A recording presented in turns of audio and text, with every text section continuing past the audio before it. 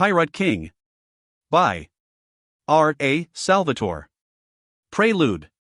Suljak, one of the 5 high captains ruling Luskan and a former commander of one of the most successful pirate crews ever to terrorize the Sword Coast, was not easily intimidated. An extrovert who typically bellowed before he considered his roar, his voice often rang loudest among the ruling council. Even the Arcane Brotherhood, who many knew to be the true power in the city, were hard-pressed to cow him. He ruled Ship Suljak, and commanded a solid collection of merchants and thugs from Suljak Lodge, in the south-central section of Luskan. It was not a showy or grand place, certainly nothing to match the strength of High Captain Turl's fortified castle, or High Captain Kith's mighty tower, but it was well defended and situated comfortably near the residence of Rethnir, Suljak's closest ally among the captains. Still, Suljak found himself on unsteady ground as he walked into the room in 10 Oaks, the palace of Ship Rethnir.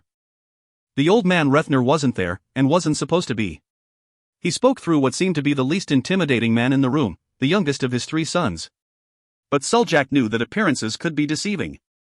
Kensidon, a small man, well-dressed in dull gray and black tones, and well-groomed, with his hair cut short in all the appropriate angles and clips, sat with a leg crossed over one knee in a comfortable chair in the center back of the plain room. He was sometimes called the Crow, as he always wore a high-collared black cape, and high black shoes that tied tightly halfway up his calf. He walked with an awkward gait, stiff-legged like a bird. Put that together with his long, hooked nose, and any who saw him would immediately understand the nickname, even a year ago, before Head first donned the high-collared cape. Any minor wizard could easily discern that there was magic in that garment, powerful magic, and such items were often reputed to effect changes on their bearer. As with the renowned girdle of Dwarvenkind, which gradually imparted the characteristics of a dwarf to its wearer, so too Kensidon's cloak seemed to be acting upon him. His gait grew a bit more awkward, and his nose a bit longer and more hooked. His muscles were not taut, and his hands were not calloused. Unlike many of Rethnir's men, Kensidon didn't decorate his dark brown hair. He carried nothing flashy at all on his person. Furthermore, the cushions of the seat made him appear even smaller, but somehow, inexplicably, all of it seemed to work for him. Kensidon was the center of the room, with everyone leaning in to hear his every soft-spoken word. And whenever he happened to twitch or shift in his seat, those nearest him inevitably jumped and glanced nervously around. Except, of course, for the dwarf who stood behind and to the right of Kensidon's chair. The dwarf's burly arms were crossed over his barrel chest, their flowing lines of corded muscles broken by the black, beaded braids of his thick beard.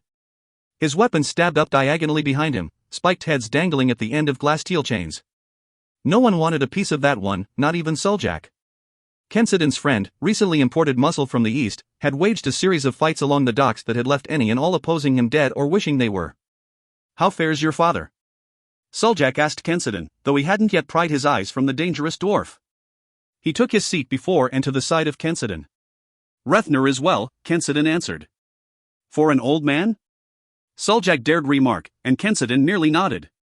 "There is a rumor that he wishes to retire, or that he already has," Suljak went on. Kensidon put his elbows on the arms of his chair, finger-locked his hands together, and rested his chin upon them in a pensive pose. "Will he announce you as his replacement?" Suljak pressed. The younger man, barely past his mid-20s, chuckled a bit at that, and Suljak cleared his throat. "Would that eventuality displease you?" asked the Crow. "You know me better than that," Suljak protested. "And what of the other 3? Suljak paused to consider that for a moment, then shrugged.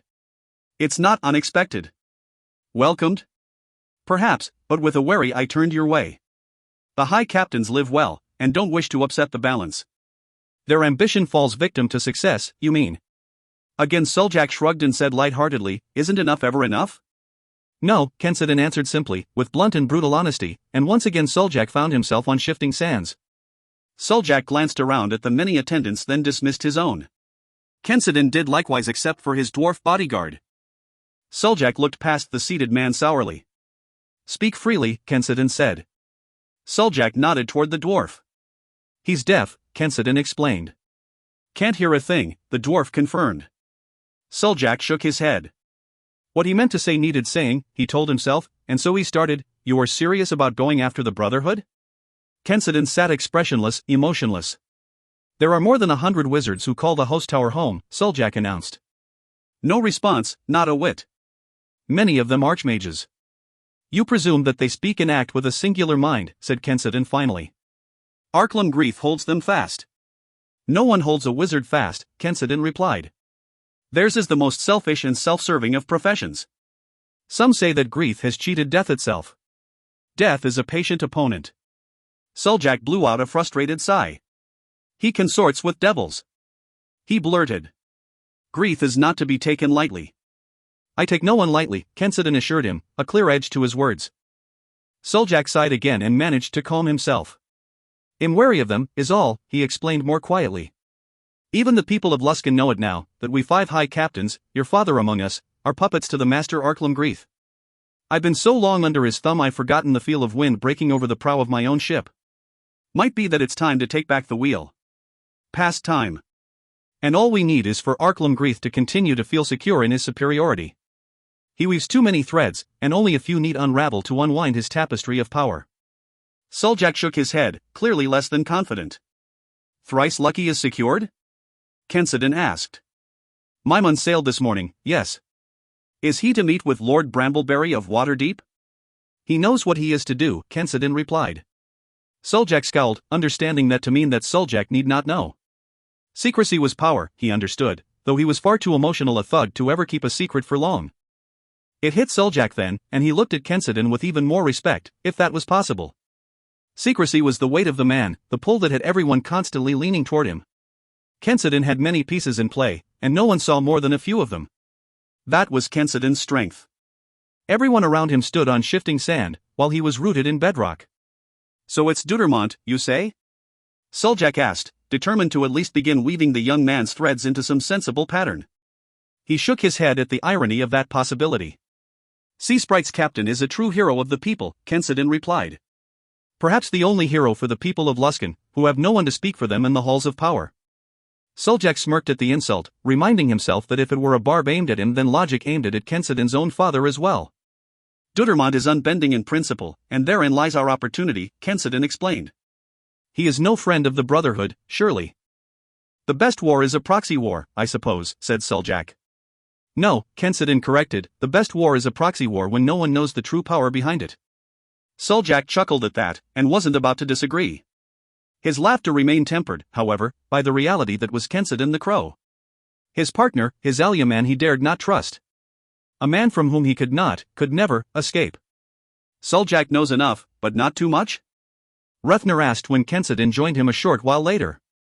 Kensidin spent a few moments studying his father before nodding his assent. How old Rethner looked these days, with his pallid skin sagging below his eyes and down his cheeks, leaving great flopping jowls. He had thinned considerably in the last year or so, and his skin, so leathery from years at sea, had little resilience left. He walked stiff-legged and bolt upright, for his back had locked securely in place. And when he talked, he sounded as if he had his mouth stuffed with fabric, his voice muffled and weak. Enough to throw himself on my sword, Kensidin replied, but he will not. You trust him? Kensidin nodded. He and I want the same thing. We have no desire to serve under the thumb of Arklum Greeth. As I have, you mean, Rethner retorted, but Kensidin was shaking his head even as the old man spoke the words. You put in place everything upon which I now build, he said. Without your long reach, I wouldn't dare move against Greeth. Suljak appreciates this, as well? Like a starving man viewing a feast at a distant table. He wants a seat at that table. Neither of us will feast without the other. You're watching him closely, then? Yes. Rethner gave a wheezing laugh. And Suljak is too stupid to betray me in a manner that I couldn't anticipate, Kensidin added, and Rethner's laugh became a quick scowl. Kurth is the one to watch, not Suljak, said Kensidin. Rethner considered the words for a few moments, then nodded his agreement. High Captain Kurth, out there on Closeguard Island and so close to the host tower, was possibly the strongest of the 5 high captains, and surely the only one who could stand 1-to-1 against Ship Rethner. And Kurth was so very clever, whereas, Rethner had to admit, his friend Suljak often had to be led to the trough with a carrot. Your brother is in Mirabar? Rethner asked. Kensidin nodded. Fate has been kind to us. No, Rethner corrected. Arklum Greeth has erred. His mistresses of the South Tower and North Tower both hold vested interests in his planned infiltration and domination of their homeland, interests that are diametrically opposed. Arklum Greeth is too prideful and cocksure to recognize the insecurity of his position. I doubt he understands Arabeth Roram's anger. She is aboard Thrice Lucky, seeking Sea Sprite. And Lord Brambleberry awaits Dudermont at Waterdeep, Rethner stated, nodding in approval. Kensidin the Crow allowed a rare smile to crease his emotionless facade. He quickly suppressed it, though, reminding himself of the dangers of pride. Surely, Kensidin had much to be proud of. He was a juggler with many balls in the air, seamlessly and surely spinning their orbits. He was 2 steps ahead of Arklam Greeth in the east, and facilitating unwitting allies in the south. His considerable investments bags of gold had been well spent. The arcane brotherhood must fail in the east, Refner remarked. Maximum pain and exposure, Kensidon agreed. And beware over Wizard Shadowmantle, the old High Captain warned, referring to the moon elf, Valindra, mistress of the North Tower. She will become incensed if Greeth is set back in his plans for dominion over the Silver Marches, a place she loathes. And she will blame over Wizard Arabeth Roram of the South Tower, daughter of Marchiani Lastal, for who stands to lose as much as Arabeth by Arklam Greeth's power grab? Refner started to talk, but he just looked upon his son, flashed a smile of complete confidence, and nodded. The boy understood it, all of it. He had overlooked nothing. The arcane brotherhood must fail in the east, he said again, only to savor the words. I will not disappoint you, the crow promised. Weaving the tapestry. A million changed uncountable changes, every day, every heartbeat of every day. That is the nature of things, of the world, with every decision a crossroad, every drop of rain an instrument both of destruction and creation, every animal hunting and every animal eaten changing the present just a bit. On a larger level, it's hardly and rarely noticeable, but those multitude of pieces that comprise every image are not constants, nor, necessarily, are constant in the way we view them. My friends and I are not the norm for the folk of fair have traveled half the world, for me both under and above. Most people will never see the wider world outside of their town, or even the more distant parts of the cities of their births. Theirs is a small and familiar existence, a place of comfort and routine, parochial in their church, selective in their lifelong friends. I could not suffer such an existence. Boredom builds like smothering walls, and the tiny changes of everyday existence would never cut large enough windows in those opaque barriers. Of my companions, I think Regis could most accept such a life, so long as the food was plentiful and not bland and he was given some manner of contact with the goings-on of the wider world outside. I have often wondered how many hours a halfling might lie on the same spot on the shore of the same lake with the same unbaited line tied to his toe. Has Wolfgar moved back to a similar existence? Has he shrunk his world, recoiling from the harder truths of reality? It's possible for him, with his deep emotional scars, but never would it be possible for Catti-brie to go with him to such a life of steadfast routine. Of that I'm most certain. The wanderlust grips her as it grips me, forcing us along the road even apart along our separate roads, and confident in the love we share and the eventual reunions. And Bruenor, as I witness daily, battles the smallness of his existence with growls and grumbles. He is the king of Mithril Hall, with riches untold at his fingertips. His every wish can be granted by a host of subjects loyal to him unto death. He accepts the responsibilities of his lineage, and fits that throne well, but it galls him every day as surely as if he was tied to his kingly seat. He has often found and will often find again excuses to get himself out of the hall on some mission or other, whatever the danger. He knows, as Catti-brie and I know, that stasis is boredom and boredom is a wee piece of death itself. For we measure our lives by the changes, by the moments of the unusual. Perhaps that manifests itself in the first glimpse of a new city, or the first breath of air on a tall mountain, a swim in a river cold from the melt or a frenzied battle in the shadows of Kelvin's cairn. The unusual experiences are those that create the memories, and a tendy of memories is more life than a year of routine. I remember my first sail aboard Sea Sprite, for example, as keenly as my first kiss from Catti-brie, and though the journey lasted mere 10 days in a life more than 3/4 of the way through a century, the memories of that voyage play out more vividly than some of the years I spent in House Duerden, trapped in the routine of a drow boy's repetitive duties. It's true that many of the wealthier folk I have known, lords of Waterdeep even, will open their purses wide for a journey to a far-off place of respite. Even if a particular journey does not go as anticipated for them, with unpleasant weather or unpleasant company, or foul food or even minor illnesses, to a one, the lords would claim the trip worth the effort and the gold. What they valued most for their trouble and treasure was not the actual journey, but the memory of it that remained behind, the memory of it that they will carry to their graves. Life is in the experiencing, to be sure, but it's just as much in the recollection and in the telling. Contrastingly, I see in Mithril Hall many dwarves, particularly older folk, who revel in the routine, whose every step mirrors those of the day before. Every meal, every hour of work, every chop with the pick or bang with the hammer follows the pattern ingrained throughout the years. There is a game of delusion at work here, I know, though I wouldn't say it aloud. It's an unspoken and internal logic that drives them ever on in the same place. It's even chanted in an old dwarven song. For this I did on yesterday. And not to Moradin's hall did I fly. SOS to do it again'll keep me well. And today I shall not die. The logic is simple and straightforward, and the trap is easily set, for if I did these things the day before and do these same things today, I can reasonably assume that the result will not change. And the result is that I will be alive tomorrow to do these things yet again. Thus do the mundane and the routine become faithful sessurants of continued life. But I have to wonder, even if the premise were true, even if doing the same thing daily would ensure immortality, would a year of such existence not already be the same as the most troubling possibility of death? From my perspective, this ill-fated logic ensures the opposite of that delusional promise. To live a decade in such a state is to ensure the swiftest path to death, for it is to ensure the swiftest passage of the decade, an unremarkable recollection that will flitter by without a pause, the years of mere existence. For in those hours and heartbeats and passing days, there is no variance, no outstanding memory, no first kiss. To seek the road and embrace change could well lead to a shorter life in these dangerous times, and Fayrod in those hours, days, years, whatever the measure, I will have lived a longer life by far than the smith who ever taps the same hammer to the same familiar spot on the same familiar metal. For life is experience, and longevity is, in the end, measured by memory, and those with 1,000 tales to tell have indeed lived longer than any who embrace the mundane. Drizzt Do'Urden. Chapter. Fair winds and following seas. Sails billowing, timbers creaking, water spraying high from her prow, thrice lucky leaped across the swells with the grace of a dancer. All the multitude of sounds blended together in a musical chorus, both invigorating and inspiring, and it occurred to young Captain Maimon that if he had hired a band of musicians to rouse his crew, their work would add little to the natural music all around them. The chase was on, and every man and woman aboard felt it, and heard it. Maimon stood forward and starboard, holding fast to a guide rope, his brown hair waving in the wind, his black shirt half unbuttoned and flapping refreshingly and noisily, bouncing out enough to show a tar-black scar across the left side of his chest.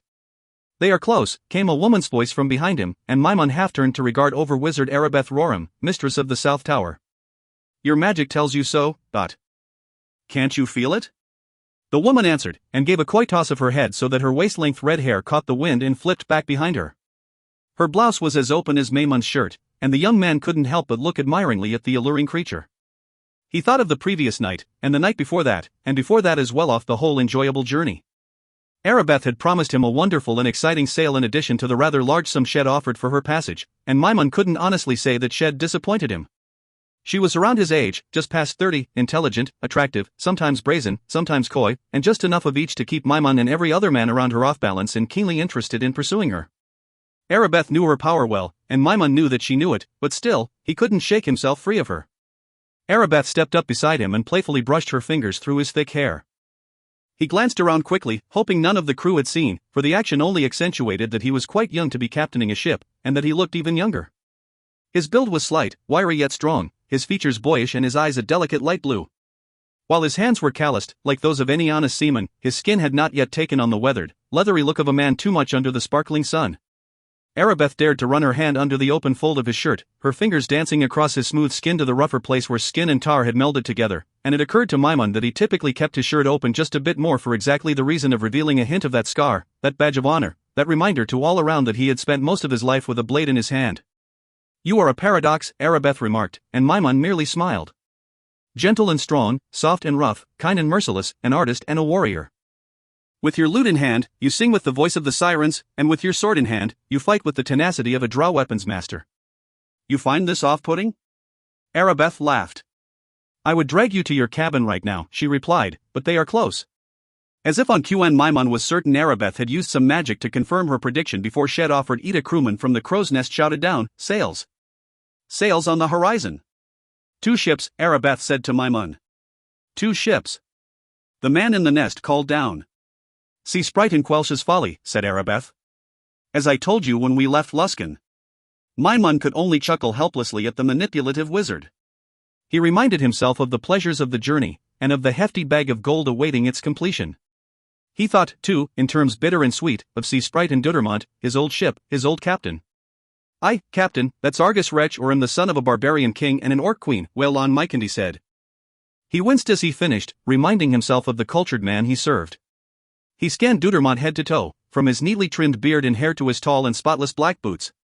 The captain showed more gray in his hair, but still not much for a man of more than 50 years, and that only made him appear more regal and impressive.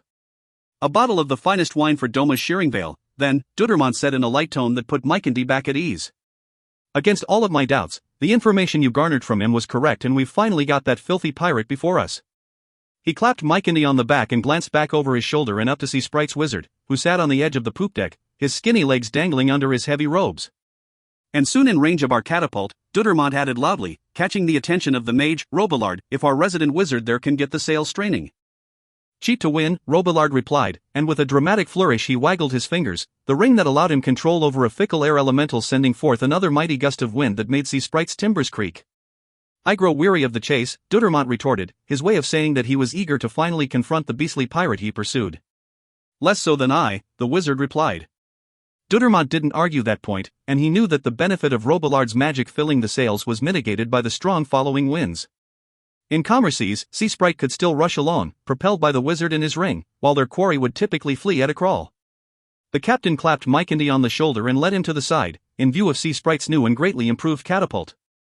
Heavily banded in metal strapping, the dwarven weapon could heave a larger payload. The throwing arm and basket strained under the weight of many lengths of chain, laid out for maximum extension by gunners rich in experience. How long? Dudermont asked the sighting officer, who stood beside the catapult, spyglass in hand. We could hit her now with a ball of pitch, Mykendy, but getting the chains up high enough to shred her sails, that'll take another 50 yards closing. 1 yard for every gust, Dudermont said with a sigh of feigned resignation. We need a stronger wizard. You'd be looking for Elminster himself, then, Robillard shot back. And he'd probably burn your sails in some demented attempt at a colorful flourish. But please, hire him on. I would enjoy a holiday, and would enjoy more the sight of you swimming back to Luskan. This time Dudermont's sigh was real. So was Robillard's grin. Sea Sprite's timbers creaked again, forward-leaning masts driving the prow hard against the dark water. Soon after, everyone on the deck, even the seemingly dispassionate wizard, waited with breath held for the barked command, tack starboard. Sea Sprite bent over in a water-swirling hard turn, bending her masts out of the way for the aft catapult to let fly. And let fly she did, the dwarven siege engine screeching and creaking, hurling several hundred pounds of wrapped metal through the air. The chains burst open to near full length as they soared, and whipped in above the deck of Quelch's Folly, slashing her sails. As the wounded pirate ship slowed, Sea Sprite tacked hard back to port. A flurry of activity on the pirate's deck showed her archers preparing for the fight, and Sea Sprite's crack crew responded in kind, aligning themselves along the port rail, composite bows in hand. But it was Robillard who, by design, struck first. In addition to constructing the necessary spells to defend against magical attacks, the wizard used an enchanted censer and brought forth a denizen from the elemental plane of air. It appeared like a waterspout, but with hints of a human form, a roiling of air powerful enough to suck up and hold water within it to better define its dimensions. Loyal and obedient because of the ring Robillard wore, the cloud-like pet all but invisibly floated over the rail of Sea Sprite and glided toward Quelch's Folly. Captain Dudermont lifted his hand high and looked to Robillard for guidance. Alongside her fast and straight, he instructed the helmsman. Not to rake? Wailon Mykendy asked, echoing perfectly the sentiments of the helmsman, for normally Sea Sprite would cripple her opponent and come in broadside to the pirate's taffrail, giving Sea Sprite's archers greater latitude and mobility. Robillard had convinced Dudermont of a new plan for the ruffians of Quelch's Folly, a plan more straightforward and more devastating to a crew deserving of no quarter. Sea Sprite closed archers on both decks lifted their bows. Hold for me, Dudermont called along his line, his hand still high in the air. More than one man on Sea Sprite's deck rubbed his arm against his sweating face, more than one rolled eager fingers over his drawn bowstring. Dudermont was asking them to cede the initiative, to let the pirates shoot first. Trained, seasoned, and trusting in their captain, they obliged. And so Argus' crew let fly right into the suddenly howling winds of Robillard's air elemental. The creature rose up above the dark water and began to spin with such suddenness and velocity that by the time the arrows of Argus archers cleared their bows, they were soaring straight into a growing tornado, a waterspout. Robillard willed the creature right to the side of Quelch's Folly, its winds so strong that they deterred any attempt to reload the bows. Then, with only a few yards separating Sea Sprite from the pirate, the wizard nodded to Dudermont, who counted down from 3 precisely the time Robillard needed to simply dismiss his elemental and the winds with it. Argus' crew, mistakenly thinking the wind to be as much a defense as a deterrent to their own attacks, had barely moved for cover when the volley crossed deck to deck. They are good, Arabeth remarked to Maimon as the two stared into a scrying bowl she had empowered to give them a close-up view of the distant battle. Following the barrage of arrows, a second catapult shot sent hundreds of small stones raking the deck of Quelch's Folly. With brutal efficiency, Sea Sprite sidled up to the pirate ship, grapnels and boarding planks flying. It will be all but over before we get there, Maimon said. Before you get there, you mean, Arabeth said with a wink. She cast a quick spell and faded from sight. Put up your proper pennant, else Sea Sprite sinks you beside her. Maimon laughed at the disembodied voice of the invisible mage and started to respond, but a flash out on the water told him that Arabeth had already created a dimensional portal to rush away. Up Luskan's dock flag. Maimon called to his crew. Thrice Lucky was in a wonderful position, for she had no outstanding crimes or warrants against her. With a flag of Luskan's wharf above her, stating a clear intent to side with Dudermont, she would be well received. And of course Maimon would side with Dudermont against Argus Wretch.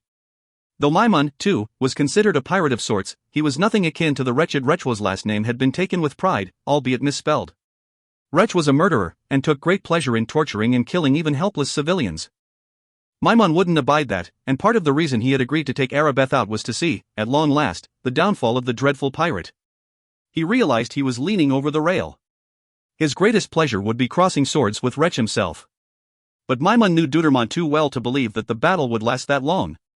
Take up a song, the young captain, who was also a renowned bard, commanded, and his crew did just that, singing rousing praises to Thrice Lucky, warning her enemies, beware or be swimming. Maimon shook his thick brown locks from his face, his light blue eyesorbs that made him look much younger than his 29 years squinting as he measured the fast-closing distance. Dudermont's men were already on the deck. Robillard found himself quickly bored. He had expected better out of Argus Wretch, though had wondered for a long time if the man's impressive reputation had been exaggerated by the ruthlessness of his tactics. Robillard, formerly of the Host Tower of the Arcane, had known many such men, rather ordinary in terms of conventional intelligence or prowess, but seeming above that because they were unbounded by morality. Sails poured in aft. The man in the crow's nest shouted down. Robillard waved his hand, casting a spell to enhance his vision, his gaze locking on the pennant climbing the new ship's rigging. Thrice lucky, he muttered, noting young Captain Maimon standing mid-rail. Go home, boy. With a disgusted sigh, Robillard dismissed Maimon and his boat and turned his attention to the fight at hand. He brought his pet air elemental back to him, then used his ring to enact a spell of levitation. On his command, the elemental shoved him across the expanse toward Quelch's Folly. He visually scoured the deck as he glided in, seeking her wizard. Dudermont and his crack crew weren't to be outdone with swords, he well knew, and so the only potential damage would be wrought by magic.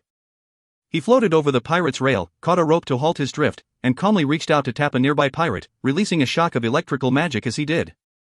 That man hopped weirdly once or twice, his long hair dancing crazily, then he fell over, twitching. Robillard didn't watch it. He glanced from battle to battle, and anywhere it seemed as though a pirate was getting the best of one of Dudermont's men, he flicked his finger in that direction, sending forth a stream of magical missiles that laid the pirate low. But where was her wizard? And where was Wretch? Cowering in the hold, no doubt, Robillard muttered to himself. He released the levitation spell and began calmly striding across the deck. A pirate rushed at him from the side and slashed his saber hard against the wizard, but of course Robillard had well prepared his defenses for any such crude attempts. The saber hit his skin and would have done no more against solid rock, a magical barrier blocking it fully. Then the pirate went up into the air, caught by Robillard's elemental. He flew out over the rail, flailing insanely, to splash into the cold ocean waters. A favor for an old friend? Came a magical whisper in Robillard's ear, and in a voice he surely recognized. Arabeth Roram? He mouthed in disbelief, and in sadness, for what might that promising young lass be doing at sea with the likes of Argus Wretch? Robillard sighed again, dropped another pair of pirates with a missile volley, loosed his air elemental on yet another group, and moved to the hatch. He glanced around, then removed the hatch with a mighty gust of wind. Using his ring again to buoy him, for he didn't want to bother with a ladder, the wizard floated down below decks. What little fight remained in Argus Wretch's crew dissipated at the approach of the second ship, for Thrice Lucky had declared her allegiance with Dudermont. With expert handling, Maimon's crew brought their vessel up alongside Quelch's Folly, opposite Sea Sprite, and quickly set their boarding planks. Maimon led the way, but he didn't get 2 steps from his own deck before Dudermont himself appeared at the other end of the plank, staring at him with what seemed a mixture of curiosity and disdain. Sail past, Sea Sprite's captain said. We fly Luskan's banner, Maimon replied. Dudermont didn't blink. Have we come to this, then, my captain? Maimon asked. The choice was yours. The choice, Maimon echoed. Was it to be made only with your approval? He kept approaching as he spoke, and dared hop down to the deck beside Dudermont. He looked back at his hesitant crew, and waved them forward. Come now, my old captain, Maimon said, there is no reason we cannot share an ocean so large, a coast so long. And yet, in such a large ocean, you somehow find your way to my side. For old time's sake, Maimon said with a disarming chuckle, and despite himself, Dudermont couldn't suppress his smile. Have you killed the wretched wretch? Maimon asked. We will have him soon enough. You and I, perhaps, if we're clever, Maimon offered, and when Dudermont looked at him curiously, he added a knowing wink. Maimon motioned Dudermont to follow and led him toward the captain's quarters, though the door had already been ripped open and the anteroom appeared empty. Wretch is rumored to always have a means of escape, Maimon explained as they crossed the threshold into the private room, exactly as Arabeth had instructed Maimon to do. All pirates do, Deutermont replied. Where is yours? Maimon stopped and regarded Deutermont out of the corner of his eye for a few moments, but otherwise let the jab pass. Or are you implying that you have an idea where Wretch's escape might be found? Deutermont asked when his joke flattened. Maimon led the captain through a secret door and into Wretch's private quarters. The room was gaudily adorned with booty from a variety of places and with a variety of designs, rarely complementary. Glass mixed with metalwork, fancy edge and block, and a rainbow of colors left onlookers more dizzy than impressed. Of course, anyone who knew Captain Argus Wretch, with his red and white striped shirt, white green sash, and bright blue pants, would have thought the room perfectly within the wide parameters of the man's curious sensibilities. The moment of quiet distraction also brought a revelation to the two that Maimon had expected. A conversation from below drifted through a small grate in the corner of the room, and the sound of a cultured woman's voice fully captured Deutermont's attention. I care nothing for the likes of Argus Wretch, the woman said. He is an ugly and ill-tempered dog, who should be put down. Yet you are here, a man's voice Robillard's voice answered. Because I fear Arklam Greeth more than I fear Sea Sprite, or any of the other pretend pirate hunters sailing the Sword Coast. Pretend? Is this not a pirate? Is it not caught? You know Sea Sprite is a show, the woman argued. You are a facade offered by the high captains so the peasants believe they're being protected. So the high captains approve of piracy? Asked an obviously doubting Robillard. The woman laughed. The Arcane Brotherhood operates the pirate trade, to great profit. Whether the high captains approve or disapprove is not important, because they don't dare oppose Arklam Greeth. Feign not your ignorance of this, brother Robillard. You served at the host tower for years. It was a different time. Indeed, the woman agreed. But now is as now is, and now is the time of Arklam Greeth. You fear him? Am terrified of him, and horrified of what he is, the woman answered without the slightest hesitation. And I pray that someone will rise up and rid the host tower of him and his many minions. But am not that person. I take pride in my prowess as an over-wizard and in my heritage as daughter of the Marchion of Mirabar. Arabeth Roram, Deutermont mouthed in recognition. But I wouldn't involve my father in this, for he is already entangled with the Brotherhood's designs on the Silver Marches. Luskan would be well served by being rid of Arklam Greeth. Even prisoners' carnival might then be brought back under lawful and orderly control. But he will outlive my children's children or outexist them, I mean, since he long ago stopped drawing breath. Lich, Robillard said quietly. It's true, then. I am gone, Arabeth answered. Do you intend to stop me? I would be well within my province to arrest you here and now. But will you? Robillard sighed, and up above, Deutermont and Maimon heard a quick chant and the sizzle of magical release as Arabeth spirited away. The implications of her revelation's rumors made true before Deutermont's very ears hung silently in the air between Deutermont and Maimon. I don't serve Arklam Greeth, if that's what you're wondering, Maimon said. But then, I am no pirate. Indeed, replied an obviously unconvinced Deutermont. As a soldier is no murderer, said Maimon. Soldiers can be murderers, Deutermont deadpanned. So can lords and ladies, high captains and archmages, pirates and pirate hunters alike. You forgot peasants, said Deutermont. And chickens. Chickens can kill, I've been told. Maimon tipped his fingers against his forehead in salute and surrender. Wretches escape? Deutermont asked, and Maimon moved to the back of the cabin. He fumbled about a small set of shelves there, moving trinkets and statues and books alike, until finally he smiled and tugged a hidden lever. The wall pulled open, revealing an empty shaft. An escape boat, Maimon reasoned, and Deutermont started for the door. If he knew it was Sea Sprite pursuing him, he is long gone, Maimon said, and Deutermont stopped.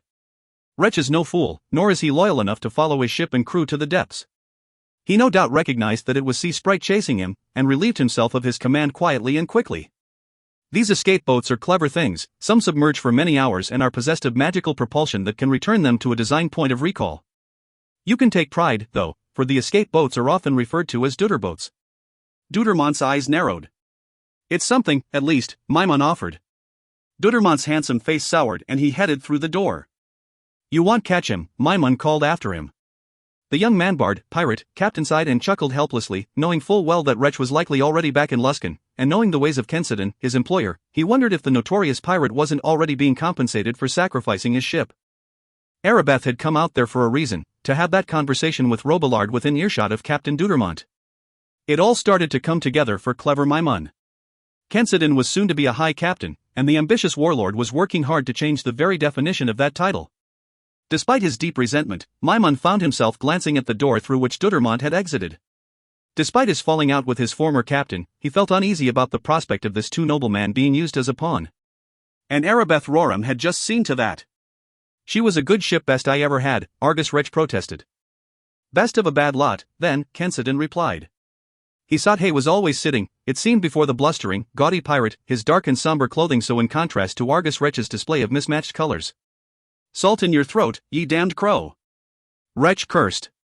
And lost me a good crew, too. Most of your crew never left Luskan. You used a band of wharf-rats and a few of your own you wished to be rid of. Captain Wretch, don't play me for a fool.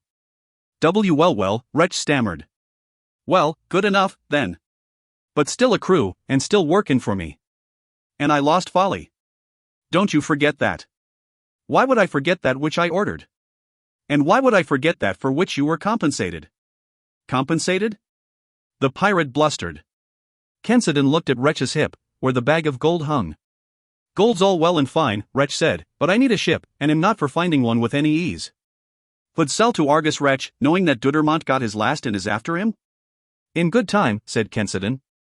Spend your gold on delicacies. Patience. Patience. I'm a man of the sea. Kensidin shifted in his seat, planting one elbow on the arm of the chair, forearm up. He pointed his index finger and rested his temple against it, staring at Wretch pensively, and with obvious annoyance. I can put you back to sea this very day. Good, Dot. I doubt you'll think so. The deadpan clued Wretch into Kensidin's true meaning. Rumors had been filtering around Luskan that several of Kensidin's enemies had been dropped into the deep waters outside the harbor. Well, I can be a bit patient, no doubt. No doubt, Kensidin echoed. And it will be well worth your time, I assure you. You'll get me a good ship? Kensidin gave a little chuckle. Would Sea Sprite suffice? Argus Wretch's bloodshot eyes popped open wide and the man seemed to simply freeze in place. He stayed like that for a very long time, so long that Kensidin simply looked past him to several of Rethnir's lieutenants who stood against the walls of the room. I'm sure it will, Kensidin said, and the men laughed. To Wretch, he added, go and play, and he waved the man away. As Wretch exited through one door, Suljak came in through another. Do you think that wise? The High Captain asked. The crow shrugged and smirked as if it hardly mattered. You intend to give him Sea Sprite, Dot? We're a long way from having Sea Sprite. Agreed, said Suljak. But you just promised. Nothing at all, said Kensidin. I asked if he thought Sea Sprite would suffice, nothing more. Not to his ears. Kensidin chuckled as he reached over the side of his seat to retrieve his glass of whiskey, along with a bag of potent leaves and shoots. He downed the drink in one gulp and brought the leaves up below his nose, inhaling deeply of their powerful aroma. Hellbrag, Suljak warned. With Dudermont looking for him? Hell hide. Suljak's shake of his head revealed his doubts, but Kensidin brought his herbs up beneath his nose again and seemed not to care. Seemed not to care because he didn't. His plans were flowing exactly as he had predicted. Niphathes is in the east? Kensidin merely chuckled. Chapter. Defying expectations. The large moonstone hanging around Catibri's neck glowed suddenly and fiercely, and she brought a hand up to clench it. Devils, said Driz Duerden. So Marchion Elastil's emissary wasn't lying. Tell ye as much, said the dwarf Torgar Hammerstriker, who had been of Elastil's court only a few short years before. Elastil's a shooting pain in a dwarf's arse, but he's not so much the liar, and he's wanting the trade. Always the trade. Been more than 5 years since we went through Mirabar on our road that bringed us home, King Bruenor Battlehammer added. Elastil lost a lot to our passing, and his nobles ain't been happy with him for a long time. He's reachin' out to us. And to him, Drizzt added, nodding down in the direction of Abood, master of the newly formed kingdom of many arrows. The world's gone gutbuster, Bruenor muttered, a phrase referring to his wildest guardsmen and which Bruenor had aptly appropriated as a synonym for crazy. Better world, then, Thibbeldorf Puent, leader of said guardsmen, was quick to respond. When we're done with this, you're going back to Mirabar, Bruenor said to Torgar. Torgar's eyes widened and he blanched at the notion. As me own emissary. Elastil done good and we're needing to tell him he done good. And not one's better for telling him that than Torgar Hammerstriker. Torgar seemed less than convinced, to be sure, but he nodded. He had pledged his loyalty to King Bruenor and would follow his king's commands without complaint. Business here first, I'm thinking, Bruenor said. The dwarf king looked at Catti-brie, who had turned to stare off in the direction the gemstone amulet indicated. The westering sun backlit her, reflecting off the red and purple blouse she wore, a shirt that had once been the magical robes of a gnome wizard. Bruenner's adopted daughter was in her late 30s, not old in the counting of a dwarf, but near middle-aged for a human. And though she still had that luminescence, a beauty that radiated from within, luster to her auburn hair and the sparkle of youth in her large blue eyes, Bruenner could see the changes that had come over her. She had Talmeril the Heartseeker, her deadly bow, slung over one shoulder, though of late, Drizzt was the one with that bow in hand. Catti-brie had become a wizard, and one with a tutor as fine as any in the land. Alustriel herself, the Lady of Silvery Moon and of the famed Seven Sisters, had taken Catti-brie in as a student shortly after the stalemated war between Bruenner's dwarves and King Abold's orcs. Other than the bow, Catti-brie carried only a small dagger, one that seemed hardly used as it sat on her hip. An assortment of wands lined her belt, though, and she wore a pair of powerfully enchanted rings, including one that she claimed could bring the stars themselves down from the sky upon her enemies. "They're not far," she said in a voice still melodic and filled with wonder. "They?" asked Drizzt. Such a creature would not travel alone, certainly not for a meeting with an orc of Abold's ferocious reputation. Catti-brie reminded him. "But escorted by other devils, not a more common guard?" Catti-brie shrugged, tightened her grip on the amulet, and concentrated for a few moments, then nodded.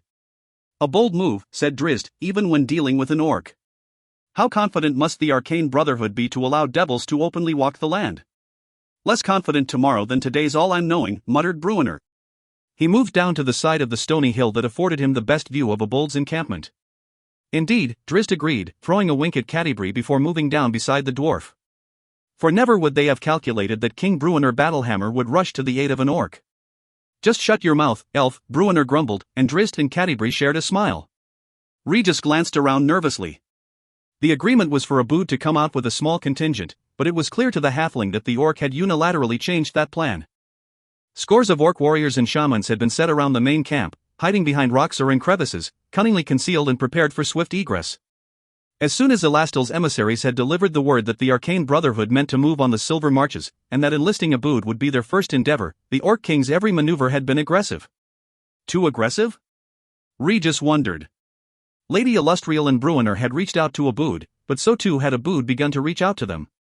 In the 4 years since the Treaty of Garam's Gorge, there hadn't been all that much contact between the various kingdoms, dwarf and orc, and indeed, most of that contact had come in the form of skirmishes along disputed boundaries. But they had come to join in their first common mission since Bruenner and his friends, Regis among them, had traveled north to help Abood stave off a coup attempt by a vicious tribe of half-ogre orcs. Or had they? The question nagged at Regis as he continued to glance around. Ostensibly, they had agreed to come together to meet the Brotherhood's emissaries with a show of united force, but a disturbing possibility nagged at the halfling.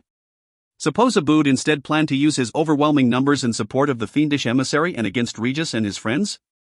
"You wouldn't have me risk the lives of King Bruenner and his Princess Catti-brie, student of Alustriel, would you?" came Abold's voice from behind, shattering the halfling's train of thought. Regis sheepishly turned to regard the massive humanoid, dressed in his overlapping black armor with its abundant and imposing spikes, and with that tremendous greatsword strapped across his back. I know not what you mean," Regis stammered, feeling naked under the knowing gaze of the unusually perceptive orc. Abood laughed at him and turned away, leaving the halfling less than assured. Several of the forward sentries began calling then, announcing the arrival of the outsiders. Regis rushed forward into the side to get a good look, and when he did spy the newcomers a few moments later, his heart leaped into his throat. A trio of beautiful, barely dressed women led the way up the path.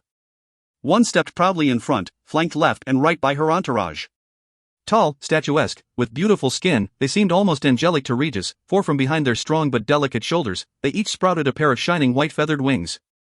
Everything about them spoke of otherworldliness, from their natural or supernatural charms, like hair too lustrous and eyes too shining, to their adornments such as the fine swords and delicate rope, all magically glowing in a rainbow of hues, carried on belts twined of shining gold and silver fibers that sparkled with enchantments. It would have been easy to confuse these women with the goodly celestials, had it not been for their escort. For behind them came a mob of gruesome and beastly warriors, the Barbazu. Each carried a saw-toothed glaive, great tips waving in the light as the hunched, green-skinned creatures shuffled behind their leaders. Barbazu were also known as bearded devils because of a shock of facial hair that ran ear to ear down under their jawline, beneath a toothy mouth far too wide for their otherwise emaciated-looking faces. Scattered amongst their ranks were their pets, the lemure, oozing, fleshy creatures that had no more definable shape than that of a lump of molten stone, continually rolling, spreading, and contracting to propel themselves forward. The group, nearly 20 by Regis' count, moved steadily up the rock path toward Abood, who had climbed to the top to directly intercept them. Just a dozen paces before him, the leading trio motioned for their shock troops to hold and came forward as a group, again with the same one, a most striking and alluring creature with stunning two-red hair, two-red eyes, and two-red lips, taking the point. "You are Abood, I am sure," the Uranese purred, striding forward to stand right before the imposing orc, and though he was more than half a foot taller than her and twice her weight, she didn't seem diminished before him. "Niphathes, I assume," Abood replied. The she-devil smiled, showing teeth blindingly white and dangerously sharp. "We're honored to speak with King Abood Many Arrows," the devil said, her red eyes twinkling coyly. "Your reputation has spread across Fairer Kingdom brings hope to all orcs." "And hope to the Arcane Brotherhood, it would seem," Abood said, as Niphath's gaze drifted over to the side, where Regis remained half hidden by a large rock. The Uranese grinned again and Regis felt his knees go weak before finally, mercifully, looking back to the imposing orc king. "We make no secret of our wishes to expand our influence," she admitted. "Not to those with whom we wish to ally, at least. To others." Her voice trailed off as she again looked Regis' way. "He is a useful infiltrator," Abood remarked. "One whose loyalty is to whoever pays him the most gold." "I have much gold." Niphath's accepting nod seemed less than convinced. "Your army is mighty, by all accounts," said the devil. "Your healers capable. Where you fail is in the art, which leaves you dangerously vulnerable to the mages that are so prevalent in Silverymoon." "And this is what the Arcane Brotherhood offers," Abood reasoned. "We can more than match Illustrial's power. And so with you behind me, the Kingdom of Many Arrows will overrun the Silver Marches." Regis' knees went weak again at Abold's proclamation. The halfling's thoughts screamed of double-cross, and with his friends so dangerously exposed and with himself so obviously doomed. "It would be a beautiful coupling," the Uranese said, and ran her delicate hand across Abold's massive chest. "A coupling is a temporary arrangement." "A marriage, then," said Niphathes. "Or an enslavement." The Uranese stepped back and looked at him curiously.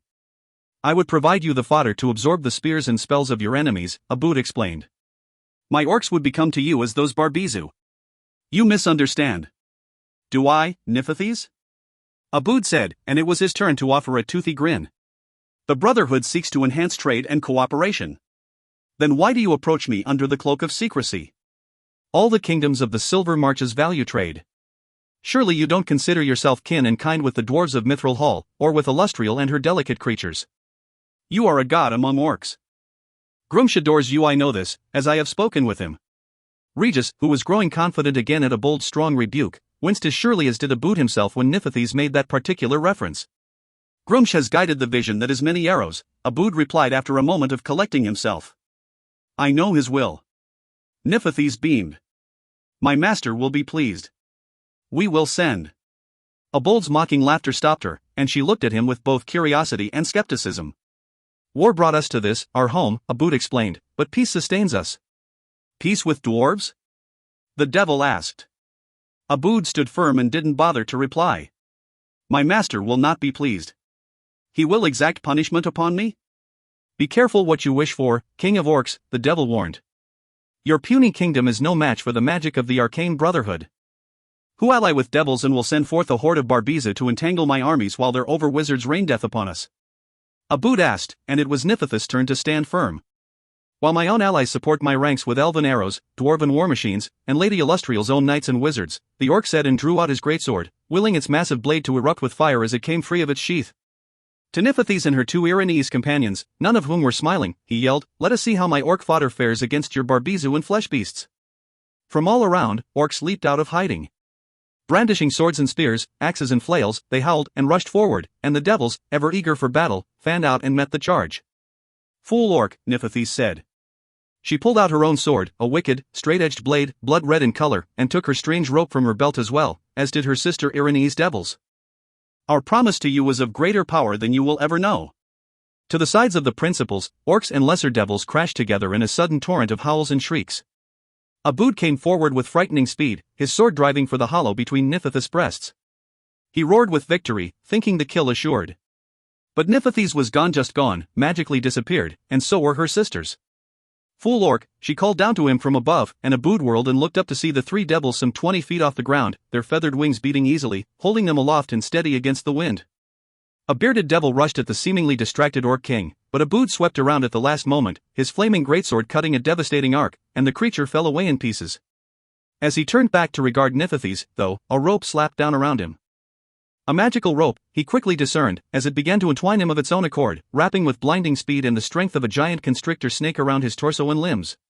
Before he even began sorting that out, a second rope hit him and began to enwrap him, as each of Niphates' fellow Iranes, flanking their alluring leader, caught him in their extended magical grasp. "Destroy them all!" Niphates called down to her horde. "They are only orcs." "Only orcs!" A bearded devil echoed, or tried to, for it came out only Orglul, as a spike blasted through the devil's spine and lungs, exploding out its chest with a spray of blood and gore. "Yeah, ye keep telling yourself that," said Thibbledorf Puent, who had leaped down from a rocky abutment head first, helmet spike first upon the unsuspecting creature. Puent pulled himself to his feet, yanking the flailing, dying devil up over his head as he went. With a powerful jerk and twitch, he sent the creature flying away. "It'll make you feel better," he said after it. Then he howled and charged at the next enemy he could find. "Slow down, you darn stonehead pile o' road apples." Bruenor, who was more gingerly making his way down the same abutment, called after Puent, to no avail. "So much for formations," the dwarf king grumbled to Drizzt, who rushed by with a fluid gait, leaping down ledge to ledge as easily as if he were running across flat tundra. The drow hit the ground running. He darted off to the side and fell into a sidelong roll over a smooth boulder, landing solidly on his feet and with his scimitars already weaving a deadly pattern before him. Oozing lemurs bubbled and popped under the slashes of those blades as Drizzt fell fully into his dance. He stopped, and whirled around just in time to double parry the incoming glaive of a barbizu. Not wanting to fully engage the saw-toothed weapon, Drizzt instead slapped it with a series of shortened strikes, deflecting its thrust out wide. His magical anklets enhancing his strides, the drow rushed in behind the glaive, icing Death and Twinkle, his trusted blades, making short work of the bearded devil. "I got to get me a fast pony," Bruenor grumbled. Warpig, one of the other dwarves coming down, another gutbuster, corrected. "Whatever's about," Bruenor agreed. "Anything to get me in the fight afore them two steal all the fun." As if on cue, Puent roared, "Come on, me boys. There's blood for spillin'." And all the gutbusters gave a great cheer and began raining down around Bruenor. They leaped from the stones and crashed down hard, caring not at all, and rolled off as one with all the frenzy of a tornado in an open market. Bruenor sighed and looked at Torgar, the only other one left beside him at the base of the abutment, who couldn't suppress a chuckle of his own. "They do it because they love their king," the Mirabaran dwarf remarked. "They do it because they want to hit things," Bruenor muttered. He glanced over his shoulder, back up the rocks, to Catti-brie, who was crouched low, using a stone to steady her aim. She looked down at Bruenor and winked, then nodded forward, leading the dwarf's gaze to the three flying Iranes. A dozen orc missiles reached up at Niphates and her sisters in the few moments Bruenor regarded them, but not one got close to penetrating the skin of the devils, who had enacted magical shields to prevent just such an attack. Bruenor looked back to Catti-brie, who winked again and drew back far on her powerfully enchanted bow. She let fly a sizzling, lightning-like arrow that flashed brilliantly, cutting the air. Niphates' magical shield sparked in protest as the missile slashed in, and to the devil's credit, the protection did deflect Catti-brie's arrow just enough to turn it from the side of Niphates' chest to her wings. White feathers flew in a burst as the missile exploded through one wing then the other. The devil, her face a mask of surprise and agony, began to twist in a downward spiral. "Good shot," Torgar remarked. "Wasting her time with that stupid wizard stuff," Bruenor replied. A cacophony of metallic clangs turned them both to the side, to see Drizzt backing furiously, skipping up to the top of rocks, leaping from one to another, always just ahead of one or another of a multitude of glaives slashing at him. "Who's wasting time?" the dark elf asked between desperate parries. Bruenor and Torgar took the not-so-subtle hint, hoisted their weapons, and ran in support. From on high, another arrow flashed, splitting the air just to the side of Drizzt and splitting the face of the bearded devil standing before him. Bruenor's old, notched axe took out the devil chasing the drow from the other side, and Torgar rushed past the drow, shield blocking another glaive aside, and as he passed, Drizzt sprinted in behind him to slash out the surprised devil's throat. "We kill more than Puent and his boys do, and am buying the ale for a year and a day," Bruenor cried, charging in beside his companions. "10 o' them, 3 of us," Torgar reminded his king as another arrow from Talmaril blasted a lemure that roiled toward them. 4 of us, Bruenor corrected with a wink back at Catti-brie, and am thinking you'll make that bet. Either unaware or uncaring for the fall of Niphates, the other Iranes tightened their pressure and focus on Abood. Their magical ropes had wrapped him tightly and the devils pulled with all their otherworldly might in opposing directions to wrench and tear the Orc King and lift him from the ground. But they weren't the only ones possessed of otherworldly strength. Abood let the ropes tighten around his waist, and locked his abdominal muscles to prevent them from doing any real damage. He dropped his greatsword to the ground, slapped his hands on the ropes running diagonally from him, and flipped them over and around once to secure his grasp. While almost any other creature would have tried to free itself from the grasp of two devils, Abood welcomed it. As soon as he was satisfied with his grip, his every muscle corded against the tightening rope and the pull of the Uranese, the orc began a series of sudden and brutal downward tugs. Despite their powerful wings, despite their devilish power, the Uranese couldn't resist the pull of the mighty orc, and each tug reeled them down. Working like a fisherman, Abood's every muscle jerked in sync, and he let go of the ropes at precisely the right moment to grasp them higher up. Around him the battle raged, and Abood knew that he was vulnerable, but rage drove him on. Even as a Barbizu approached him, he continued his work against the Uranese. The Barbizu howled, thinking it had found an opening, and leaped forward, but a series of small flashes of silver whipped past Abood's side. The Barbizu jerked and gyrated, trying to avoid or deflect the stream of daggers. Abood managed to glance back to see the halfling friend of Bruenor shrugging, almost apologetically, as he loosed the last of his missiles. That barrage wasn't about to stop a Barbizu, of course, but it did deter the devil long enough. Another form, lithe and fast, rushed past Regis and Abood. Drizzt leaped high as he neared the surprised bearded devil, too high for the creature to lift its saw-toothed glaive to intercept. Drizzt managed to stamp down on the flat of its heavy blade as he descended, and he skipped right past the Barbizu, launching a knee into its face for good measure as he soared by. That knee was more to slow his progress than to defeat the creature, though it caught the devil off guard. The real attack came from behind, Drizzt spinning around and putting his scimitars to deadly work before the devil could counter with any semblance of a defense. The wounded Barbizu, flailing crazily, looked around for support, but all around it, its comrades were crumbling. The orcs, the Gutbusters, and Bruenor's small group simply overwhelmed them. Abood saw it, too, and he gave another huge tug, pulling down the Uranese. Barely a dozen feet from the ground, the devils recognized their doom. As one, they unfastened their respective ropes in an attempt to soar away, but before they could even get free of their own entanglement, a barrage of spears, stones, knives, and axes whipped up at them. Then came a devastating missile at the devil fluttering to Abood's left. A pair of dwarves, hands locked between them, made a platform from which jumped one Thibbledorf Puent. He went up high enough to wrap the devil in a great hug, and the wild dwarf immediately went into his frenzied gyrations, his ridged armor biting deep and hard. The Uranese screamed in protest, and Puent punched a spiked gauntlet right through her face. The two fell like a stone. Puent expertly twisted to put the devil under him before they landed. "You know not what you do, Drow," Nithothes said as Drizzt, fresh from his kill of the Barbizu, approached. The devil's wings hung bloody and useless behind her, but she stood steadily, and seemed more angry than hurt. She held her sword in her left hand, her enchanted rope, coiled like a whip, in her right. "I have battled and defeated a Merilith and a Baelor," Drizzt replied, though the Uranese laughed at him. "I do not tremble. Even should you beat me, you will be making enemies more dangerous than you could ever imagine." Nithothes warned, and it was Drizzt's turn to laugh. "You don't know my history," he said dryly. "The Arcane Brotherhood." Drizzt cut her short. "Would be a minor house in the city of Menzoberranzan, where all the families looked long to see the end of me. I do not tremble, Nithothes of Stygia, who calls Luskan her home." The devil's eyes flashed. "Yes, we know your name," Drizzt assured her. "And we know who sent you." "Arabeth," Nithothes mouthed with a hiss. The name meant nothing to Drizzt, though if she had added Arabeth's surname, Roram, he would have made the connection to Marchion Elastil Roram, who had indeed tipped them off. "At least I will see the end of you before I am banished to the Nine Hells," Nithothes declared, and she raised her right arm, letting free several lengths of rope, and snapped it like a whip at Drizzt. He moved before she ever came forward, turning sidelong to the snapping rope. He slashed at it with icing death, his right hand blade, turned fully to strike it higher up with a backhanded uppercut of Twinkle in his left hand, then came around again with icing death, slashing harder. And around he went again, and again, turning 3 circles that had the rope out wide, and shortened its length with every powerful slash. As he came around the 4th time, he met Nithothes' thrusting sword with a slashing backhand parry. The devil was ready for it, though, and she easily rolled her blade over the scimitar and thrust again for Drizzt's belly as he continued his turn. Drizzt was ready for her to be ready for it, though, and icing death came up under the long sword, catching it with its curved back edge. The dark elf completed the upward movement, rotating his arm up and out, throwing Nithothes' blade far and high to his right. Before the devil could extract her blade, Drizzt did a 3-way movement of perfect coordination, bringing Twinkle snapping up and across to replace its companion blade and keeping the devil's sword out of the way, stepping forward and snapping his right down and ahead, its edge coming in tight against the devil's throat. He had her helpless. But she kept smiling. And she was gone, just gone, vanished from his sight. Drizzt whirled around and fell into a defensive roll, but relaxed somewhat when he spotted the devil, some 30 feet away on an island of rock a few feet up from his level. "Fool drow," she scolded. "Fools, all of you. My masters will melt your land to ash and molten stone. A movement to the side turned her, to see Abood stalking her way. "And you are the biggest fool of all," she roared at him. "We promised you power beyond anything you could ever imagine."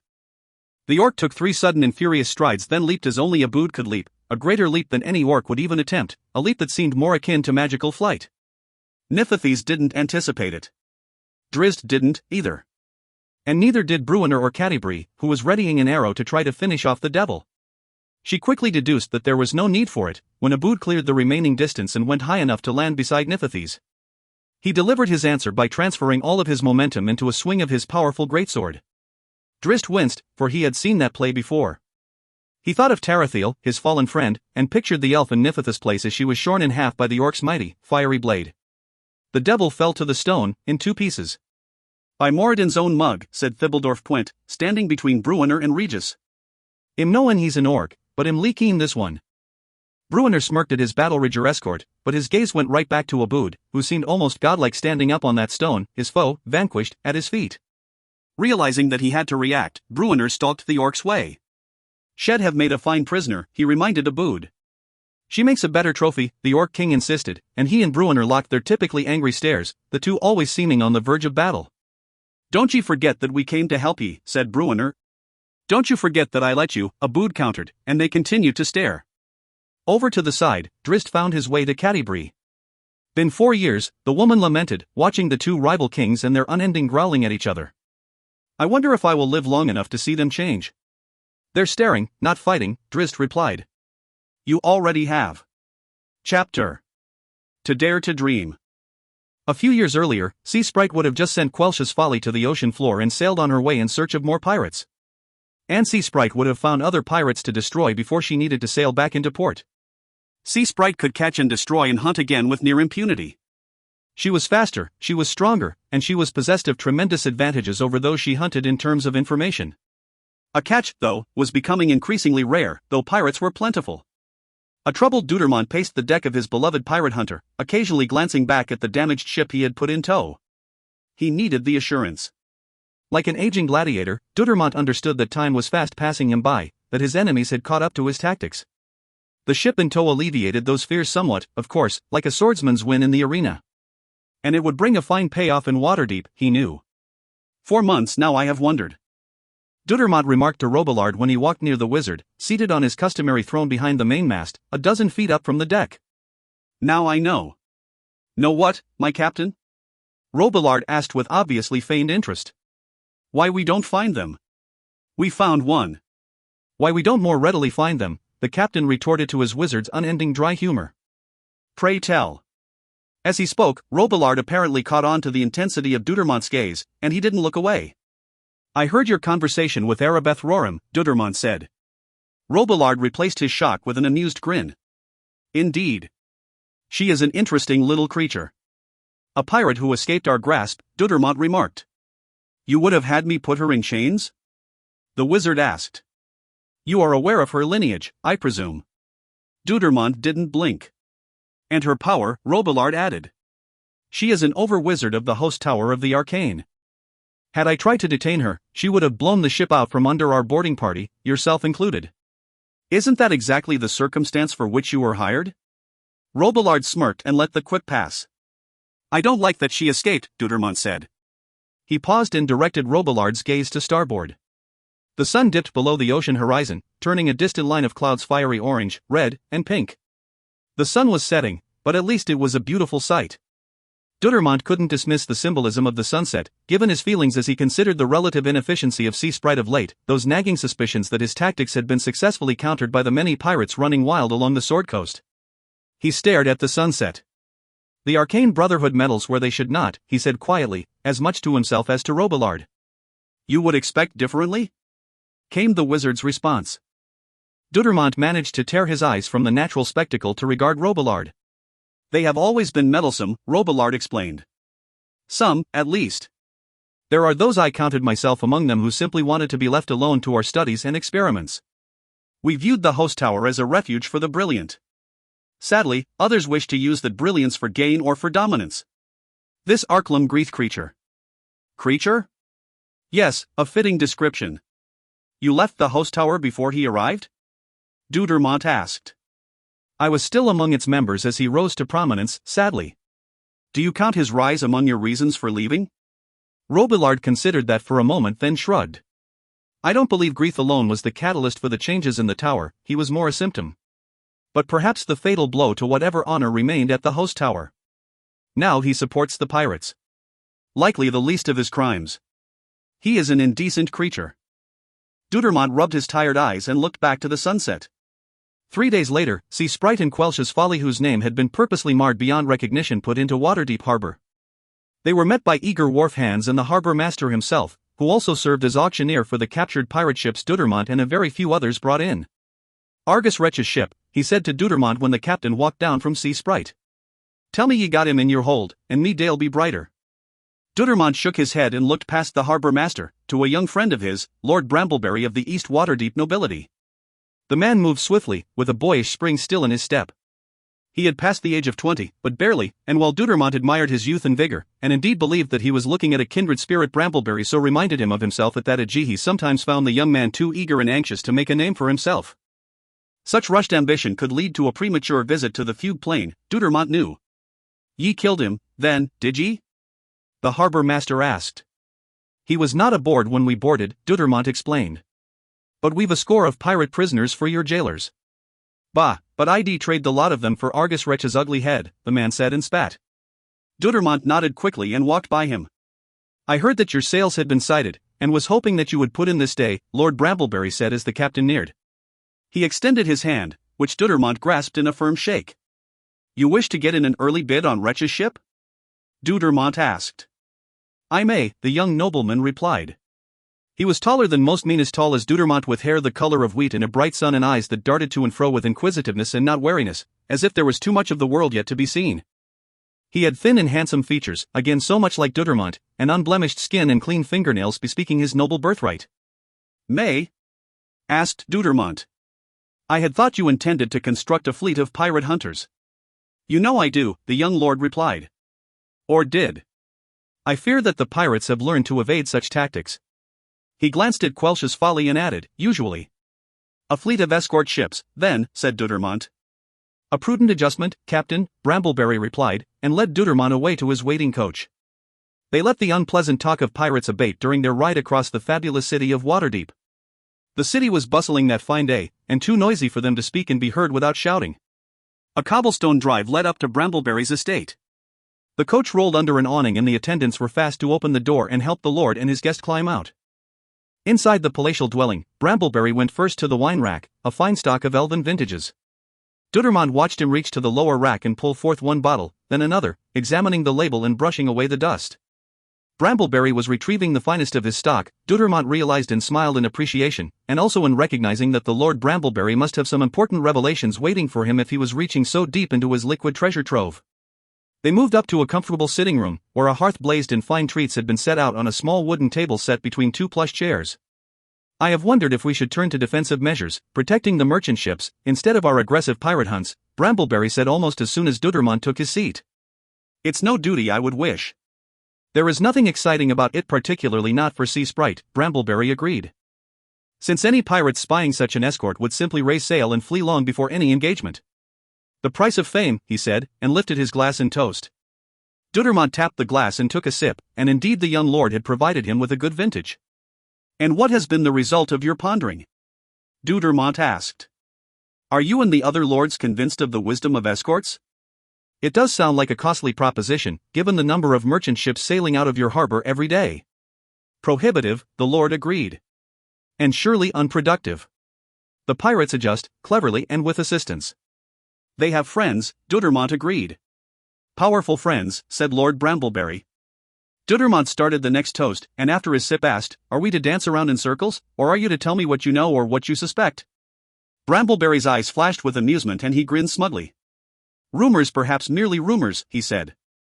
It's whispered that the pirates have found allies in the greater powers of Luskan. The high captains, to a one, once shared their dishonorable profession, to some degree or another, said Dudermont. Not them, said the still elusive Brambleberry. Though it wouldn't surprise me to learn that one or another of the high captains had an interest, perhaps financial, with a pirate or two. Nay, my friend, I speak of a more intimate and powerful arrangement. If not the high captains, then The host tower, said Brambleberry. Dudermont's expression showed his increased interest. I know it's surprising, Captain, Brambleberry remarked, but I have heard whispers, from reliable places, that the host tower is indeed involved in the increasing piracy of late, which would explain your more limited successes, and those of every other authority trying to track down and rid the waters of the scum. Dudermont rubbed his chin, trying to put it all in perspective. You don't believe me? Brambleberry asked. Quite the contrary, the captain replied. Your words only confirm similar information I have recently received. With a wide smile, Brambleberry reached again for his wineglass, but he paused as he lifted it, and stared at it intently. These were quite expensive, he said. Their quality is obvious. And the wine contained within them is many times more precious. He looked up at Dudermont. What would you have me say? The captain asked. Am grateful to share in such luxury as this. That is my whole point, Brambleberry said, and Dudermont's face screwed up with confusion. Look around you, the watered Havian nobleman bade him. Wealth, unbelievable wealth. All mine by birthright. I know that you have been well rewarded for your efforts these years, good Captain Dudermont, but if you were to collect all of your earnings combined, I doubt you could afford that single rack of wine from which I pulled our present drink. Dudermont set his glass down, not quite knowing how to respond, or how Brambleberry wanted him to respond. He easily suppressed his nagging, prideful anger and bade the man to continue. You sail out and bring down Argus Wretch, through great effort and at great risk, Brambleberry went on. And you come here with his ship, which I might purchase at a whim, with a snap of my fingers, and at a cost to my fortune that wouldn't be noticed by any but the most nitpicking of coin counters. We all have our places, Dudermont replied, finally catching on to where the man was heading. Even if those places are not attained through effort or justice, said Brambleberry. He gave a self-deprecating chuckle.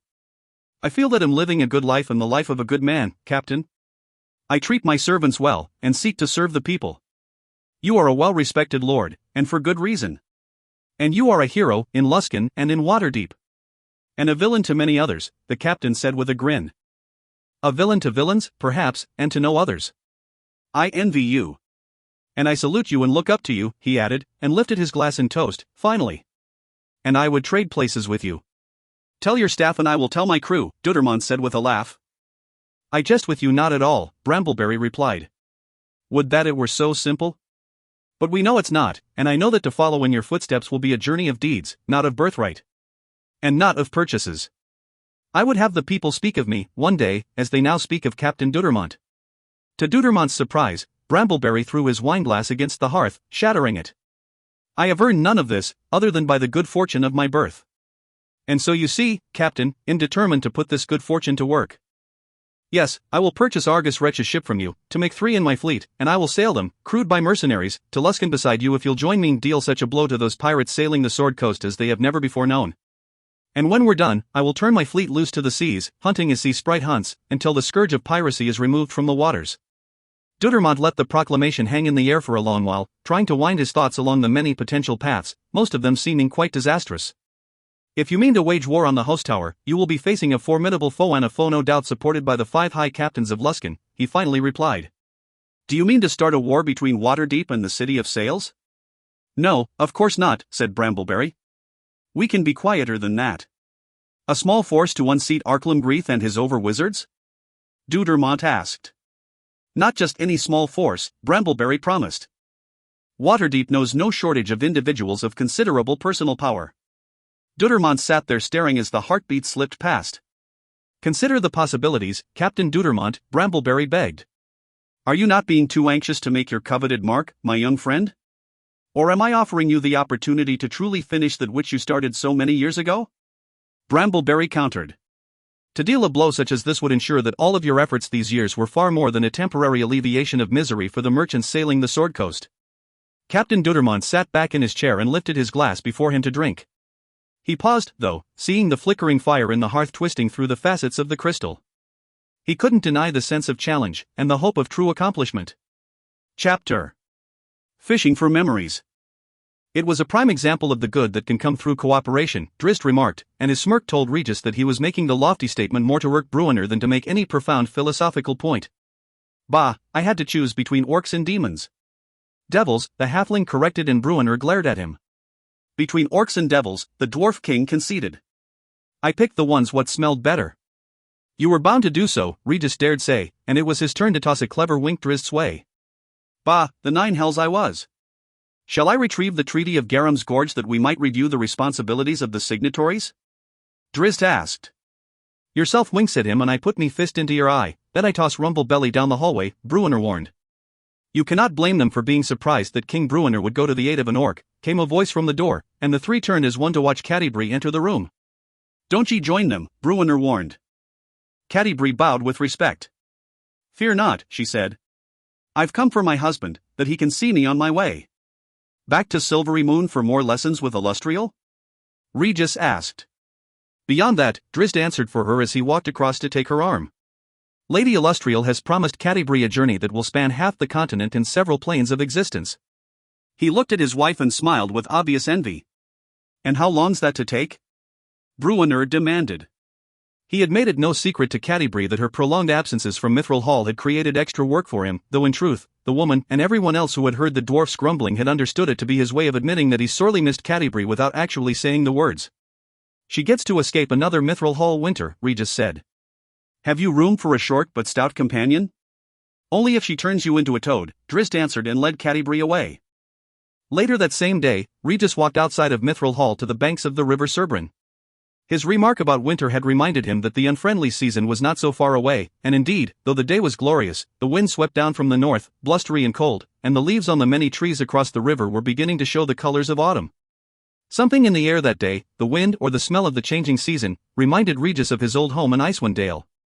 He had more to call his own in Mithril Hall, and security for where could be safer than inside the Dwarven Hall, but the things he'd gained did little to alleviate the halfling's sense of loss for what had been.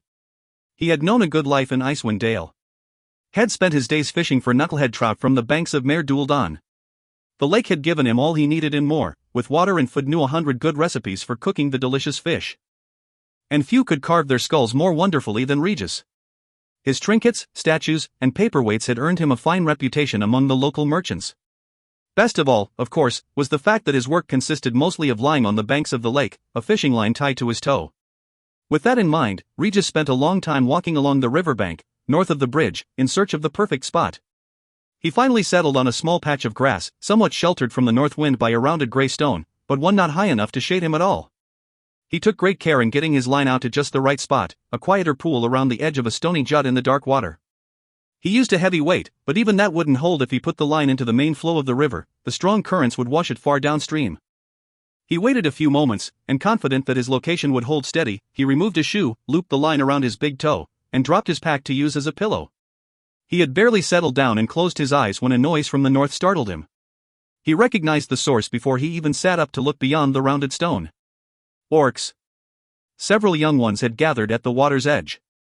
They argued noisily why were orcs always so boisterous, about fishing lines and fishing nets and where to cast and how to cast. Regis almost laughed aloud at himself for his bubbling annoyance, for he understood his anger even as he felt it. They were orcs, and so he was angry. They were orcs, and so he was impatient. They were orcs, and so his first reaction had to be negative. Old feelings died hard. Regis thought back to another time and another place, recalling when a group of boys and girls had begun a noisy splash fight not far from where he had cast his line in Mare Dúldan. Regis had scolded them that day, but only briefly. As he thought of it, he couldn't help grin, remembering how he had then spent a wonderful afternoon showing those youngsters how to fish, how to play a hook knucklehead, and how to skin a catch. Indeed, that long ago night, the group of youngsters had arrived at Regis' front door, at his invitation, to see some of his carvings and to enjoy a meal of trout prepared only as Regis knew how. Among so many uneventful days on the banks of Mare Dúldan, that one stood out in Regis' memory. He considered the noisy orc youngsters again, and laughed as he watched them try to throw a net and wind up netting one young orc girl instead. He almost got up, thinking to go and offer lessons as he had on that long ago day in Icewind Dale. But he stopped when he noticed the boundary marker between his spot and the orcs. Where the mountain spilled down to the Cerbrin marked the end of Mithril Hall and the beginning of the Kingdom of Many Arrows, and across that line, Regis could not go. The orcs noticed him, then, just as he scowled. He lifted a hand to wave, and they did likewise, though more than a little tentatively. Regis settled back behind the stone, not wanting to upset the group. One day, he thought, he might be able to go up there and show them how to throw a net or cast a line. One day soon, perhaps, given the relative peace of the past 4 years and the recent cooperative ambush that had destroyed a potential threat to the Silver Marches. Or maybe he would one day wage war against those very orc youngsters, kill one with his mace or be taken in the gut by another's spear. He could picture Drizzt dancing through that group then and there, his scimitars striking with brilliant precision, leaving the lot of them squirming and bleeding on the rocks. A shudder coursed the halfling's spine, and he shook away those dark thoughts. They were building something there, Regis had to believe. Despite Bruenner's stubbornness and a Bold's heritage, the uneasy truce had already become an accepted if still uneasy peace, and it was Regis' greatest hope that every day that passed without incident made the prospect of another Dwarfork war a bit more remote. A tug on the line had him sitting up, and once he had the line in hand, he scrambled to his feet, working the line expertly. Understanding that he had an audience, he took his time landing the fish, a fine, foot-long ice perch. When at last he landed it, he held it up to show the young orcs, who applauded and waved enthusiastically. "One day I will teach you," Regis said, though they were too far away and upwind and with a noisy river bubbling by and could not hear. "One day." Then he paused and listened to his own words and realized that he was musing about orcs. Orcs. He had killed orcs, and with hardly a care. A moment of uncomfortable regret seized the halfling, followed quickly by a sense of complete confusion. He suppressed all of that, but only momentarily, by going back to work on his line, putting it back out in the calmer waters of the pool. Orcs. Orcs. Orcs? Bruenner wishes to speak with you? Catti-brie asked Drizzt when he returned to their suite of rooms late one night, only to be met by Bruenner's page with a quiet request. A 10 day had passed since the fight with the devils and the situation had calmed considerably. He is trying to sort through the confusion of our recent adventure. He wants you to go to Mirabar with Torgar Hammerstriker, Catti-brie reasoned.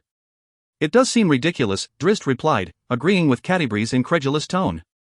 In the best of times, and the most secure, Marchion Elastil would not grant me entrance. A long way to hike to camp out on the cold ground, Catti-brie quipped. Drizzt moved up to her, grinning wickedly. Not so unwelcome an event if I bring along the right bedroll, he said, his hands sliding around the woman's waist as he moved even closer. Catti-brie laughed and responded to his kiss. I would enjoy that. But you cannot go, Drizzt said, moving back. You have a grand adventure before you, and one you would not wisely avoid. If you ask me to go with you, I will. Drizzt stepped back, shaking his head. A fine husband I would be to do so.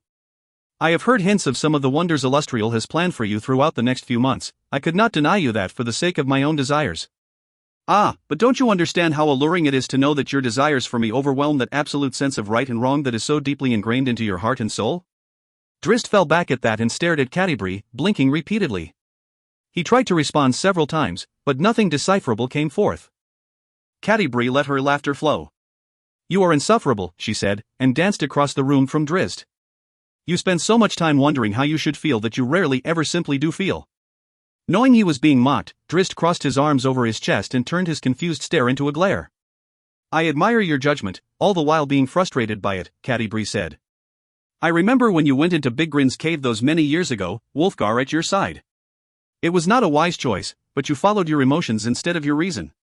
What has happened to that Drizzt Do'Urden? He has grown older and wiser. Wiser? Or more cautious?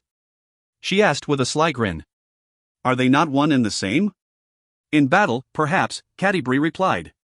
And since that is the only arena in which you have ever been willing to take a chance. Drizzt blew a helpless sigh. A span of a few heartbeats can make for a greater memory than the sum of a mundane year, Catti-brie continued. Drizzt nodded his concession. There are still risks to be had. He started for the door, saying, I will try to be brief, though I suspect your father will wish to talk this through over and over again. He glanced back as he grabbed the handle and pulled the door open, shaking his head and smiling. His expression changed when he considered his wife. She had unfastened the top 2 buttons of her colorful shirt and stood looking at him with a sly and inviting expression. She gave a little grin and shrug, and chewed her bottom lip teasingly. It wouldn't be a wise choice to keep the king waiting, she said in a voice far too innocent. Drizzt nodded, paused, and slammed and locked the door. I'm his son by marriage now, he explained, gliding across the room, his sword belt falling to the floor as he went. The king will forgive me. Not if he knew what you were doing to his daughter, Catti-brie said as Drizzt wrapped her in a hug and tumbled down to the bed with her. If Marchion Elastil will not grant me entrance, I will walk past his gates and along my road, Drizzt was saying when Catti-brie entered Bruenner's chambers later on that night.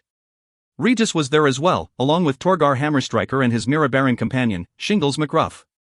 He's a stubborn one, Shingles agreed with Drizzt after giving a nod to Catti-brie. But you've a longer road by far. Oh? Catti-brie asked. He's for Icewind Dale, Bruenner explained. Him and Rumblebelly. Catti stepped back at the surprising news and looked to Drizzt for an explanation. "Me own decision," Bruenor said. "We're hearing that Wulfgar settled back there, so I'm thinking that Drizzt and Rumblebelly might be looking in on him." Catti considered it for a few moments, then nodded her agreement. She and Drizzt had discussed a journey to Icewind Dale to see their old friend. Word had come to Mithril Hall not long after the signing of the Treaty of Darum's Gorge that Wulfgar was well and back in Icewind Dale, and Catti and Drizzt had immediately begun plotting how they might go to him. But they had delayed, for Wulfgar's sake. He didn't need to see them together. He had left Mithril Hall to start anew, and it wouldn't be fair for them to remind him of the life he could have had with Catti. "I will be back in Mithril Hall before your return," Drizzt promised her. "Maybe," Catti replied, but with an accepting smile. "Both of our roads are fraught with adventure," Drizzt said. "And neither of us would have it any other way," Catti agreed. "I expect that's why we're in love." "You're knowing that other people are in the room, in Gessen," Bruenor said rather gruffly, and the two looked at the dwarf to see him shaking his head and rolling his eyes. Chapter: The Greater of Two Evils. With a sigh, Bellany Tundash rolled over to the side, away from her lover. "You ask too many questions, and always at the wrong moments," she complained. The small man, Morik by name, scrambled over to sit beside her on the edge of the bed. They looked like two cut of the same cloth, petite and dark-haired, only Bellany's eyes shone with a mischievousness and luster that had been lacking from Morik's dark orbs of late. "I take an interest in your life," he explained. "I find the host tower of the arcane fascinating." "You're looking for a way to rob it, you mean?" Morik laughed, paused, and considered the possibility, then shook his head at the absurdity of the thought and remembered why he was there. "I can undo any trap ever made," he boasted. "Except those of trickster wizards. Those traps, I leave alone." "Well, every door has one," Bellany teased, and she poked Morik hard in the chest. "Ones that would freeze you, ones that would melt you." "Ah, so if I just opened two doors simultaneously." "Ones that would jolt you so forcefully you would bite out that feisty tongue," Bellany was quick to add. In response, Morik leaned over, nibbled her ear and gave her a little lick, drawing a soft moan. "Then do tell me all the knowledge that I need to keep it," he whispered. Bellany laughed and pulled away. "This is not about you at all," she replied. "This is about that smelly dwarf. Everything seems to be about him of late." Morik rested back on his elbows. "He is insistent," he admitted. "Then kill him." Morik's laugh was one of incredulity. "Then I will kill Heimer, get one of the over-wizards to do it." "Valindra, yes, she hates ugly things and hates dwarves most of all. She will kill the little fellow." Morik's expression grew deadly serious, so much so that Bellany didn't chuckle at her own clever remark and instead quieted and looked back at him in all seriousness. "The dwarf is not the problem," Morik explained, "though I've heard he's devastating in battle." "More boast than display, I wager," said Bellany. "Has he even fought anyone since his arrival in Luskan?" Again Morik stopped her with a serious frown. "I know who it is he serves," he said. "And know that he wouldn't serve them if his exploits and proficiency were anything less than his reputation. I warn you because I care for you. The dwarf and his masters are not to be taken lightly, not to be threatened, and not to be ignored." "It sounds as if I should indeed inform Valindra," said Bellany. "If you do, I will be dead in short order." "And so will you." "And so will Valindra, I suppose, if you're correct in your terror-filled assessment." "Do you really believe the High Captains, any or all together, are of more than a pittance of concern to the host tower?" "This has nothing to do with the High Captains," Morik assured her. "The dwarf has been seen with the son of Refner." Morik shook his head. "Then who?" she demanded.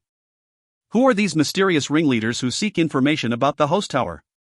And if they are a threat, then why should I answer any of your questions?" "Enemies of some within the tower, I would guess," Morik calmly answered. "Though not necessarily enemies of the tower, if you can see the distinction." "Enemies of mine, perhaps." "No," Morik answered. "Be glad you have my ear, and I yours." As he said it, Morik leaned in and bit Bellany on the ear softly. "I will warn you if anything is to come of this." "Enemies of my friends," the woman said, pulling away forcefully, and for the first time, there seemed no playfulness in her tone. "You have few friends in the host tower," Morik reminded her. "That's why you come down here so often." "Perhaps down here, I simply feel superior." "To me?" Morik asked with feigned pain. "Am I just an object of lust for you?" "In your prayers." Morik nodded and smiled lewdly. "But you still haven't given me any reason to help you," Bellany replied. "Other than to forestall your own impending death, I mean." "You wound me with every word." "It's a talent. Now answer." Because the host tower does not recruit from outside the host tower, other than acolytes, said Morik. Think about it. You have spent the better part of a decade in the host tower, and yet you are very low in the hierarchy. Wizards tend to stay for many, many years. We're a patient lot, else we would not be wizards. True, and those who come in with some heritage of power behind their name, Dornagal of Baldur's Gate, Roram of Mirabarton, to fill all the vacancies that arise higher up the chain of power. But were the host tower to suffer many losses all at once? Bellany smirked at him, but her sour expression couldn't hide the sparkle of intrigue in her dark eyes. Besides, you'll help me because I know the truth of Montague Gale, who didn't die in an accident of alchemy. Bellany narrowed her eyes. Perhaps I should have eliminated the only witness, she said, but there was no real threat in her voice. She and Morik competed on many levels in their lovemaking, most of all, but try as either might to deny the truth of their relationship, they both knew they were more than lovers, they were in love. And in so doing eliminate the finest lover you've ever known? Morik asked. I think not. Bellany had no immediate answer, but after a pause, she said in all seriousness, I don't like that dwarf. You would like his masters even less, I assure you. Who are they? I care too much about you to tell you. Just get what I need and get far out of the way when I tell you to. After another pause, Bellany nodded. They called him the general because among all the mid-level battle mages at the host tower, Dondam Milik was considered the finest. His repertoire was dominated by evocations, of course, and he could throw lightning bolts and fireballs more intense than any but the over-wizards and the archmage arcane Arklam Greeth himself. And Dondam sprinkled in just enough defensive spells, transmutations that could blink him away to safety, an abjuration to make his skin like stone, various protection auras and misdirection Dwemer, so that on a battlefield, he always seemed one step ahead of any adversary. Some of his maneuvers were the stuff of growing legend at the host tower, like the time he executed a dimensional retreat at the last second to escape a mob of orc warriors, who were left swinging at empty air before Dondam engulfed them in a conflagration that melted them to a one. This night, though, because of information passed through a pair of petite, dark-haired lovers, Dondam's adversaries knew exactly what spells he had remaining in his daily repertoire, and had already put in place a plethora of countermeasures. He came out of a tavern that dark night, after having tipped a few too many to end off a day of hard work at the Hostawar, a day when he had exhausted all but a few of his available spells. The dwarf came out of an alleyway 2 doors down and fell into cadence with the walking wizard. He made no attempt to cover his heavy footsteps, and Dondam glanced back, though still he tried to hide the fact that he knew he was being followed. The wizard picked up his pace and the dwarf did likewise. Idiot, Dondam muttered under his breath, for he knew that it was the same dwarf who'd been heckling him inside the tavern earlier that night. The unpleasant fellow had professed vengeance when had been escorted out, but Dondam was surprised, pleasantly so, to learn that there was more than bluster to the ugly little fellow. Dondam considered his remaining spells and nodded to himself. As he neared the next alleyway, he broke into a run, propelling himself around the corner where he pulled up fast and traced a line on the ground. He had only a few heartbeats, and his head buzzed from too much liquor, but Dondam knew the incantation well, for most of his research occurred on distant planes. The line on the ground glowed in the darkness. Both ends of it rolled into the center, then climbed into the air, drawing a column taller than Dondam by well over a foot. That vertical slice of energy cut through the planar continuum, splitting to two and moving out from each other. In between loomed a darkness more profound than the already black shadows. But the dwarf wouldn't notice, Dondam knew. The wizard settled his portal into place, and nodded as the glowing lines fast disappeared. Then Dondam ran down the alley, hoping he would hear the dwarf's screams. Another form came out of the shadows as soon as the wizard had departed. With equal deftness, the lithe creature created a second magical gate, right in front of Dondam's, and dismissed the original as soon as the second was secure. A dark hand waved on the street, motioning the dwarf to continue. The dwarf had to take a deep breath. He trusted his boss well, as much as anyone could trust a creature of that particular persuasion, but traveling to the lower planes didn't come with many assurances, no matter who was doing the assuring. But he was a good soldier, and besides, what worse could happen to him than all that had already transpired? He picked up his pace and came around the alleyway entrance in full run, yelling so that the clever wizard would know he'd gone through the gate. Ruffian, Dondam muttered as he strolled back to review his handiwork and to dismiss the gate so that the obstinate and ugly dwarfer, one of the foul denizens of the abyss, didn't somehow figure out how to get back through. The last thing Dondam wanted was to feel the wrath of Arklam Greeth for loosing demons onto the streets of Luskan. Or it was the next to the last thing he wanted, Dondam realized as he walked around and waved his hand to dispel his magic. The gate didn't close. The dwarf walked calmly back out onto the street and said, "Hate those places." "How did you?" Dondam stuttered. "Just went in to get me dog," said the dwarf. "Every dwarf's needin' a dog, don't you know?" He shoved his thumb and index finger against his lips and blew a shrill whistle. Don Dom more forcefully willed his gate to close, but it wasn't his gate. "You fool!" he cried at the dwarf. "What have you done?" The dwarf pointed at his own chest. "Me?" With a strange shriek, half roar of outrage, half squeal of fear, Don Dom launched into spellcasting, determined to blow the vile creature into nothingness. He stammered, though, as a second creature came forth from the blackness of the gate. It stepped out bent way over, for that was the only way it could fit through the man-sized portal, its horned head leading the way. Even in the dark of night, the bluish hue of its skin was apparent, and when it stood to full height, some 12 feet, Don Dom nearly fainted. Glabrizu, he whispered, his gaze locked on the demon's lower arms that sported 2 sets that ended in large pincers. "I just call him Poochie," said the dwarf. "We play a game."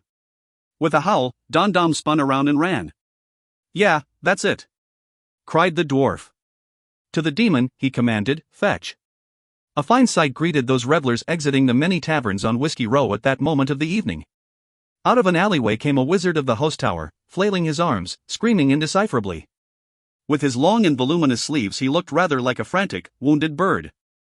Behind him came the dwarf's dog, a 12-foot, bipedal, 4-armed, blue-skinned demon, taking one stride for the wizard's 3 and gaining ground easily. "Teleport! Teleport!" Don Dom shrieked. "Yes, I must. Or blink phase in and out find a way." That last word came out in a long, rolling syllable, covering several octaves, as one of the demon's pincers clamped around his waist and easily lifted him off the ground. He looked like a wounded bird that had gained a bit of altitude, except that he was moving backward, back into the alley. And into the gate. "I could have just smacked him in the skull," the dwarf said to his master's friend, a strange one who wasn't really a wizard but could do so many wizardly things. "You bore me," came the reply he always got from that one. "Ha ha." The gate blinked out, and the lithe, dark creature moved into the shadows and probably blinked out, too. The dwarf walked along his merry way, the heads of his glass-teal morning stars bouncing at the ends of their chains behind his shoulders. He found himself smiling more often these days. There might not have been enough bloodletting for his tastes, but life was good. He wasn't a bad sort, Morik said to Kensidon. He tried to look the man in the eye as he spoke, but he always had trouble doing that with the crow. Morik held a deep-seated, nagging fear that Kensidon was possessed of some magical charming power, that his gaze would set even his most determined adversary whimpering at his feet. That skinny little man with soft arms and knobby knees that he always kept crossed, that shrinking runt who had done nothing noteworthy in his entire life, held such power over all those around him, and that was a group, Morik knew, that included several notorious killers. They all served the crow. Morik didn't understand it, and yet he, too, found himself thoroughly intimidated every time he stood in the room, before that chair, looking down at a knobby knee. Kensidon was more than the son of Rethner. He was the brains behind Rethner's captaincy. Too smart, too clever, too much the Saba master. Imposing as he seemed when he sat, when he stood up and walked that awkward gait, his cloak collar up high, his black boots laced tightly halfway up his skinny shins, Kensidon appeared even more intimidating. It made no logical sense, but somehow that frailty played off as the exact opposite, an unfathomable and ultimately deadly strength. Behind the chair, the dwarf stood quietly, picking at his teeth as if all was right in the world. Bellany didn't like the dwarf, which was no surprise to Morik, who wondered if anyone had ever liked that particular dwarf. Don Dom was a dangerous sort, by your own word, the crow answered in those quiet, even, too controlled tones that he had long ago perfected probably in the cradle, Morik mused. Too loyal to Arklam Greeth and a dear friend to 3 of the tower's 4 over-wizards. You feared that if Don Dom allied with Arklam Greeth then his friends who might otherwise stay out of the way would intervene on behalf of the Archmage Arcane, Morik reasoned, nodding then finally looking Kensidon in the eye.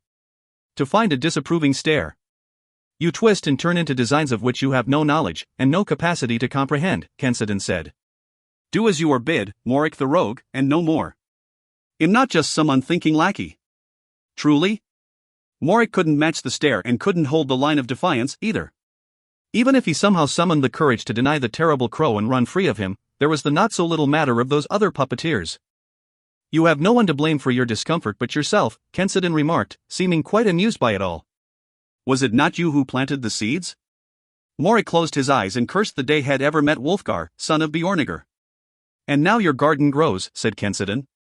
And if the fragrance is not to your liking, well, you cannot pull the flowers, for they have thorns. Thorns that make you sleep. Deadly thorns. Morik's eyes darted to and fro as he scanned the room for an escape route. He didn't like where the conversation was leading, he didn't like the smile that had creased the face of the dangerous dwarf standing behind Kensidon. But you need not fear those thorns, Kensidon said, startling the distracted rogue. All you need to do is continue feeding them. And they feast on information, Morik managed to quip. Your Lady Bellany is a fine chef, Kensidon remarked. She will enjoy her ascent when the garden is in full bloom. That put Morik a bit more at ease. He had been commanded to Kensidon's court by one he dared not refuse, but the tasks he had been assigned the last few months had come with promises of great rewards. And it wasn't so difficult a job, either. All he had to do was continue his love affair with Bellany, which was reward enough in itself. You need to protect her, he blurted as his thoughts shifted to the woman. Now, I mean. She is not in jeopardy, the crow replied. You've used the information she passed to the detriment of several powerful wizards of the host tower. Kensidon considered that for a moment, then smiled again, wickedly. If you wish to describe being carried through a gate to the abyss in the clutches of a Glabrizu as detrimental, so be it. I might have used a different word. Without Bellany, Morik started to say, but Kensidon finished for him. The end result would be a battle far more bloody and far more dangerous for everyone who lives in Luskan. Think not that you are instrumental to my designs, Morik the rogue. You are a convenience, nothing more, and would do well to keep it that way. Morik started to reply several times, but found no proper retort, looking all the while, as he was, at the evilly grinning dwarf. Kensidon waved him away and turned to an aide, striking up a conversation on an entirely different subject. He paused after only a few words, shot Morik a warning glare, and waved him away again. Back out on the street, walking briskly and cursing under his breath, Morik the rogue again damned the day had met the barbarian from Icewind Dale. All the while, though, he secretly hoped he would soon be blessing that day, for as terrified as he was of his masters, their promises of rewards were neither inconsequential nor hollow. Or so he hoped. Chapter Expedience. Bruenor is still angry with him, Regis said to Drizzt. Torgar and Shingles had moved out ahead of them to look for familiar trails, for the dwarves believed they were nearing their old home city of Mirabar. No. He holds grudges for a long, long time. And he loves his adopted children, Drizzt reminded the halfling. Both of them. True, he was angry when first he learned that Wulfgar had left, and at a time when the world seemed dark indeed. We all were, said Regis. Drizzt nodded and didn't disagree, though he knew the halfling was wrong. Wulfgar's departure had saddened him, but hadn't angered him, for he understood it all too well. Carrying the grief of a dead wife, one he had let down terribly by missing all her signs of misery, had bowed his shoulders. Following that, Wulfgar had to watch Catti-brie, the woman he had once dearly loved, wed his best friend. Circumstance had not been kind to Wulfgar, and had wounded him profoundly. But not mortally, Drizzt knew, and he smiled despite the unpleasant memories. Wulfgar had come to accept the failures of his past and bore nothing but love for the other companions of the hall. But he had decided to look forward, to find his place, his wife, his family, among his ancient people. So when Wulfgar departed for the east, Drizzt harbored no anger, and when word had arrived back in Mithril Hall that following autumn that Wulfgar was back in Icewind Dale, the news lifted Drizzt's heart. He couldn't believe that 4 years had passed. It seemed like only a day, and yet, when he thought of Wulfgar, it seemed as though he hadn't been beside his friend in 100 years. I hope he is well, Regis stated, and Drizzt nodded. I hope he is alive, Regis added, and Drizzt patted his friend on the shoulder. Today, Torgar Hammerstriker announced, coming up over a rocky rise. He pointed back behind him and to the left. 2 miles for a bird, 4 for a dwarf. He paused and grinned. 5 for a fat halfling. Who ate too much of last night's rations, Shingles McRuff added, moving up to join his old friend. Then let us be quick to the gates, Drizzt remarked, stealing the mirth with his serious tone. I wish to be long away before the fall of night if Marchion Elastil holds true to his former ways. The two dwarves exchanged concerned looks, their excitement at returning to their former home tempered by the grim reminder that they had left under less than ideal circumstances those years before. They, along with many of their kin, more than half the dwarves of Mirabar, had deserted Elastil and his city over a dispute concerning King Bruenor. Over the last 3 years, many more Mirabaran dwarves, Delzound dwarves, had come to Mithril Hall to join them, and not all of the hundreds formerly of Mirabar that called Bruenor their king had agreed with Torgar's decision to trust the emissary and return. More than one had warned that Elastil would throw Torgar and Shingles in chains. He won't make ye walk away, Torgar said with determination.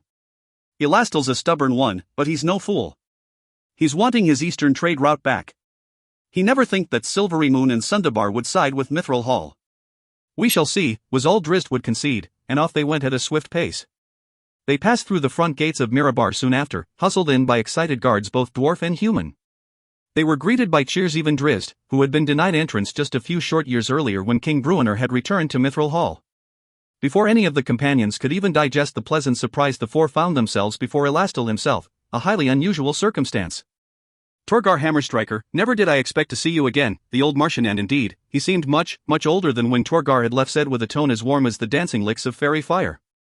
Torgar, ever mindful of his place, bowed low, as did Shingles. We come to ye as emissaries of King Bruenor Battlehammer of Mithril Hall, both in appreciation of your warning to us and in reply to your request for an audience. Yes, and I hear that went quite well, said Elastil. With the emissary of the Arcane Brotherhood, I mean. Devil feathers all over the field, Torgar assured him. You were there? Asked Elastil, and Torgar nodded. Holding up the pride of Mirabar, I hope. Don't ye go there, the dwarf replied, and Regis sucked in his breath. Was one day I'd get me to the 9 hells and back, singing for Mirabar all the while. Me axes for Bruenor now in Mithril Hall, and you're knowin' as much and knowin' it's not to change. For a brief moment, Elastil seemed as if he were about to shout at Torgar, but he suppressed his anger. Mirabar is not the city you left, my old friend, he said instead, and again Driz sensed that the sweetness of his tone was tearing the old Marchion apart behind his facade. We have grown, in understanding if not in size. Witness your dark-skinned friend, here, standing before my very throne. Torgar snickered. If he was any more generous, Moradin himself dropped down and kiss ye. Elastil's expression soured at the dwarf's sarcasm, but he worked hard to bring himself back to a neutral posture. I'm serious in my offer, Torgar Hammerstriker, he said. Full amnesty for you and any of the others who went over to Mithril Hall. You may return to your previous status. Indeed, I will grant you a commendation and promotion within the ranks of the Shield of Mirabar, because it was your courageous determination that forced me to look beyond my own walls and beyond the limitations of a view too parochial. Torgar bowed again. Then thank me and me boys by accepting what is, and what's going to be, he said. I come for Bruenor, me king, and me friend. And all hopes o' Mithril Hall are that we're both for lettin' past unpleasantness pass. The orcs are tamed well enough and the route's an easy one for your own trade east and ours back west. Elastil slumped back in his throne and seemed quite deflated, again on the verge of screaming. He looked at Drizzt instead and said, Welcome to Mirabar, Drizzt Duerden. It's far past time that you enjoyed the splendors of my most remarkable city. Drizzt bowed and replied, I have heard of them often, and am honored. You have unfettered access, of course, Elastil said. All of you. And I will prepare a treaty for King Bruenor that you may take and deliver before the blows of the northern winds bury those easy routes under deep snows. He motioned for them to go and they were more than happy to oblige, with Torgar muttering to Drizzt as they walked out of the audience chamber's door, he's needing the trade badly. The city's reaction to Torgar and Shingles proved to be as mixed as the structures of the half above ground, half below ground city. For every 2 smiling dwarves, the former Mirabarans found the scowl of another obviously harboring feelings of betrayal, and few of the many humans in the upper sections even looked at Torgar, though their eyes surely weighed uncomfortably on the shoulders of a certain dark elf. It was all a ruse, Regis remarked after one old woman spat on the winding road as Drizzt passed her by. Not all of it, Drizzt answered, though Shingles was nodding and Torgar wore a disgusted look. They expected we would come, and practiced for it, Regis argued. They hustled us right in to see Elastil, not because he was so thrilled at our arrival, but because he wanted to greet us before we knew the extent of Mirabar's grudge. He let us in, and most o' me kin'll be glad for it, Torgar said. The pain's raw. When me and me boys left, we cut open a wound long fest Aaron in the town. Uppity dwarves, huzzah, Shingles deadpanned. The wound will heal, said Drizzt. In time. Elastil has placed a salve on it now by greeting us so warmly. As he finished, he gave a slight bow and salute to a couple of elderly men who glared at him with open contempt. His disarming greeting brought a harumph of disgust from the pair, and they turned away in a huff. The voice of experience, Regis dryly observed. I'm no stranger to scorn, Drizzt agreed. Though my charm wins them over every time. Or your blades cut them low, said Torgar. Drizzt let it go with a chuckle. He knew already that it would be the last laugh the four would share for some time. The reception in Mirabar, Elastil's promise of hospitality notwithstanding, would fast prove counterproductive to Bruenor's designs. Very soon after the group descended the great lift to the town's lower reaches, where the dwarves proved no less scornful of Drizzt than had the humans above. The drow had seen enough.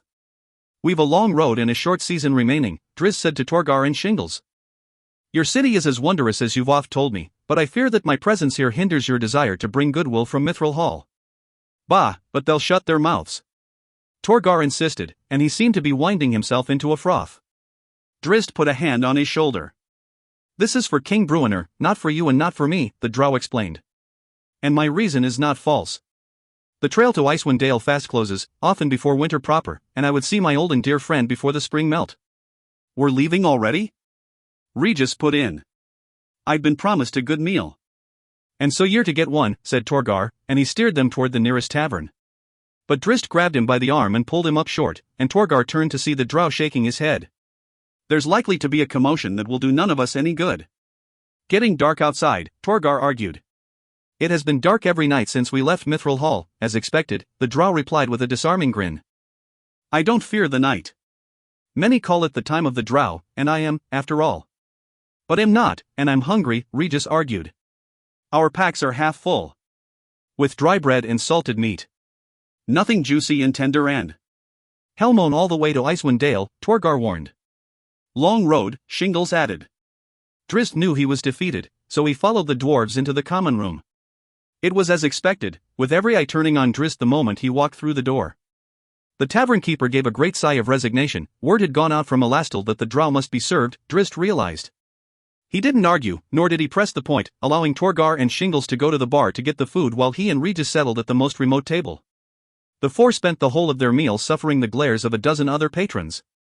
If it bothered Regis at all, he didn't show it, for he never looked up from his plate, other than to scout out the next helping. It was no leisurely meal, to be sure. The tavern keeper and his serving lady showed great efficiency in producing the meal and cleaning the empty plates.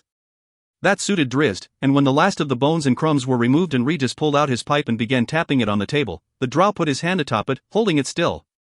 He held still, too, the halfling's gaze. "It's time to go," he said. "Mirabar won't open her gates at this hour," Torgar protested. "I'm betting they will," Drizzt replied, "to let a dark elf leave." Torgar was wise enough to refuse that bet, and as the gates of the city above swung open, Drizzt and Regis said farewell to their two dwarf companions and went out into the night. "That bothers me more than it bothers you, doesn't it?" Regis asked as the city receded into the darkness behind them. "Only because it costs you a soft bed and good food." "No," the halfling said, in all seriousness. Drizzt shrugged as if it didn't matter, and of course, to him it didn't. He had found similar receptions in so many surface communities, particularly during his first years on the world above, before his reputation had spread before him. The mood of Mirabar, though the folk harbored resentment against the dwarves in Mithril Hall as well, had been light compared to Drizzt's early days when he dared not even approach a city's gates without an expectation of mortal peril. "I wonder if Ten Towns is different now," Regis remarked some time later, as they set their camp in a sheltered dell. "Different? Bigger, perhaps. More people." Drizzt shook his head, thinking that unlikely. "It's a difficult journey through lands not easily tamed. We will find Luskan a larger place, no doubt, unless plague or war has visited it, but Icewind Dale is a land barely touched by the passage of time. It is now as it has been for centuries, with small communities surviving on the banks of the three lakes and various tribes of Wulfgar's people following the caribou, as they have beyond memory. Unless war or a plague has left them empty." Drizzt shook his head again. "If any or all of the 10 towns of Icewind Dale were destroyed, they would be rebuilt in short order and the cycle of life and death there is returned to balance." "You sound certain." That brought a smile to the drow's face. There was indeed something comforting about the perpetuity of a land like Icewind Dale, some solace and a sense of belonging in a place where traditions reached back through the generations, where the rhythms of nature ruled supreme, where the seasons were the only timepiece that really mattered. "The world is grounded in places like Icewind Dale," Drizzt said, as much to himself as to Regis. "And all the tumult of Luskan and Waterdeep, prey to the petty whims of transient, short-lived rulers, cannot take root there. Icewind Dale serves no ruler, unless it be Toriel herself, and Toriel is a patient mistress." He looked at Regis and grinned to lighten the mood. "Perhaps 1,000 years from now, a halfling fishing the banks of Mare Dualdan will happen upon a piece of ancient scrimshaw, and will see the mark of Regis upon it." "Keep talking, friend," Regis replied, "and Bruenor and your wife will wonder, years hence, why we didn't return." Chapter Faith in the Better Angels. "We go with the rising sun and the morning tide," Lord Brambleberry said to the gathering in the great room of his estate, "to deal a blow to the pirates as never before." The guests, lords and ladies all, lifted their crystal goblets high in response, but only after a moment of whispering and shrugging, for Brambleberry's invitation had mentioned nothing about any grand adventure.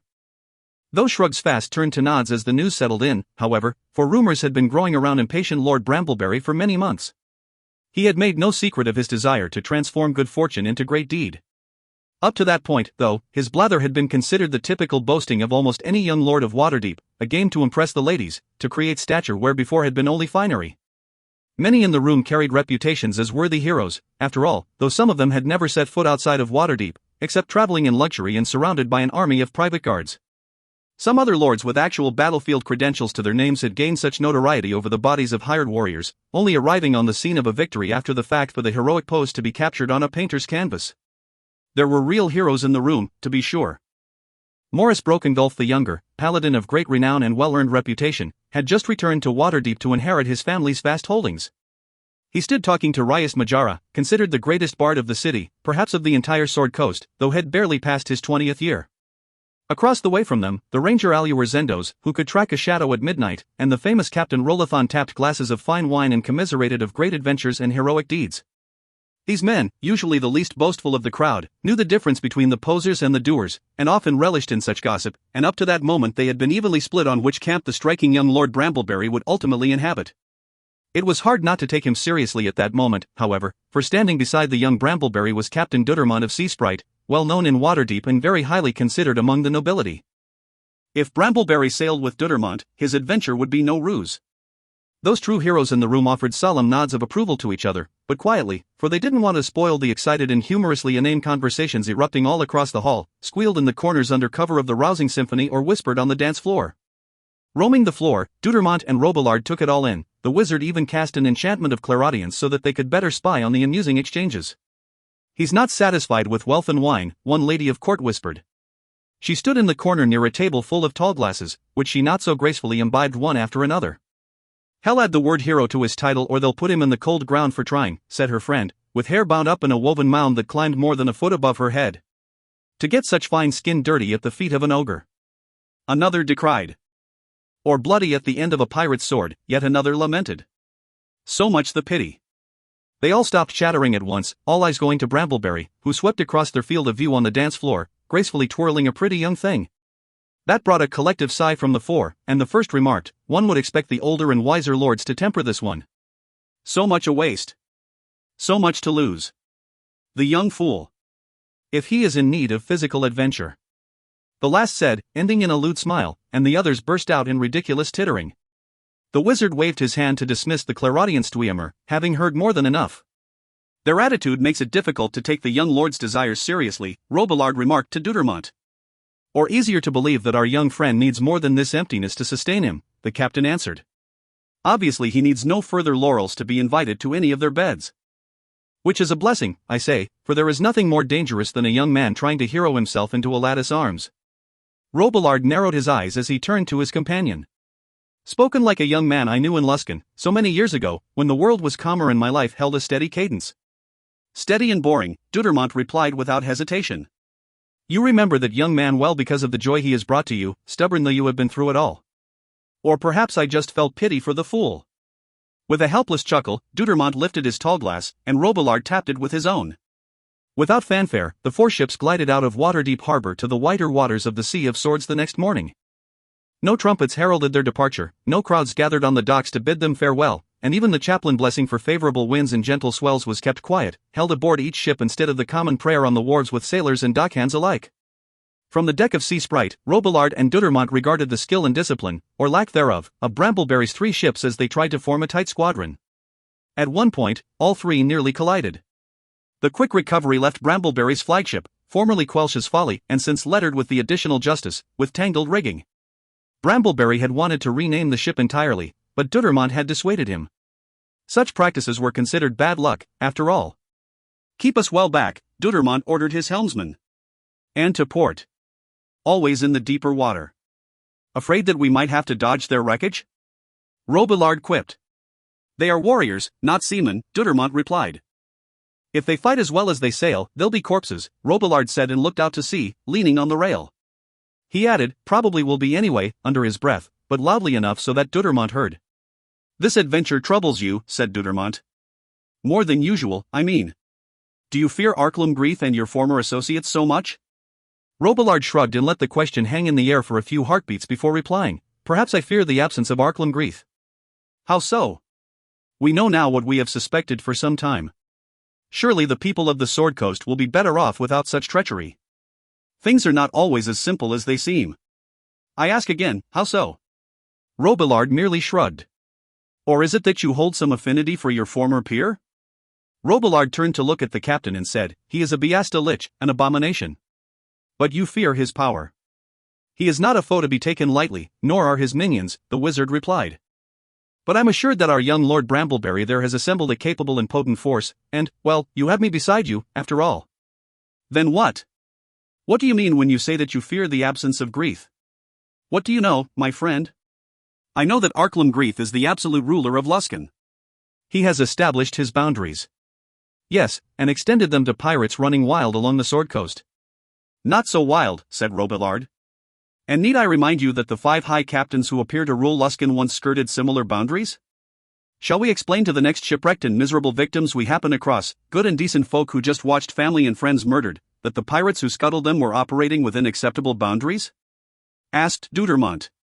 Are we to tolerate such injustice and malevolence out of some fear of an unknown future? Things are not always as simple as they seem, Robillard said again. The host tower of the Arcane Brotherhood itself, might not be the most just and deserving rulers of Luskan, but we have seen the result of their rule, peace in the city, if not in the seas beyond. Are you so confident that without them, Luskan can steer better course? Yes, Dudermont declared. Yes, indeed. I would expect such surety from Brambleberry. I have lived my life trying to do right, said Dudermont. And it's not for fear of any god or goddess, nor of the law and its enforcers. I follow that course because I believe that doing good will bring about good results. The wide world is not so easily controlled. Indeed, but do you not agree that the better angels of man will win out? The world moves forward to better times, times of peace and justice. It's the nature of humanity. But it's not a straight road. I grant you that, said Dudermont. And the twists and turns, the steps backward to strife, are ever facilitated by creatures like Arklam Grief, by those who hold power but should not. They drive us to darkness when men do nothing, when bravery and honor is in short supply. They are a suffocating pall on the land, and only when brave men lift that pall can the better angels of men stride forward. It's a good theory, a goodly philosophy, said Robillard. Brave men must act of their heart. Dudermont declared. And of their reason, Robillard warned. Strides on ice are wisely tempered. The bold man reaches the mountaintop. Robillard thought, but didn't say, or falls to his death. You will fight beside me, beside Lord Brambleberry, against your former brother wizards?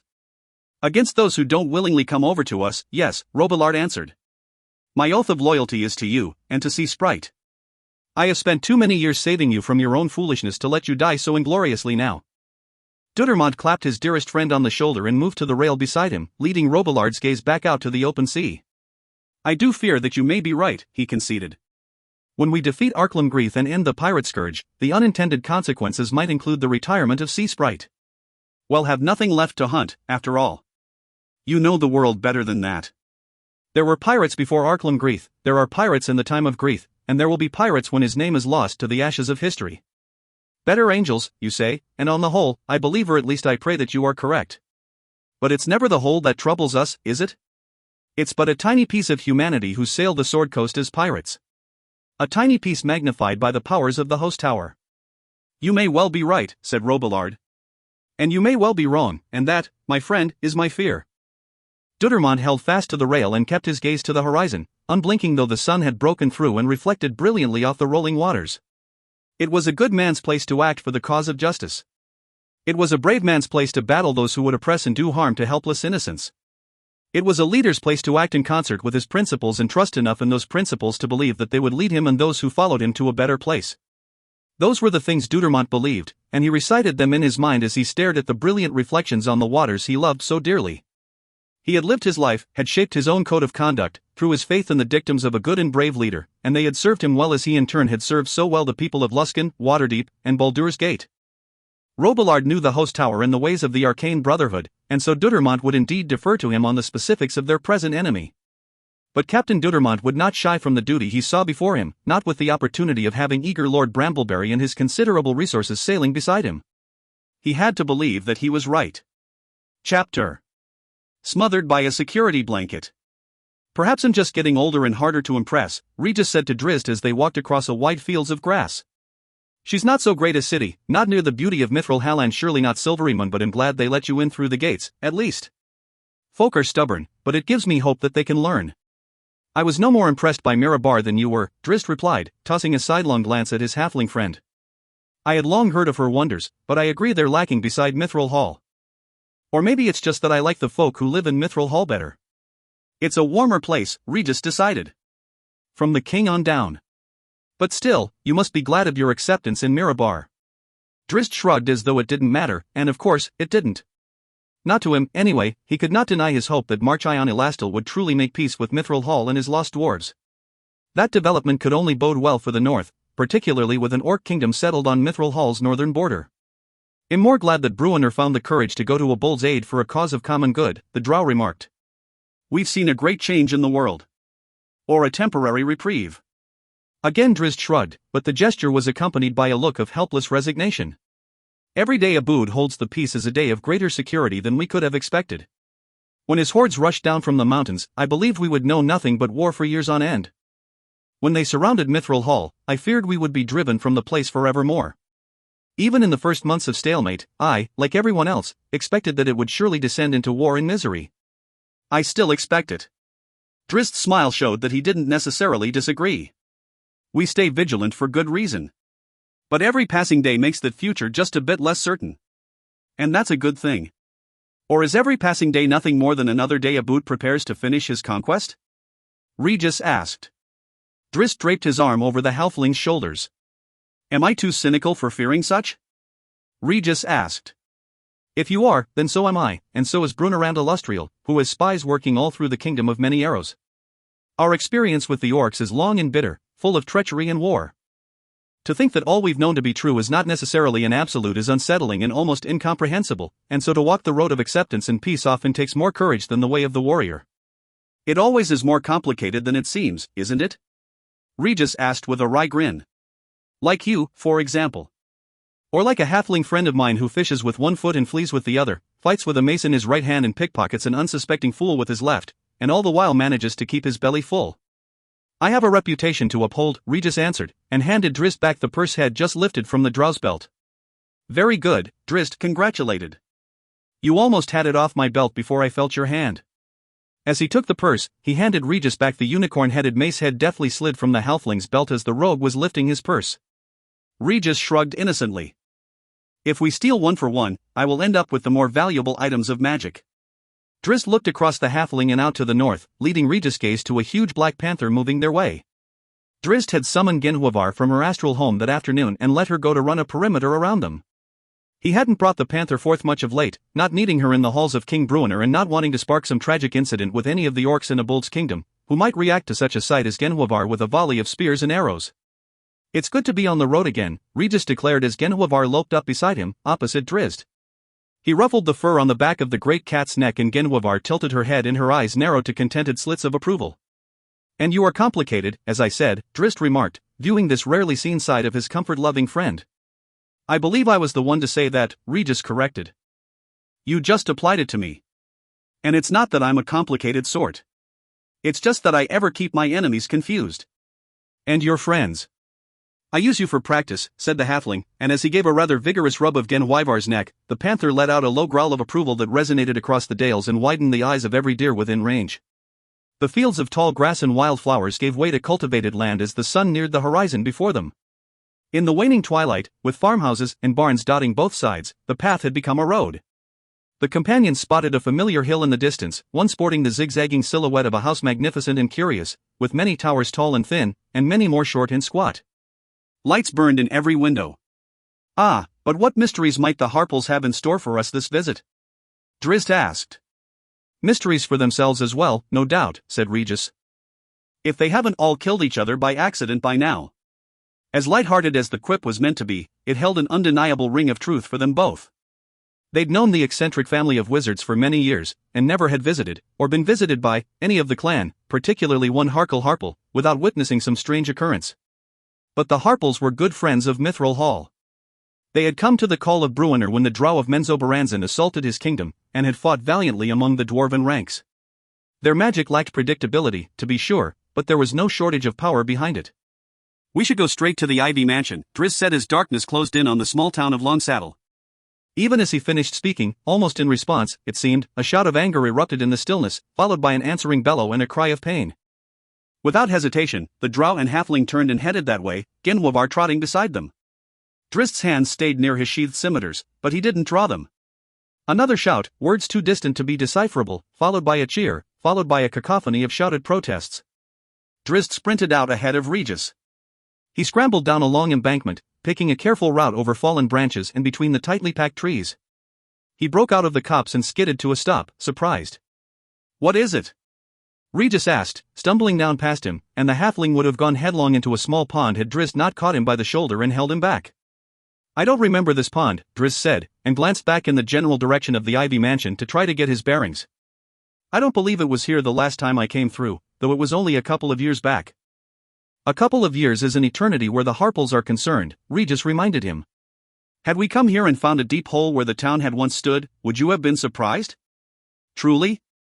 Drizzt was only half listening. He moved to a clear, flat space and noted the dark outline of a forested island and the light of a larger fire showing through breaks in the thick foliage. Another ruckus of arguing sounded from the island. Cheers came from the right bank, the protests from the left, both groups hidden from Drizzt's view by thick foliage, with only a few campfire lights twinkling through the leaves. "What?" the perplexed Regis asked, a simple question that accurately reflected Drizzt's confusion as well. The halfling poked Drizzt's arm and pointed back to the left, to the outline of a boat dock with several craft bobbing nearby. "Be gone, Genhuavar," Drizzt commanded his panther companion. "But be ready to return to me." The cat began to pace in a tight circle, moving faster and faster, and dissipating into a thick gray smoke as she returned to her extra-planar home. Drizzt replaced her small onyx likeness in his belt pouch and rushed to join Regis at the dock. The halfling already had a small rowboat unmoored and was readying the oars. "A spell gone awry?" Regis asked as yet another yell of pain sounded from the island. Drizzt didn't answer, but for some reason, didn't think that to be the case. He motioned Regis aside and took up the oars himself, pulling strongly. Then they heard more than bickering and screams. Whimpers filled in the gaps between the arguing, along with feral snarls that prompted Regis to ask, "Wolves?" It was not a large lake and Regis soon spotted a dock at the island. Drizzt worked to keep the boat in line with it. They glided in unnoticed and scrambled onto the wharf. A path wound up from it between trees, rocks, and thick brush, which rustled almost constantly from some small animals rushing to and fro. Drizzt caught sight of a fluffy white rabbit hopping away. He dismissed the animal with a shake of his head and pressed onward, and once over a short rise, he and Regis finally saw the source of the commotion. And neither understood a bit of it. A man, stripped to the waist, stood in a cage constructed of vertical posts wrapped with horizontal ropes. 3 men dressed in blue robes sat behind him and to the left, with 3 in red robes similarly seated, only behind and to the right. Directly before the caged man stood a beast, half man and half wolf, he seemed, with a canine snout but eyes distinctly human. He jumped about, appearing on the very edge of control, snarling, growling, and chomping his fangs right in front of the wide eyes of the terrified prisoner. "Bid or do?" Drizzt asked. "Has to be," said Regis, and he stepped forward or tried to, for Drizzt held him back. "No guards," the drow warned. "The area is likely magically warded." The werewolf roared in the poor prisoner's face, and the man recoiled and pleaded pathetically. "You did." The werewolf growled. "He had to," shouted one of the blue-robed men. "Murderer," argued one wearing red robes. Bitterdew whirled and howled, ending the conversation abruptly. The Harple werewolf spun back to the prisoner and began chanting and waving his arms. The man cried out in alarm and protest. "What?" Regis asked, but Drizzt had no answer. The prisoner's babbling began to twist into indecipherable grunts and groans, pain interspersed with protest. His body began to shake and quiver, his bones crackling. "Bitterdew!" Drizzt yelled, and all eyes save those of the squirming, tortured man and the concentrating Harple wizard, snapped the drow's way. "Dark elf!" yelled one of the blue-robed onlookers, and all of them fell back, one right off his seat to land unceremoniously on the ground. "Drow! Drow!" they yelled. Drizzt hardly heard them, his lavender eyes popping open wide as he watched the prisoner crumble before him, limbs transforming, fur sprouting. "No stew will ever be the same," Regis muttered helplessly, for no man remained in the wood and rope prison. The rabbit, white and fluffy, yipped and yammered, as if trying to form words that would not come. Then it leaped away, easily passing through the wide ropes as it scurried for the safety of the underbrush. Spell completed, the werewolf snarled and howled as it spun on the intruders. But the creature quickly calmed, and in a voice too cultured for such a hairy and wild mane said, "Drizzt Duerden." "Well met." "I want to go home," Regis mumbled at Drizzt's side. A warm fire burned in the hearth, and there was no denying the comfort of the overstuffed chair and divan set before it, but Drizzt didn't recline or even sit, and felt little of the room's warmth. They had been ushered into the Ivy Mansion, accompanied by the almost continual flash of lightning bolts, searing the darkness with hot white light on either side of the pond below. Shouts of protest dissipated under the magical explosions, and the howl of a lone werewolf silenced them even more completely. The people of Long Saddle had come to understand the dire implications of that howl, apparently. For some time, Drizzt and Regis Paster sat in the room, with only an occasional visit by a maid asking if they wanted more to eat or drink, to which Regis always eagerly nodded. That seemed very unharple-like, he mentioned to Drizzt between bites. I knew Bitterdew was a fierce one who killed the gentle of House Barrison del Armgo, after all, but that was simply Tor. Justice, interrupted a voice from the door, and the pair turned to see Bitterdew Harple enter from the hallway. He no longer looked the werewolf, but rather like a man who had seen much of life too much, perhaps. He stood in a lanky pose that made him look taller than his 6-foot frame, and his hair, all gray, stood out wildly in every conceivable direction, giving the impression that it had not been combed or even finger-brushed in a long, long time. Strangely, though, he was meticulously clean-shaven. Regis seemed to have no answer as he looked at Drizzt. Harsher justice than we would expect to find at the hands of the goodly Harples, Drizzt explained for him. The prisoner meant to start a war, Bitterdew explained. I prevented it. Drizzt and Regis exchanged expressions full of doubt. Fanaticism requires extreme measures, the Harple werewolf a curse of his own doing due to a badly botched polymorph experiment explained. This is not the Long Saddle I have known, said Drizzt. It changed quickly, Bitterdew was fast to agree. Long Saddle, or the Harples? Regis asked, crossing his arms over his chest and tapping his foot impatiently. The answer, both, came from the hallway, and even the outraged halfling couldn't hold his dour posture and expression at the sound of the familiar voice.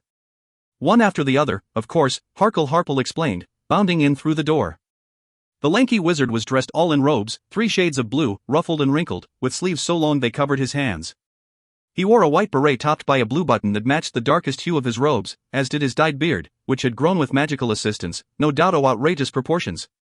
One long braid ran down from Harkle's chin to his belt, flanked by 2 short, thick scruffs of wiry hair hanging below each jowl.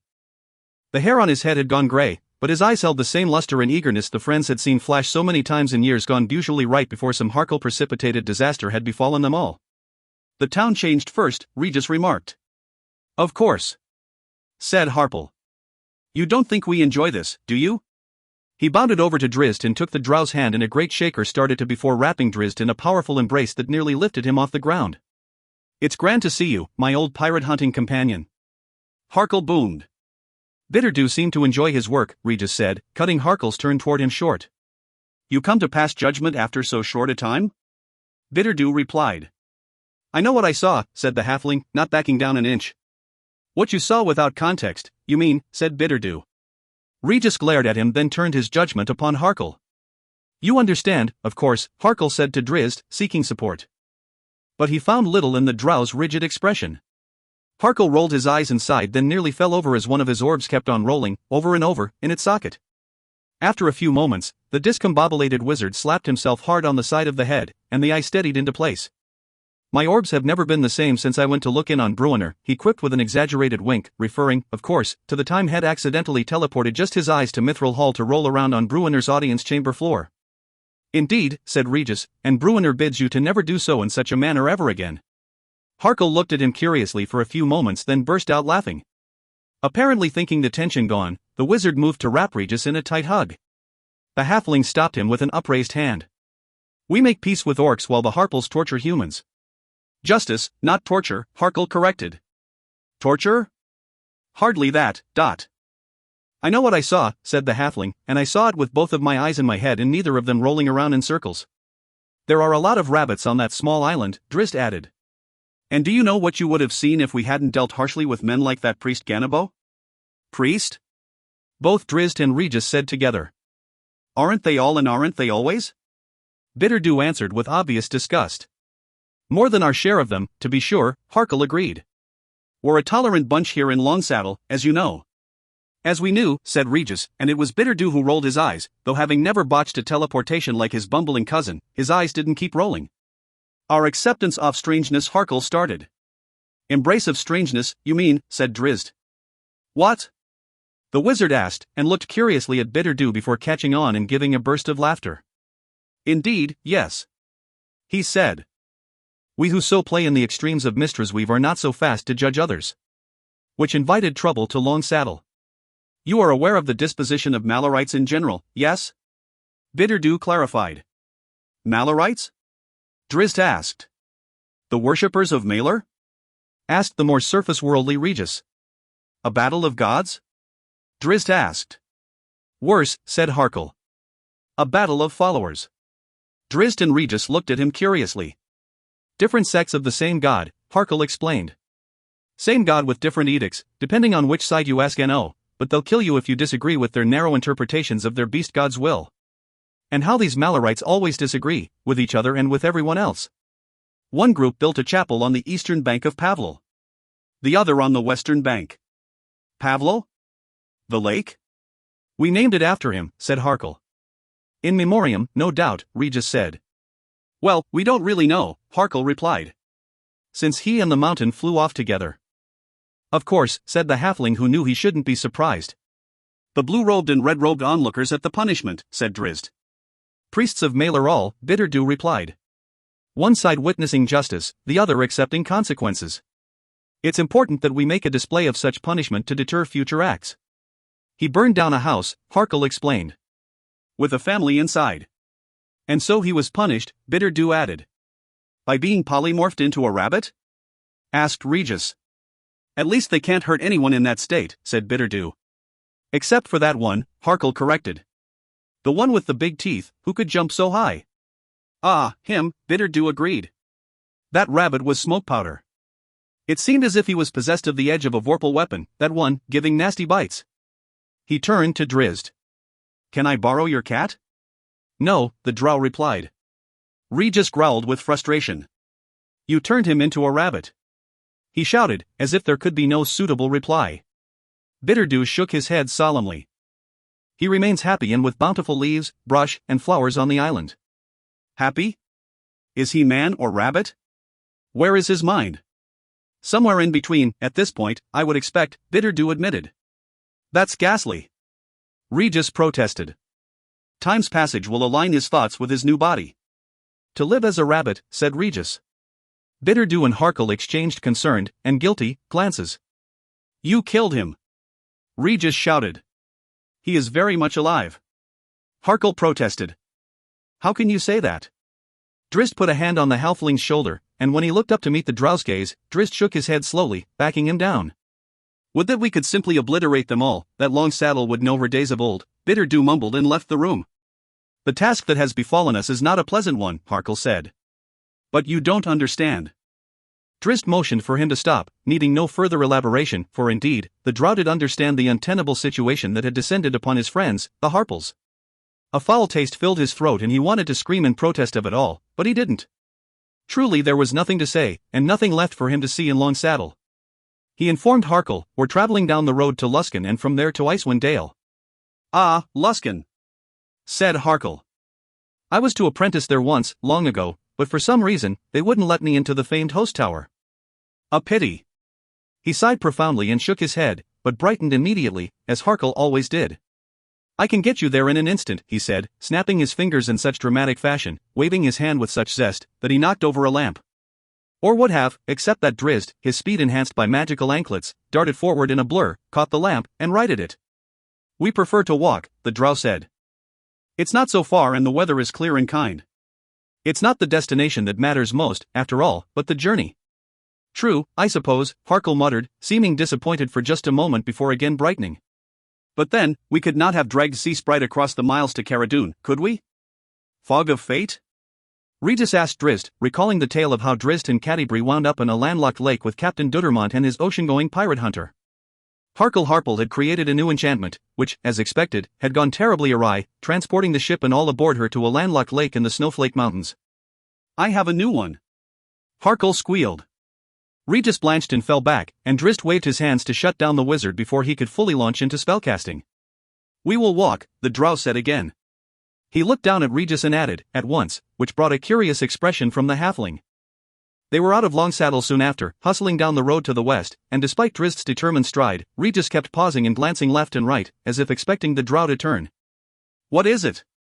Drizzt finally asked him. Are we really leaving?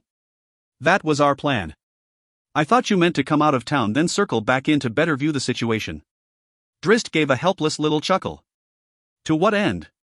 We could go to the island. And rescue rabbits? Came the drow's sarcastic reply. Do not underestimate Harple magic. Their silliness belies the strength of their enchantments. For all the folly of Fog of Fate, not many wizards in the world could have so warped Mistress Weave to teleport an entire ship and crew. We go and collect the rabbits, but then what? Seek audience of Elminster, who perhaps alone might undo the Dwemer. Regis stammered, logically cornered. And to what end? Drizzt asked. Should we, new to the scene, interject ourselves in the Longsaddle's justice? Regis started to argue, but Drizzt cut him short. What might Bruenor do to one who burned a family inside a house? The drow asked. Do you think his justice would be less harsh than the polymorph?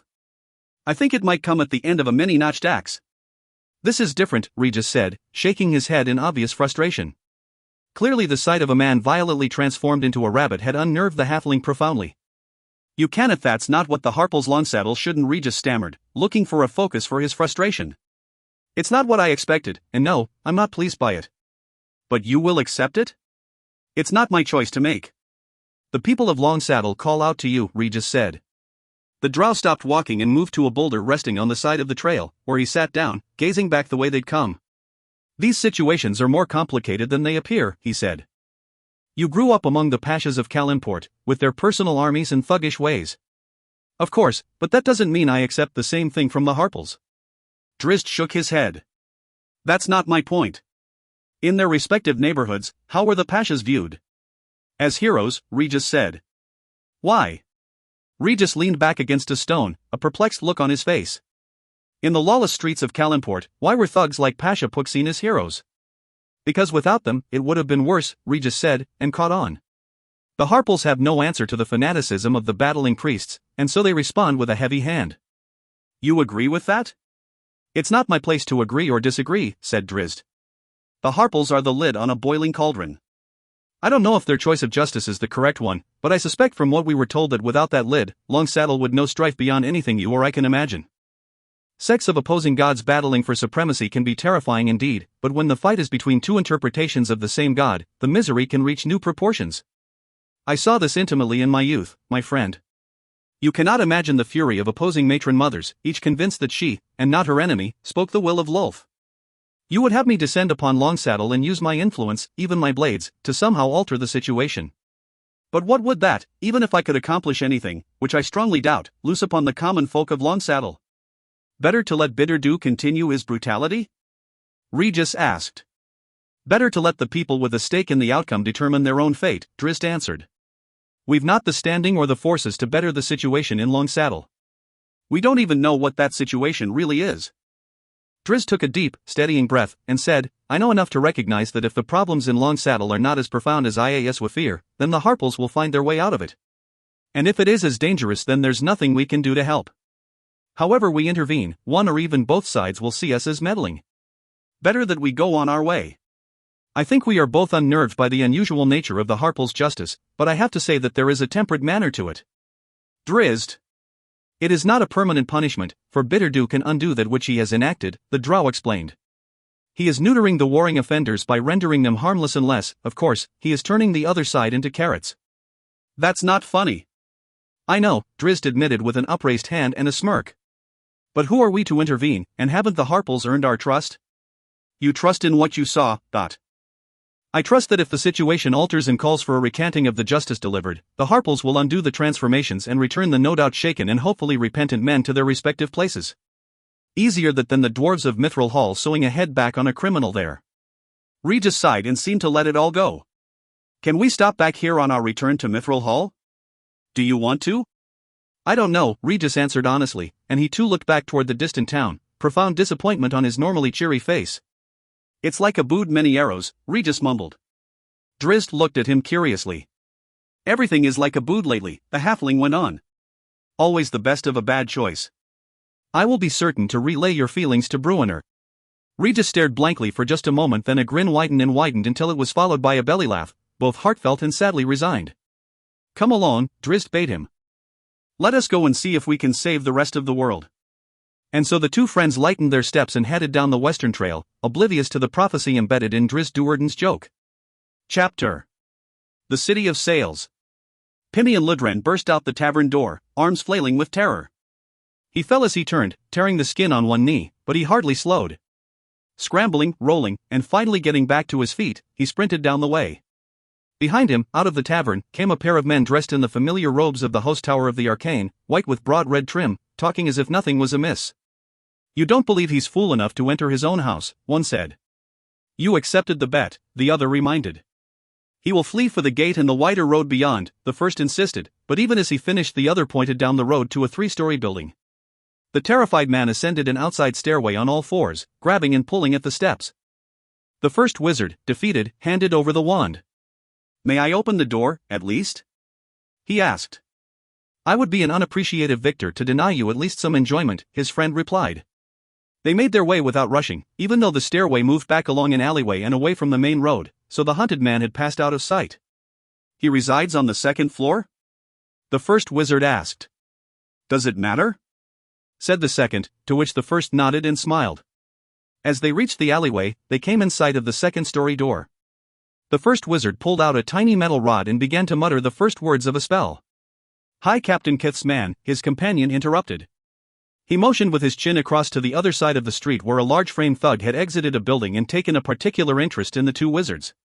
"Very fortunate," the first replied. "It's always good to give a reminder to the high captains." And he went right back to his spellcasting. A few heartbeats later, a sizzling lightning bolt rent the air between the wizard and the door, blasting the flimsy wooden portal from its hinges and sending splinters flying into the flat. The second wizard, already deep in chanting to activate the wand, took careful aim and sent a small globe of orange fire leaping up to the opening. It disappeared into the flat and a blood-curdling, delicious scream told both wizards that the fool knew it for what it was. A fireball. A moment later, one that no doubt seemed like an eternity to the fugitive in the flat and his wife and children, too, judging from the chorus of screams coming forth from the building. The spell burst to life. Flames roared out the open door, and out every window and every unsealed crack in the wall as well.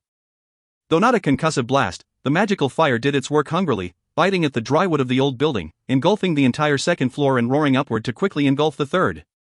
As the wizards admired their handiwork, a young boy appeared on the 3rd-story balcony, his back and hair burning. Out of his mind with pain and terror, he leaped without hesitation, thumping down with bone-cracking force against the alleyway cobblestones. He lay moaning, broken, and probably dying.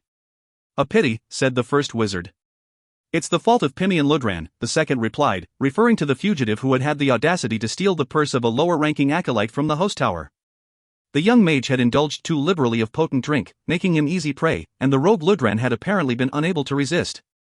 Normally, Ludran's offense would have gotten him arrested and dragged to Prisoner's Carnival, where he likely would have survived, though probably without all of his fingers.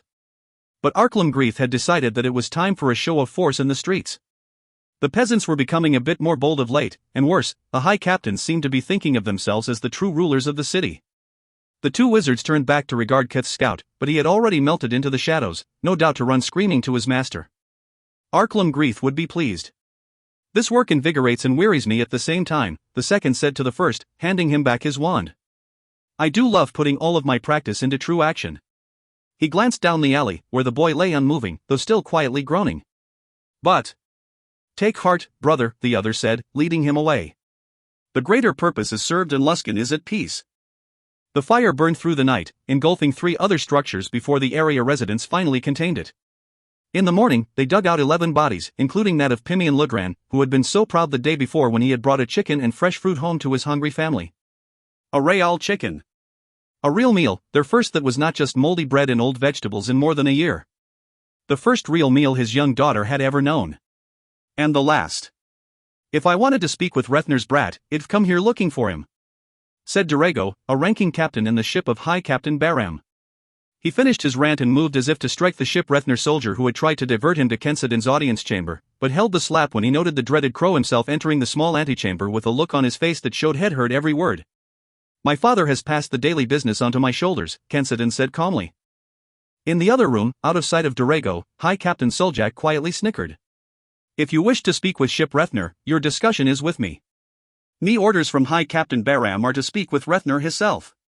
Ye'd deny a High Captain a direct audience with another of his ilk, would ye? But you are not a High Captain. I'm his appointed speaker. As am I, to my father. That seemed to fluster the brutish Dorego a bit, but he shook his head vigorously, so much so that Kensidin almost expected to see bugs flying out of his ears, and brought one of his huge hands up to rub his ruddy face. And Yerself'll take me words to Rethner, so he's getting it second hand, he tried to argue. Third hand, if your words are Baram's words relayed to you. By yourself, Dorego fumed. I'm to say them exactly as Baram told me to say them. Then say them. But I'm not for liking that year to then take them to your father that we might get something done, If anything is to be done due to your request, good Dorego, the action will be at my command, not my father's. Are ye calling yourself a high captain, then? I have done no such thing, Kensidin was wise to reply. I handle my father's daily business, which includes speaking to the likes of you. If you wish to deliver High Captain Baram's concerns, then please do so, and now.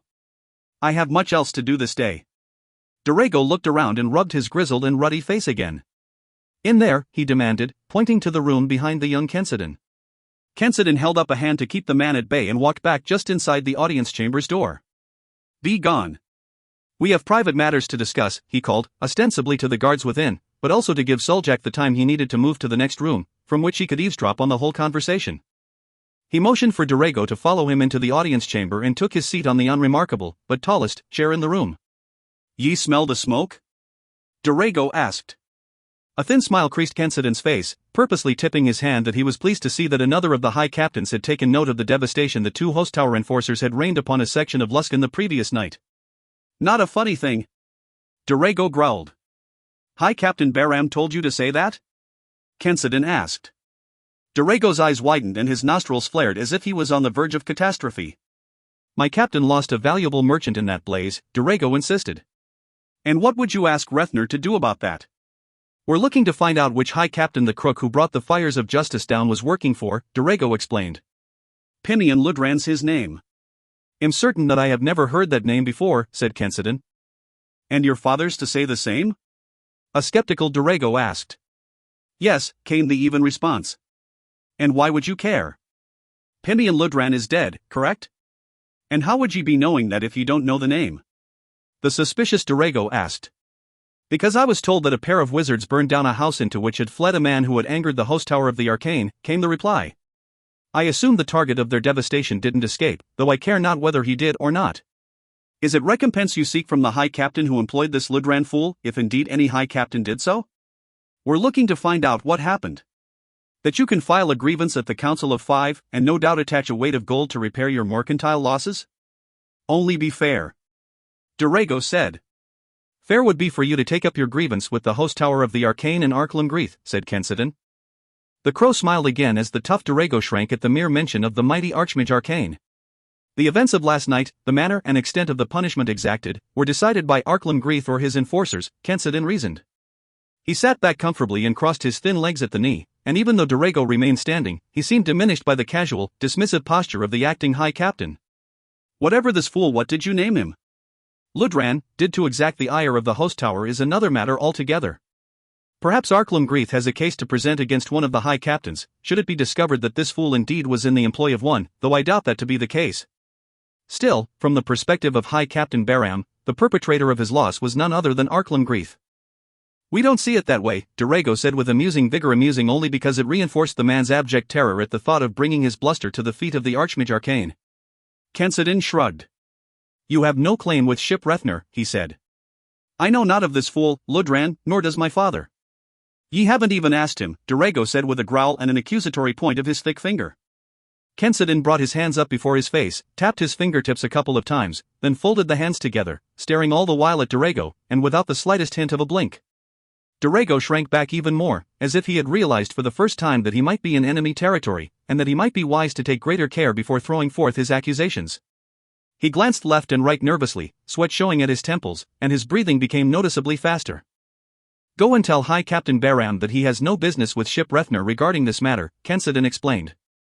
We know nothing of it beyond the whispers filtering through the streets. That is my last word on the subject. Dorego started to respond, but Kensidin cut him short with a sharp and loud, ever. The thug straightened and tried to regain a bit of his dignity. He looked around again, left and right, to see Ship Rethner's soldiers entering the room, having heard Kensidin's declaration that their discussion was at its end. And pray do tell High Captain Baram that if he wishes to discuss any matters with Ship Rethner in the future, then Kensidin will be pleased to host him, Kensidin said. Before the flustered Dorego could respond, the crow turned to a pair of guards and motioned them to escort the visitor away. As soon as Dorego had exited the room, High Captain Suljak came back in through a side door. Good fortune to us that Arklam Greeth overplayed his hand, and that this man, Ludran, happened to intersect with one of Baram's merchants, he said. Baram's not an easy one to bring to our side. A favorable coincidence with favorable timing. Only a fool would leave necessary good fortune to coincidence at a critical time, Kensidin not so cryptically replied. Behind him, the tough dwarf with the morning stars giggled, drawing a concerned look from High Captain Suljak, who had long ago realized that the son of Rethner was many steps ahead of his every move. Sea Sprite will put in today at high tide, Kensidin said, trying not to grin as Suljak tried hard not to look surprised, along with Lord Brambleberry of Waterdeep and his fleet. Interesting times, High Captain Suljak managed to sputter. We could have gone straight to Icewind Dale, Regis remarked as he and Drizzt passed through the heavily guarded gate of Luskan. The halfling looked back over his shoulder as he spoke, eyeing the guards with contempt. Their greeting at the gate had not been warm, but condescending, and full of suspicion regarding Regis' dark-skinned companion. Drizzt didn't look back, and if he was bothered at all by the icy reception, he didn't show it. I never would have believed that my friend Regis would choose a hard trail over a comfortable bed in a city full of indulgences, the drow said. I'm weary from the comments, always the comments, Regis said. And the looks of derision. How can you ignore it? How many times do you have to prove your worth and value? Why should the ignorance of a pair of guards in a city that is not my home concern me at all? Drizzt replied. Had they not allowed us through, as with Mirabar when we ventured through there with Bruenor on our way to Mithril Hall, then their actions affect me and my friends, and so yes, that is a concern. But we're past the gate, after all. Their stares at my back don't invade my body, and wouldn't even if I were not wearing this fine mithril shirt. But you have been nothing other than a friend and ally to Luskan. Regis protested. You sailed with Sea Sprite for years, to their benefit. And that was not so long ago. I knew neither of the sentries. But they had to know you, your reputation at least. If they believed I was who I said I was. Regis shook his head in frustration. I don't have to prove my worth and value to any but those I love, Drizzt said to him, dropping his arm across the halfling's shoulders. And that I do by being who I am, with confidence that those I love appreciate the good and accept the bad. Does anything else really matter? Do the looks of guards I don't know and who don't know me truly affect the pleasures, the triumphs, and the failings of my life? I just get angry. Drizzt pulled him close and laughed, appreciating the support. If I ever get such a scornful look from you, Bruenor, or Catti-brie, then I will fret, the drow said. Or from Wulfgar, Regis remarked, and indeed that did put a bit of weight into Drizzt's stride, for he didn't truly know what to expect when he glanced upon his barbarian friend again. Come, he said, veering down the first side street. Let us enjoy the comforts of the Cutlass and prepare for the road beyond. Drizzt Duerden. Huzzah! A man on the opposite side of the road cheered, recognizing the drow who had served so well with the hero Captain Dudermont. Drizzt returned his wave and smile. And does that affect you more than the scornful looks from the guards? Regis slyly asked. Drizzt considered his answer for a few heartbeats, recognizing the trap of inconsistency and hypocrisy Regis had lain before him. If nothing really mattered other than the opinions of his friends, then such logic and insistence would need to include the positive receptions as well as the negative. Only because I allow it to, the drow answered. Because of vanity? Drizzt shrugged and laughed. Indeed. Soon after, they went into the Cutlass, a rather unremarkable tavern serving the docks of Luskan, particularly the returning or visiting merchant crews. So close to the harbor, it was not hard to understand the moniker given to Luskan, the city of sails. Many tall ships were tied beside her long wharves, and many more sat at anchor out in the deeper water. So many, it seemed to Drizzt, that the whole of the city could just up and sail away. I have never had the wanderlust for ocean voyages, Regis said, and when Drizzt tore his eyes from the spectacle of the harbor, he found the halfling staring up at him knowingly. Drizzt merely smiled in reply and led his friend into the tavern. More than one mug lifted to toast the pair, particularly Drizzt, who had a long history there. Still, most of the many patrons of the bustling place gave no more than a casual glance at the unusual pair, for few in the Cutlass were not considered unusual elsewhere. Drizzt Duerden, in the black flesh, the portly proprietor said as the drow came up to the bar. What brings you back to Luskan after these long years? He extended a hand, which Drizzt grasped and shook warmly. Well met, Aram Gardpek, he replied. Perhaps I have returned merely to see if you continue to ply your trade. I take comfort that some things ever remain the same. What else would an old fool like me do? Aram replied. Have you sailed in with Dudermont, then? Dudermont? Is Sea Sprite in port? Aye, and with a trio of ships of a watered Havian lord beside her, Aram replied. And spoiling for a fight, said one of the patrons, a thin and weaselly little man leaning heavily on the bar, as if needing its support. You remember Yossi Puddles, Aram said as Drizzt turned to regard the speaker. Yes, Drizzt politely replied, though he wasn't so sure he did remember. To Yossi, he added, if Captain Dudermont is indeed seeking a battle, then why has he come ashore? Not a fight with pirates this time, Yossi replied, despite Aram shaking his head for the man to shut up, and nodding his chin in the direction of various patrons who seemed to be listening a bit too intently. Dudermont is looking for a bigger prize. Yossi ended with a laugh, until he finally noticed Aram's scowl, whereupon he shrugged innocently. There's talk of a fight coming in Luskan, Aram explained quietly, leaning in close so that only Drizzt and Regis and Yossi, who similarly leaned in cold here. Dudermont sailed in with an army, and there's talk that he's come here with purpose. His army's not one for fighting on the open seas, Yossi said more loudly, drawing a hush from Aram. The two quieted as Drizzt and Regis exchanged glances, neither knowing what to make of the news. We're going north, straight away, Regis reminded Drizzt, and though the drow nodded, albeit half-heartedly, the halfling suddenly wasn't so sure of his claim. Dudermont will be glad to see you, Aram said. Thrilled, I'd bet. And if he sees you, you will stay and fight beside him, Regis said with obvious resignation. I'd bet. Drizzt chuckled but held quiet.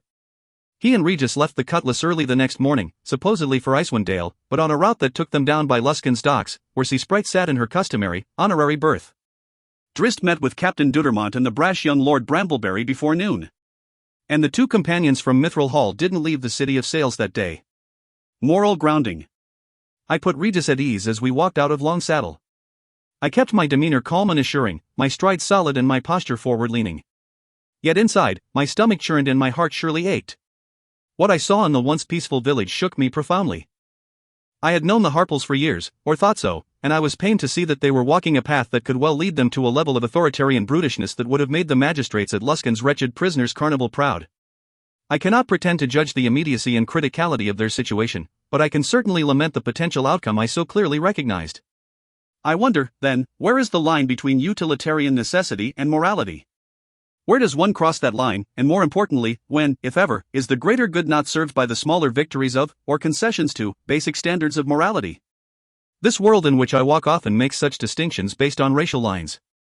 Given my dark elf heritage, I certainly know and understand that. Moral boundaries are comfortably relaxed in the concept of the other. Cut down an orc or a drow with impunity, indeed, but not so a dwarf, a human, an elf. What will such moral surety do in light of King Abood should he consider his unexpected course? What did such moral surety do in light of myself? Is Abood, am I, an anomaly, the exception to a hard and fast rule, or a glimpse of wider potential? I know not. Words and blades, I kept in check in Long Saddle. This was not my fight, since I had not the time, the standing, or the power to see it through to any logical conclusion. Nor could I and Regis have done much to alter the events at hand. For all their foolishness, the Harples are a family of powerful magic users. They didn't ask the permission or the opinion from a dark elf and halfling walking a road far from home. Is it pragmatism, therefore, to justify my lack of action and my subsequent assurances to Regis, who was so openly troubled by what we had witnessed? I can lie to Heimer at least, conceal my true unease, but I cannot do so to myself. What I saw in Long Saddle wounded me profoundly, it broke my heart as much as it shocked my sensibilities. It also reminded me that I am one small person in a very large world. I hold in reserve my hope and faith in the general weal of the family Harple. This is a good and generous family, grounded in morality if not in common sense. I cannot consider myself so wrong in trusting in them. But still, almost in answer to that emotional turmoil, I now find a situation not so different waiting for me in Luskan, but one from a distinctly opposing perspective. If Captain Dudermont and this young watered Havian lord are to be believed, then the authorities in Luskan have gone over to a dangerous place. Dudermont intends to lead something not quite a revolution, since the host tower of the Arcane is not the recognized leadership of the city. Is Luskan now what Long Saddle will become as the Harples consolidate their power with clever polymorphs and caged bunnies? Are the Harples susceptible to the same temptations and hunger for greater power that has apparently infected the hierarchy of the host tower? Is this a case of better natures prevailing? My fear is that in any ruling council where the only check against persecuting power is the better nature of the ruling principles is doomed to eventual, disastrous failure. And so I ride with Dudermont as he begins his correction of that abuse. Here, too, I find myself conflicted. It is not a lament for Long Saddle that drives me on in Luskan, I accept the call because of the man who calls. But my words to Regis were more than empty comforts. The Harples were behaving with brutality, it seemed, but I hold no doubt that the absence of suffocating justice would precipitate a level of wild and uncontrollable violence between the feuding clerics. If that is true, then what will happen in Luskan without the power behind the throne? It is well understood that the Arcane Brotherhood keeps under its control the 5 High Captains, whose individual desires and goals are often conflicting. These High Captains were all men of violence and personal power before their ascent. They are a confederation whose individual domains have never been subservient to the betterment of the whole of Luskan's populace. Captain Dudermont will wage his battle against the host tower. I fear that defeating Arklam Greith will be the easier task than replacing the control exerted by the Archmage Arcane. I will be there beside Dudermont, one small person in a very large world. And as we take actions that will no doubt hold important implications for so many people, I can only hope that Dudermont and I, and those who walk with us, will create good results from good desires. If so, should I reverse my steps and return to Longsaddle? Drizzt Do'Urden. Chapter. Tactics and Fireballs. Brilliant thought, this battling against wizards. Regis said, ending in a shriek as he dived aside and behind a water trough. A lightning bolt blasted out the distant building's open front door, digging a small trench across the ground just to the side of where Regis had been. They are annoying, Drizzt said, accentuating his point by popping up from behind a barrel and letting fly 3 arrows in rapid succession from Talmaril. All 3, magically sizzling like lightning bolts of their own, disappeared into the darkness of the house and popped loudly against some unseen surface within. We should move, Regis remarked. Here they know where we are. Drizzt shook his head, but dived low and cried out as a second bolt of lightning came forth. It hit the barrel in front of him, blasting it to kindling and sending out a thick spray of foamy beer. Regis started to cry out for his friend, but stopped when he discovered that Drizzt, moving with speed enhanced by magical anklets, was already crouching beside him. You may be right, the drow conceded. Call Genuavar, at the least. Regis said, but Drizzt was shaking his head through every word. Genuavar had fought beside them throughout the night, and the Astral Panther had limitations on the time she could spend on the prime material plane. Exceeding those limitations rendered Genuavar a feeble and pained companion. Regis glanced back down the road the other way, at a column of black smoke that rose into the late afternoon sky. Where is Dudermont?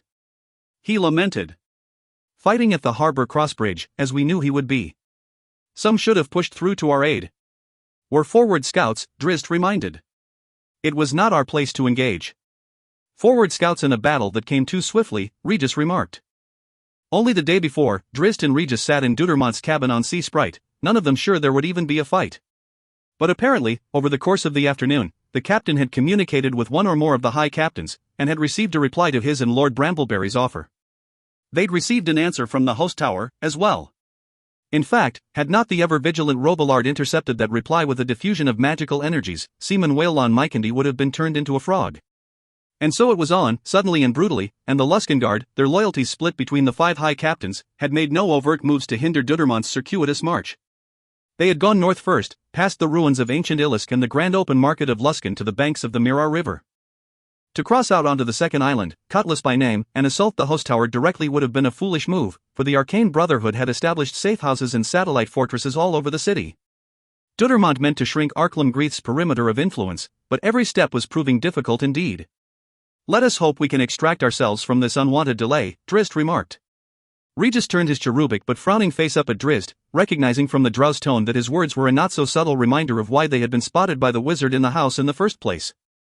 I was thirsty, Regis muttered under his breath, eliciting a grin from Drizzt and a sidelong glance at the shattered beer barrel that had so lured the halfling scout into the open. Wars will do that to you, Drizzt replied, ending in another yelp and shoving Regis down beside him as a third lightning bolt shot forth, skimming in across the top of the trough and taking out one of the higher boards in the process. Even as the ground shook beneath them from the retort, water began to drain out onto them.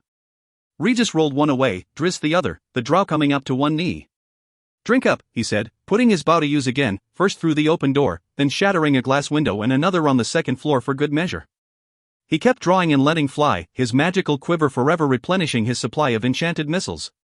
A different sort of missile came forth from the house, though, a trio of small pulses of magical light, spinning over each other, bending and turning and sweeping unerringly for Drizzt.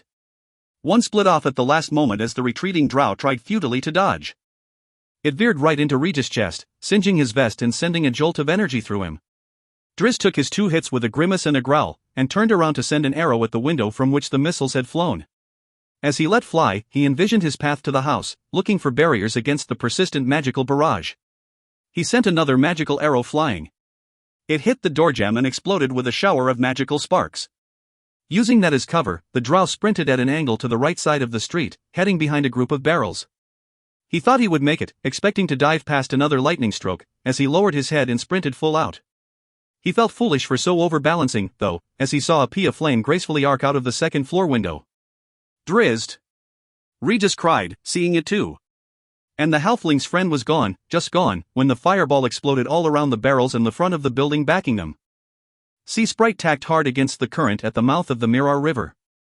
Occasional lightning bolts reached out at her from the northern bank, where a group of Host Tower wizards fought desperately to hold back Brambleberry's forces at the northern, longer span of Harbor Cross, the westernmost bridge across the Mirror.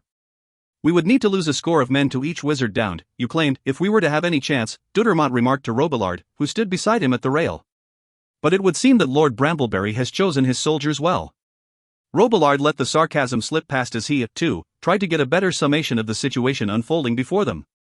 Parts of the bridge were aflame, but the fires seemed to be gaining no real traction. One of Brambleberry's wizards had brought up an elemental from the plane of water, a creature that knew no fear of such fires.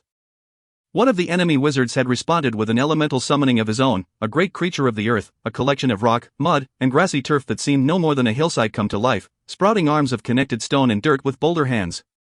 It splashed into the river to do battle, its magical consistency strong enough to keep the waters from washing its binding dirt away, and both sides of the battle seemed intent on the other's elemental proxies as more wizards brought forth their own otherworldly servants.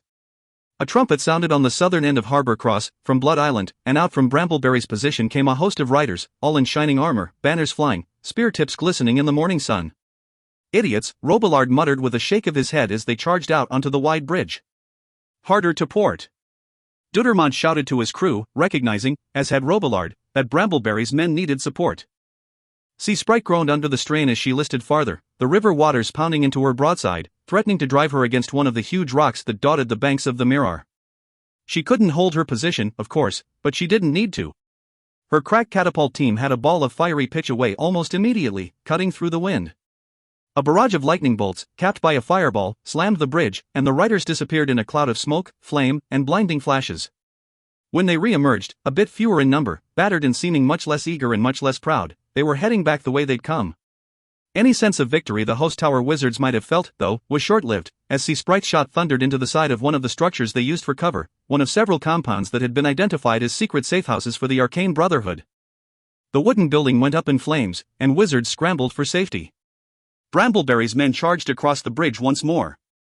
Fight the current! Dudermont implored his crew as his ship groaned back the other way, barely holding her angle. A second ball of pitch went flying, and though it fell short, it splattered up against the barricades used by the enemy, creating more smoke, more screaming, and more confusion. Dudermont's knuckles whitened as he grasped the rail, cursing at the less than favorable winds and tide. If he could just get Sea Sprite's archers in range, they could quickly turn the tide of the fight. The captain Winston Robillard gave an amused but helpless chuckle, as the leading edge of Brambleberry's assault hit a stream of evocation magic. Missiles of glowing energy, lightning bolts, and a pair of fireballs burst upon them, sending men writhing and flailing to the ground, or leaping from the bridge, which shook under the continuing thunder of the earth elementals pounding. Just take her near to the wharf and debark. The captain cried, and to Robillard, he added, bring it up. You wanted to hold our surprise, the wizard replied. We cannot lose this battle, Dudermont said. Not like this. Brambleberry stands in sight of the Luskan garrison, and they are watching intently, knowing not where to join in. And the young lord has the Host Tower behind him and soon to awaken to the fighting. He has 2 secured bridges and the roads around the ruins of Ilisk, Robillard reminded the captain. And a busy marketplace as buffer. The Host Tower wizards need not cross to the mainland. They can strike at him from the northern edge of Closeguard. They're not on Closeguard, Robillard argued. High Captain Kith's men blocked the bridges, east and west. We don't know that Kith's men would even try to slow the wizards, Dudermont stubbornly replied. He has not professed his loyalty. The wizard shrugged, gave another of his all-too-common sighs, and faced the northern bank. He began chanting and waving his arms. Recognizing that the Host Tower kept several safehouses in the northern district, Robillard and some of Brambleberry's men had set up a wharf just below the waves, but far enough out into the river for Sea Sprite to get up beside it safely. As Robillard ignited the magical dweomers he had set on the bridge, the front poles of the makeshift dock rose up out of the dark waters, guiding the helmsman. Still, Sea Sprite wouldn't have been able to tack enough to make headway and come alongside, but again, Robillard provided the answer. He snapped his fingers, propelling himself through a dimensional gate back to his customary spot on the raised deck behind the mainsail. He reached into his ring, first to bring up gusts of wind to help fill the sails, then to communicate with his own elemental from the plane of water. Sea Sprite lurched and bucked, the river slamming in protest against her starboard side. The elemental set itself against the port side and braced with its otherworldly strength. The catapult crew let fly a third missile, and a fourth right behind.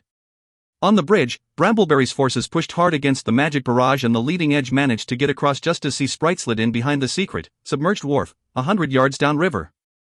Planks went out beside the securing ropes, and the crew wasted no time in scrambling to the rail. Robillard closed his eyes, trusting fully in his detection spell, and sensed for the magic target. Still with his eyes closed, the wizard loosed a searing line of lightning into the water just before the wharf's guide poles.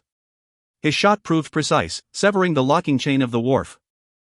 Buoyed by a line of empty barrels, free of its shackles, the wharf lifted up and broke the water with a great splash and surge. The crew poured down. "Now we have them," Dudermont cried. He had barely finished speaking, though, when a great crash sounded upriver, as a span of the century-old harbor crossbridge collapsed into the mirror. "Back to stations!" Dudermont yelled to those crewmen still aboard. The captain, though, ran to the nearest plank and scrambled over the rail, not willing to desert his crewmen who had already left the ship. "Port! Port!" he cried for his ship to flee. By the giggling demons, Robillard cursed, and as soon as Dudermont hit the wharf running, the wizard commanded his elemental to let go the ship and slide under it to catch the drifting flotsam. Then he helped free Sea Sprite by pulling a wand and shooting a line of lightning at the heavy rope tying her off forward, severing it cleanly. Before the crew aft could even begin to free that second heavy rope, Sea Sprite swung around violently to the left, and a pair of unfortunate crewmen flipped over the rail to splash into the cold mirror. Sputtering curses, the wizard blinked himself to the taffrail and blasted the second rope apart. The first pieces of the shattered bridge expanse swept down at them. Robillard's elemental deflected the bulk, but a few got through, chasing Sea Sprite as she glided away toward the harbor. Robillard ordered his elemental to rush up and push her alone. He breathed a sigh of relief as he saw his friend Dudermont get off the makeshift dock, right before a large piece of the fallen bridge slammed against it, shattering its planking and destroying its integrity, as it, too, became another piece of wreckage. Barrels and dock planks joined the sweep of debris. Robillard had to stay with the ship, at least long enough for his summoned monster to assist Sea Sprite safely out of the river mouth and into quieter waters. He never took his eyes off of Dudermont, though, thinking that his dearest friend was surely doomed, trapped as he was on the northern bank with only a fraction of Brambleberry's forces in support, and a host of angry wizards against them. Drizzt saw it coming, a little burning ball of flame, enticing as a candlelight, gentle and benign. He knew better, though, and knew, too, that he couldn't hope to get out of its explosive range. So he threw his shoulders back violently and kicked his feet out in front of him, and didn't even try to break his fall as he slammed down on his back. He even resisted the urge to throw his arms out wide to somehow mitigate the fall, instead curling them over his face, hands grasping his cloak to wrap it around him. Even covered as he was with the wet clothing and cloak, the darkness flew away when the fireball exploded, and hot flames bit at Drizzt, igniting 1,000 tiny fires in his body. It lasted only an instant, mercifully, and winked out as immediately as it had materialized. Drizzt knew he couldn't hesitate. The wizard could strike at him again within the span of a few heartbeats, or if another wizard was inside the house, a second fireball might already be on its way. He rolled sidelong away from his enemy to put out the little fires burning on his cloak and clothing, and even left the cloak smoldering on the ground when he leaped back to his feet. Again Drizzt ran full out, leaning forward in complete commitment to his goal, a tight strand of birch trees. He dived in headlong, rolling to a sitting position and curling up, expecting another blast. Nothing happened. Gradually, Drizzt uncoiled and looked back Regis' way, to see the halfling still crouched in the muddied ground behind the damaged water trough. Regis' little hands flashed the rough letters of the Drow silent alphabet, approximating the question, "Is he gone?" "His arsenal is depleted, perhaps," Drizzt's fingers replied. Regis shook his head and didn't understand. Drizzt signaled again, more slowly, but the halfling still couldn't make sense of the too intricate movements. "He may be out of spells," the Drow called quietly, and Regis nodded enthusiastically until a rumble from inside the distant house turned them both that way. Trailing a line of fire that charred the floorboards, it came through the open door, a great beast comprised entirely of flame, orange, red, yellow, and white when it swirled more tightly. It seemed vaguely bipedal, but had no real form, as the flames would commit to nothing but moving forward, and with purpose. When it cleared the door, leaving smoking wood at every point of the jam, it grew to its full, gigantic proportions, towering over the distant companions, mocking them with its intensity and its size. A fiery monstrosity from the elemental plane of fire. Drizzt sucked in his breath and lifted Talmaril, not even thinking to go to his more trusted scimitars. He couldn't fight the creature in close. Of all the 4 primary elemental beasts, fire was the type any melee warrior was least capable of battling. Its flames burned with skin-curling intensity, and the strike of a scimitar, though it could hurt the beast, would heat the weapon as well. Drizzt drew back and let fly, and the arrow disappeared into the swirl of flames. The fire elemental swung around toward him and roared, the sound of 1,000 trees crackling, then spat forth a line of flames that immediately set the birch stand aflame. "How do we fight it?" Regis cried, and yelped as the elemental scorched the trough he hid behind, filling the air with thick steam.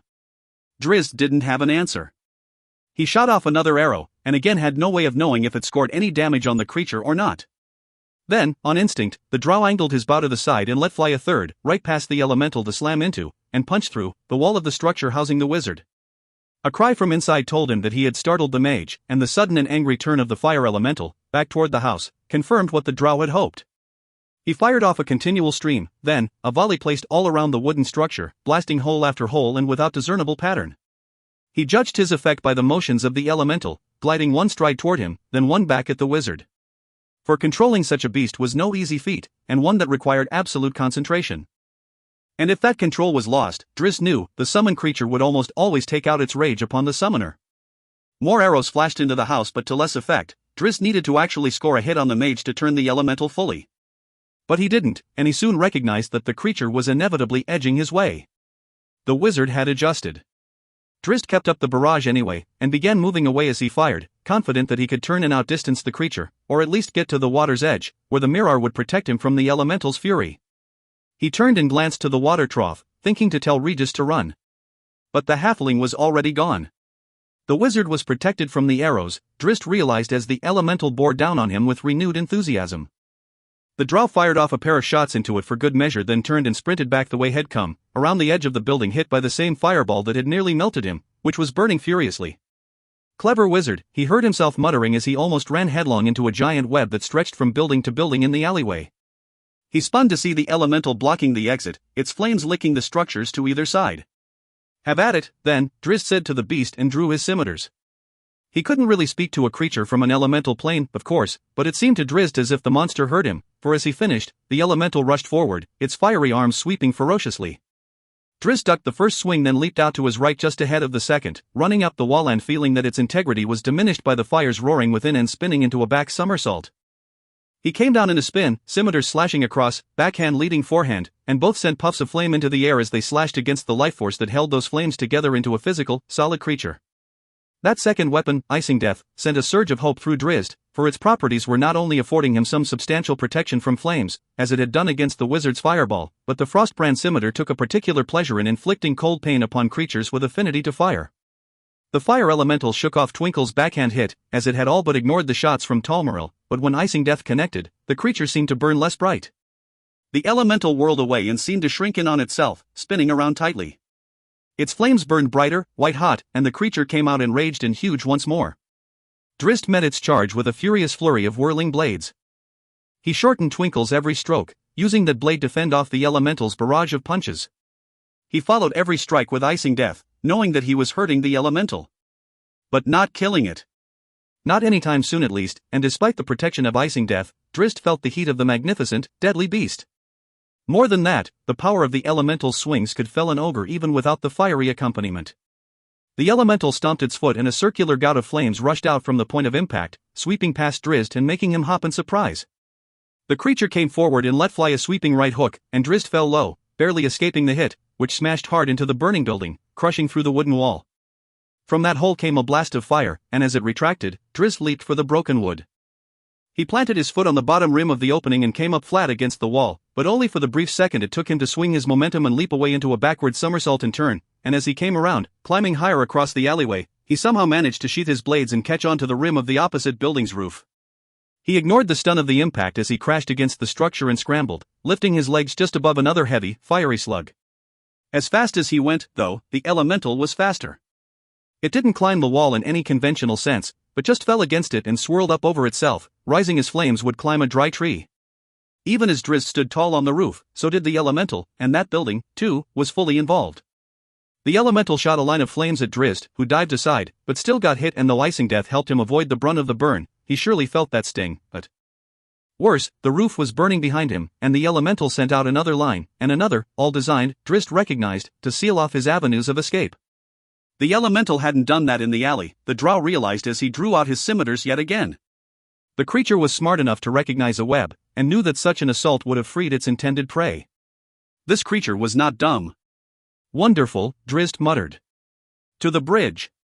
Dudermont ordered, running from the collapsing wharf to the collection of rocks and crates, stone walls and trees his crewmen were using as cover. We have to turn the wizards from Brambleberry's men. We be 15 strong. One man shouted back at him. Or 15 weak, him saying. 2 fireballs from extinction, said another, a fierce woman from Baldur's Gate who, for the last 2 years, had led almost every boarding charge. Dudermont didn't disagree with their assessments, but he knew, too, that there was no other choice before them. With the collapse of the bridge, the host tower wizards had gained the upper hand, but despite the odds, Brambleberry's leading ranks had nowhere to retreat. If we flee or if we wait, they die, the captain explained, and when he charged northeast along the river's northern bank, not one of the 15 sailors hesitated before following. Their charge turned into a series of stops and starts as the wizards took note of them and began loosing terrible blasts of magic their way. Even with the volume of natural and man-made cover available to them, it occurred to Dudermont that his entire force might be wiped out before they ever got near the bridge. And worse, Brambleberry's force could not make progress, as every attempt to break out from the solid structures at the edge of the bridge was met with fire and ice, electricity, and summoned monsters. The earth elemental was finally brought down by the coordinated efforts of many soldiers and friendly wizards, but another beast, demonic in nature, rushed out from the enemy wizard's position to take its place before any of Brambleberry's men had even begun to cheer the earth beast's fall. Dudermont looked downriver, hoping to witness the return of Sea Sprite, but she was far into the harbor by then. He looked forlornly to the southeast, to Blood Island, where Brambleberry and the bulk of his forces remained, and was not encouraged to see that the young lord had only then begun to swing his forces back to the bridge that would bring them to the South Bank mainland in Luskan's market, where they could march up the river bank and cross along the bridge farther to the east. This would be a stinging defeat, the captain reasoned, with many men lost and few of the host tower's resources captured or destroyed. Even as he began to rethink his assault, considering that perhaps he and his men should hunker down and wait for Brambleberry, a shout to the north distracted him. The mob rushing to enter the fray, men and dwarves with an assortment of weapons, terrified him. The northwestern section of Luskan was known as the Shield, the district housing merchants' storehouses and assembling grounds for visiting caravans from Luskan's most important trading partner, the city of Mirabar. And the Marchion of Mirabar was known to have blood connections among the host tower's highest ranks. But the rumors of a rift between Mirabar and the Arcane Brotherhood were apparently true. Dudermont saw that as soon as it became obvious that the new force entering the fray was no ally of the host tower wizards. They swept toward the wizards' position, leading with a volley of sling bullets, spears, and arrows that brought howls of protest from the wizards and a chorus of cheers from Brambleberry's trapped warriors. "Onward!" the captain cried. "They are ours." Indeed they were, at least those poor lesser mages who didn't possess the magical ability to fly or teleport from the field. Enemies closed in on them from 3 sides, and the wizards fleeing east, the only open route, could not hope to get past the next bridge before Brambleberry swept across and cut them off. The fire elemental reared up to its full height, towering over the drow, who used the moment to rush ahead and sting it with icing death before running back the other way as the great arms flashed in powerful swipes. Thinking pursuit imminent, Drizzt cut to the side and dived headlong into a roll, turning halfway into the circuit in case he had to continue right over the edge of the building. The elemental, though, didn't pursue. Instead it roared off the other way, burning a line over the front edge of the building, then down into the street where it left a scarred trail back to the house from which it had emerged. "It's a pretty gem," the wizard agreed, staring stupidly at the little ruby pendant the halfling had spinning at the end of a chain. On every rotation, the gem caught the light, bending it and transforming it into the wizard's fondest desires. Regis giggled and gave it another spin, deftly moving it back from the wizard's grabbing hand. "Pretty, yes," he said. His smile disappeared, and so did the gem, scooped up into his hand in the blink of an astonished wizard's eye. "What are you doing?" the mage asked, seeming sober once more. "Where did it?" His eyes widened with horror, and he started to say, "What have you done?" as he spun back toward the door just in time to see his angry elemental rushing into the house. "Stay warm," Regis said, and he fell backward out of the same window through which had entered, hitting the alleyway in a roll and running along with all speed. Fire puffed out every window in the house, and between the wooden planks as well. Regis came back into the street. Drizzt, smoke wafting from his shoulders and hair, emerged from the front door of the house behind the battered water trough. They met in the middle of the road, both turning back to the house that served as battleground between the wizard and his pet. Booms of magical thunder accompanied the crackle of burning beams. The roar of flames, given voice by the elemental, howled alongside the screams of the terrified wizard. The outer wall froze over suddenly, hit by some magical, frosty blast, only to melt in steam almost immediately as the fire elemental's handiwork won the contest. It went on for a few moments before the house began to fall apart. The wizard staggered out the front door, his robes aflame, his hair burned away, his skin beginning to curl. The elemental, defeated, didn't come out behind him, but the man could hardly call it a victory as he toppled face down in the road. Regis and Drizzt ran to him, patting out the flames and rolling him over. "He won't live for long without a priest," the halfling said. "Then we must find him one," Drizzt replied, and looked back to the southwest, where Dudermont and Brambleberry assaulted the bridge. Smoke rose along with dozens of screams, the ring of metal, and the booming of magic. Regis blew a long sigh as he answered, "I think most of the priests are going to be busy for a while." Chapter: The Archmage Arcane. The building resembled a tree, its arms lifting up like graceful branches, tapering to elegant points. Because of the 5 prominent spires, one for each compass point and a large central pillar, the structure also brought to mind a gigantic hand. In the centermost spire of the famous host tower of the Arcane, Arklemgreith looked out upon the city. He was a robust creature, rotund and with a thick and full grey beard and a bald head that gave him the appearance of a jolly old uncle. When he laughed, if he wanted to, it came from a great belly that shook and jiggled with phony but hearty glee. When he smiled, if he pretended to, great dimples appeared and his whole face brightened. Of course Arklemgreith had an enchantment at his disposal that made his skin look positively flushed with life, the epitome of health and vigor. He was the Archmage Arcane of Luskan, and it wouldn't do to have people put off by his appearance, since he was, after all, a skeletal, undead thing, a lich who had cheated death.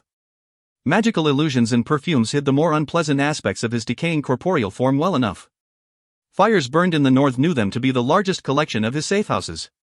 Several of his wizards were likely dead or captured. The lich gave a cackling laugh, not his jolly one, but one of wicked and perverse enjoyment, wondering if he might soon find them in the netherworld and bring them back to his side, even more powerful than they had been in life. Beneath that laughter, though, Arklemgreith seethed. The Lusker guards had allowed it to happen. They had turned their backs on law and order for the sake of the upstart Captain Dudermont and that miserable Waterhavian brat, Brambleberry. The Arcane Brotherhood would have to repay the Brambleberry family, to be sure. Every one of them would die, Arklemgreith decided, from the oldest to the infants. A sharp knock on his door broke through the lich's contemplation. "Enter," he called, never looking back. The door magically swung open. In rushed the young wizard Telinus the Spike. He nearly tripped and fell on his face as he crossed the threshold, he was so excited and out of sorts. "Archmage, they have attacked us," he gasped. "Yes, I am watching the smoke rise," said an unimpressed Greith. "How many are dead?" "7, at least, and more than 20 of our servants," the Spike answered. "I know not of Polindra or Honorus, perhaps they managed to escape as did I." "By teleporting?" "Yes, Archmage." "Escape? Or flee?" Greith asked, turning slowly to stare at the flustered young man. "You left without knowing the disposition of your superior, Polindra?" There was nothing, the Spike stuttered. All was lost. Lost? To a few warriors and half a ship's crew? Lost to the Mira Barons. The Spike cried. "We thought victory ours, but the Mira Barons. Do tell." "They swept upon us like a great wave, men and dwarves alike," the Spike stammered. "We had little power remaining to us in the way of destructive magic, and the hardy dwarves could not be slowed." He kept rambling with the details of their last stand, but Greith tuned him out. He thought of Niphathys, his darling Irenaeus, lost to him in the east. He had tried to summon her, and when that had failed, had brought from the lower plains one of her associates, who had told him of the betrayal of King Abood of the Orcs and the interference of that wretched Bruenor Battlehammer and his friends. Arklemgreith had long wondered how such an ambush had been so carefully planned. He had feared that he had completely underestimated that Abood creature, or the strength of the truce between many arrows in Mithril Hall. He wondered if it hadn't been a bit more than that strange alliance, though. And now the shield of Mirabar and Luskan had surprisingly joined into a fight that the Lusker guards had avoided. A curious thought crossed Arklemgreith's mind. That thought had a name, Arabeth Roram. "They will be compensated," Lord Brambleberry assured the angry guard captain, who had followed the Waterhavian lord all the way from Blood Island to the upstream span, the northern and westernmost of Luskan's 3 Mirar bridges. "Houses can be rebuilt. And children can be rebirthed?" The man snapped back. "There will be unfortunate circumstances," said Brambleberry. "It's the way of battle. And how many were killed by my forces and how many by the host tower's wizards with their wild displays of magic? None would have died if you hadn't started the fight. My good captain, some things are worth dying for." Shouldn't that be the choice of him what's dying? Lord Brambleberry smirked at the man, but really had no response. He wasn't pleased at the losses incurred around the harbor cross bridge. A fire had broken out just north of their perimeter and several homes had been reduced to smoldering ruin. Innocent Lusker had died. The guard captain's forward-leaning posture weakened when Captain Dudermont walked over to stand beside Lord Brambleberry. Is there a problem? The Legend of Luskan asked. And no, Mr. Dudermont, the guard stammered, for he was clearly intimidated.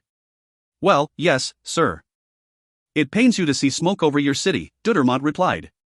It tears at my heart as well, but the worm must be cut from the apple. Be glad that the host tower is on a separate island. Yes, Mr. Dudermont. The guard captain gave one more curt look at Lord Brambleberry, then briskly turned and marched away to join his men and their rescue work at the site of the battle. His resistance was less strident than ID anticipated, Brambleberry said to Dudermont. Your reputation here makes this much easier. The fight has only just begun, the captain reminded him. Once we have them driven into the host tower, it will go quickly, Brambleberry said. They're wizards. They won't be held back by lines of men. We'll be looking over our shoulders for the entirety of the war. Then make it a short one, the eager-watered Havian lord said. Before my neck stiffens. He offered a wink and a bow and hurried away, nearly bumping into Robillard, who was coming Dudermont's way. Polindra is among the dead, and that is no small loss for the host tower, and an even greater one for Arklemgreith, personally, for she was known to be fiercely loyal to him, Robillard reported. And our scout of questionable heritage. His name is Drizzt, Dudermont said. Yes, that one, the wizard replied. He defeated a wizard by name of Huanter Seashark, paramount among the host tower at summoning elementals and demons, even elder elementals and demon lords. Paramount? Even better than Robillard? Dudermont said to lighten the wizard's typically dour mood. Be not a fool, Robillard replied, drawing a wide smile from Dudermont, who took note that Robillard hadn't actually answered the question. Huanter's prowess would have served Arklemgreith well when our flames tickle at his towers. Then it's a day of great victory, Dudermont reasoned. It's the day we awakened the beast. Nothing more. Indeed, Dudermont replied, though in a tone that showed neither agreement nor concession, but rather more of a detached amusement as the captain looked past Robillard and nodded. Robillard turned to see Drizzt and Regis coming down the road, the drow with a tattered cloak over one arm. You found a fine battle, I'm told, Dudermont called to them as they neared. Those two words rarely go together, said the drow. I like him more all the time, Robillard said so that only Dudermont could hear, and the captain snorted. Come, let us four retire to a warm hearth and warmer brandy, that we might exchange tales, said Dudermont. And cake, Regis said. Never forget the cake. Cause or effect? Arklemgreith asked quietly as he patted down the hallway leading to the chambers of the Over-Wizard of the South Spire. Beside him Valindra Shadowmantle, Over-Wizard of the North Tower, widely considered to be next in line to succeed Arklemgreith, which of course was a rather useless tribute, since the Lich planned to live forever, gave a derisive snort. She was a tiny thing, much shorter than Greith and with a lithe moon elf frame that was many times more diminutive than the Archmage Arcane's burly and bloated animated vessel. No, truly, Arklemgreith went on. Did the Mirabarons join in the battle against Polindra and our safe house because of the rumors that we had threatened to intervene with the stability of the Silver Marches? Or was their interference part of a wider revolt against the Arcane Brotherhood? Cause or effect? The latter, Valindra replied with a flip of her long and lustrous black hair, so clear in contrast to eyes that seemed as if they had stolen all the blue from the waters of the Sword Coast. The Mirabarons would have joined in the fight against us whether Nithithis had gone to Abood or not. This betrayal has Arabeth's stench all over it. Of course you would say that of your rival.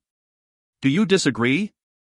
The forceful elf said without the slightest hesitation, and Arklemgreith gave a wheezing chuckle. It wasn't often that anyone had the courage to speak to him so bluntly. In fact, beyond Valindra's occasional outbursts, he couldn't remember the last person who had done so. Someone he had subsequently murdered, no doubt. You would then imply that Over-Wizard Roram sent word ahead of the meeting between Nithithis and King Abood, reasoned the Lich. Following your logic, I mean. Her treachery is not so surprising, to me at least. And yet you too have your roots in the Silver Marches, Greith said with a wry grin. In the Moonwood, I believe, and among the elves who wouldn't be pleased to see the Arcane Brotherhood bolster King Abood. All the more reason for you to know that I did not betray you, said Valindra. I have made no secret of my feelings for my people. And it was I who first suggested to you that the Arcane Brotherhood would do well to stake a claim in the bountiful north. Perhaps only so that you could foil me later and weaken my position, said Greith. And that after you had gained my favor with your prodding for the spread of our influence. Clever of you to insinuate yourself as my heir apparent before leading me to a great chasm, yes?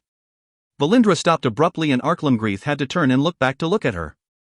She stood with one arm on her hip, the other hanging at her side, and her expression absent any hint of amusement. The Lich laughed all the louder. You are offended that I credit you with such potential for deviousness? Why, if half of what I said were true, you would be a credit to the twisted dealings of the Dark Elves themselves. It was a compliment, girl. Half was true, Valindra replied. Except that I wouldn't be so clever to desire anything good to befall the Silver Marches or the worthless fools of the Moonwood. Were I to love my homeland, I might take your words as a compliment, though I insist I would have come up with something a bit less transparent than the plot you lay at my feet. But I take no pleasure in the loss of Nithathes and the setback for the Arcane Brotherhood. Arklamgreeth stopped smiling at the sheer bitterness and venom in the elf woman's words. He nodded somberly. Arabeth Roram, then, he said. The cause for this troubling and costly effect. Her heart has ever remained in Mirabar, said Valindra, and under her breath, she added, the little wretch. Arklamgreeth smiled again when he heard that, having already turned back for the door to the south tower. He recited a quiet incantation and waved a thick hand at the door. The locks clicked and humming sounds of various pitches emanated from all around the portal.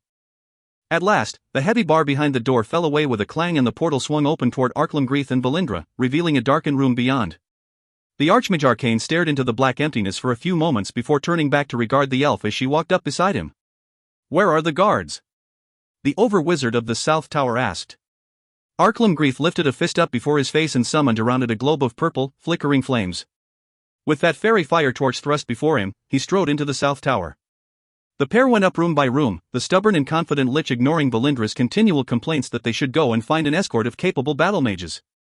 The Archmage Arcane whispered an incantation into every torch on the walls, so that soon after he and Valindra had made their way out of the room, the enchanted torches would burst into flame behind them. They found themselves outside the door to Arabeth's private quarters not long after, and there the Lich paused to consider all they had seen, or had not seen. Did you notice an absence of anything? He asked his companion. People, Valindra dryly replied. Arklamgreeth smirked at her, not appreciating the levity. Scrolls, he explained. And rods, staves, and wands and any other magical implements. Not a spellbook to be found. What might it mean? Valindra asked, seeming more curious.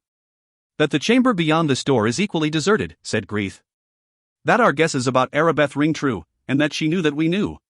He ended with a grimace and spun back at Arabeth's door, waving his hand forcefully its way as he completed another spell, one that sent the reinforced, many-locked door flinging wide, revealing nothing but darkness behind. With a growl, Valindra started past Greeth, heading into the room, but the Archmage Arcane held out his arm and with supernatural power held the elf back. She started to protest, but Arklamgreeth held up the index finger of his free hand over pursed lips, and again added the power of supernatural dominance, hushing the woman as surely as he had physically gagged her. He looked back into the darkness, as did Valindra, only it wasn't as pitch black as before. In the distance to the left, a soft light glowed and a tiny voice lessened the emptiness. Arklamgreeth strode in, Valindra on his heel. He cast a spell of detection and moved slowly, scanning for glyphs and other deadly wards. He couldn't help but pick up his pace, though, as he came to understand the light source as a crystal ball set on a small table, and came to recognize the voice as that of Arabeth Roram. The Lich walked up to the table and stared into the face of his missing over-wizard. What is she doing out of? Valindra started to ask as she, too, came to recognize Arabeth, but Arklamgreeth waved his hand and snarled in her direction. Her words caught in her throat so fully that she fell back, choking. Well met, Arabeth, he said to the crystal ball.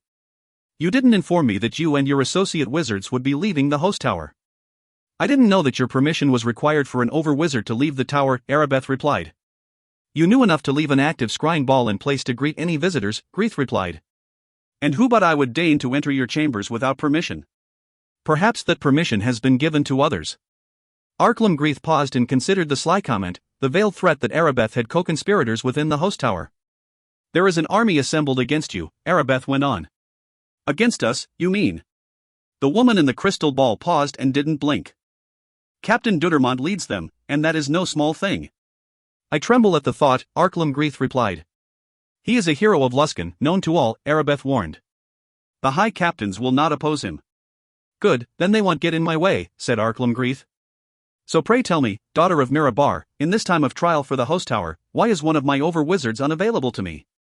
The world changes around us, Arabeth said, and Arklamgreeth took note that she seemed a bit shaken, that as the reality of her choice opened wide before her, as expected as that eventuality had to be, doubts nibbled at her arrogant surety. Dudermont has arrived with a watered Havian lord, and an army trained specifically in tactics for battling wizards. You know much of them. I made it a priority to learn. And you have not once addressed me by my title, Over-Wizard Roram. Not once have you spoken to me as the Archmage Arcane. What am I to garner from your lack of protocol and respect, to say nothing of your conspicuous absence in this, our time of trial? The woman's face grew stern. Traitor, said Valindra, who had at last rediscovered her magically muted voice. She has betrayed us. Arklamgreeth turned a condescending look over the perceptive elf. Tell me then, daughter of Mirabar, the Archmage Arcane said, seeming amused, have you fled the city? Or do you intend to side with Captain Dudermont? As he finished, he closed his eyes and sent more than his thoughts or voice into the crystal ball. He sent a piece of his life essence, his very being, the undead and eternal power that had held Arklamgreeth from passing into the netherworld. I choose self-preservation, whatever course that she stopped and winced, then coughed and shook her head. It seemed as if she would simply topple over. The fit passed, though, and she steadied herself and looked back at her former master. The crystal ball went black. She will run, the coward, said Valindra. But never far enough. Arklamgreeth grabbed her and tugged her along, hustling her out of the room. Wraithform, at once. He instructed, and he cast the enchantment upon himself, his body flattening to a two-dimensional form. He slipped through a crack in the wall, then through the floor, rushing swiftly and in a nearly straight line back to the main section of the host tower with the similarly flattened Valindra close behind. And not a moment too soon, both learned as they slipped out of a crease in the tower's main audience chamber just as the south tower was racked by a massive, fiery explosion. The witch! Valindra growled. Impressive witch, Greeth said. All around them, other wizards began scrambling, shouting out warnings of fire in the south tower. Summon your watery friends, Arklamgreeth said to them all, calmly, almost amused, as if he truly enjoyed the spectacle. Perhaps I have at last found a worthy challenge in this Dudermont creature, and in the allies he has inspired, he said to Valindra, who stood with her jaw hanging open in disbelief. Arabeth Roram is still in the city, he told her. In the northern section, with the shield of Mirabar. I looked through her eyes, albeit briefly, he explained as she started to ask the obvious question. I saw her heart, too. She means to fight against us, and has gathered an impressive number of our lesser acolytes to join her. I'm wounded by their lack of loyalty, truly. Archmage Arcane, I fear you don't understand, Valindra said. This Captain Dudermont is not to be taken. Don't tell me how I should take him. Arklamgreeth shouted in her face, his dead eyes going wide and flashing with inner fires that came straight from the nine hells.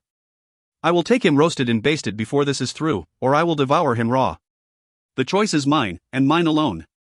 Now go and oversee the fighting in the South Tower. You bore me with your fretting. We have been issued a challenge, Valindra Shadowmantle. Are you not up to fighting it? I am, Archmage Arcane. The Moon Elf cried. I only feared. You feared I didn't understand the seriousness of this conflict. Yes, Valindra said, or started to say, before she gasped as an unseen magical hand grabbed at her throat and lifted her to her tiptoes, then right off the ground. You are an over-wizard of the host tower of the Arcane, Arklamgreeth said. And yet, I could snap your neck with a thought. Consider your power, Valindra, and lose not your confidence that it's considerable. The woman squirmed, but could not begin to break free.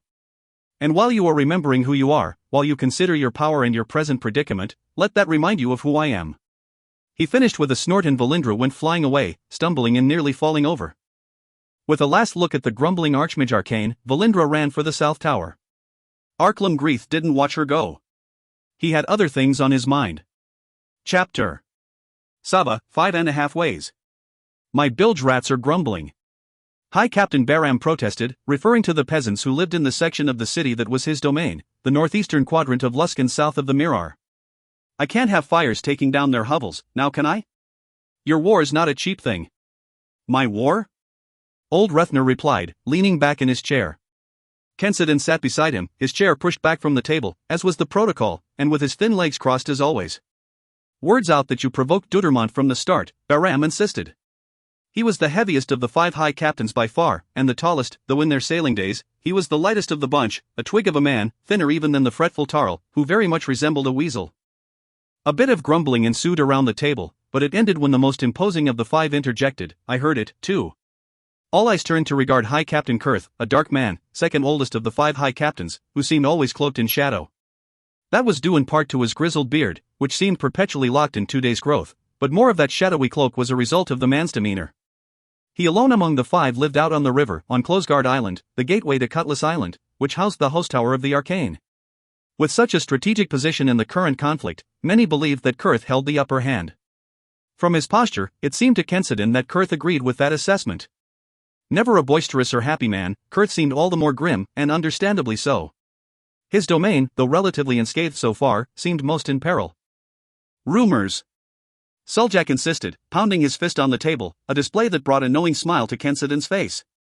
The perceptive son of Rethner realized then where Baram and Kurth had heard the rumor. Suljak was not the most discreet of men, nor the most intelligent. These rumors are no doubt due to my father's, Kensidon began, but such an outcry came at him as to stop him short. You're not for talking here, Crow! Baram cried. Ye come and ye sit quiet, and be glad that we're letting ye do that. Tarl, the third of the 5, agreed, his large head bobbing stupidly at the end of his long, skinny neck, a neck possessed of the largest Adam's apple Kensidon had ever seen. Standing beside Tarl, Suljak wore an expression of absolute horror and rubbed his face nervously. Have you lost your voice, Rethner? High Captain Kurth added. I've been told that you've turned your ship over to the boy, all but formally. If you're wishing him to speak for you here, then mayhaps it's time for you to abdicate. Rethner's laugh was full of phlegm, a clear reminder of the man's failing health, and it did more to heighten the tension than to alleviate it. My son speaks for ship, Rethner, because his words come from me, he said, seemingly with great difficulty. If he utters a word that I don't like, I will say so. High captains alone may speak at our gathering, Baram insisted.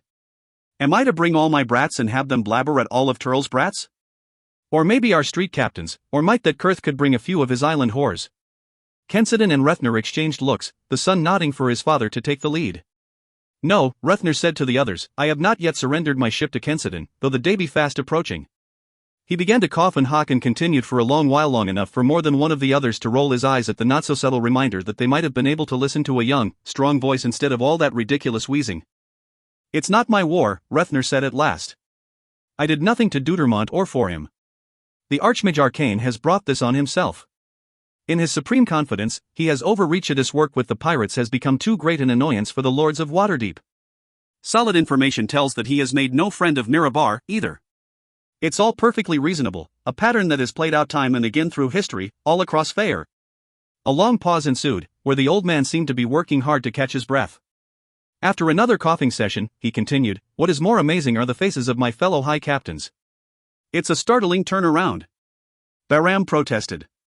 The south spire of the host tower is burning. There is smoke rising from the northern section of the city. Powerful wizards lay dead in our streets. Good.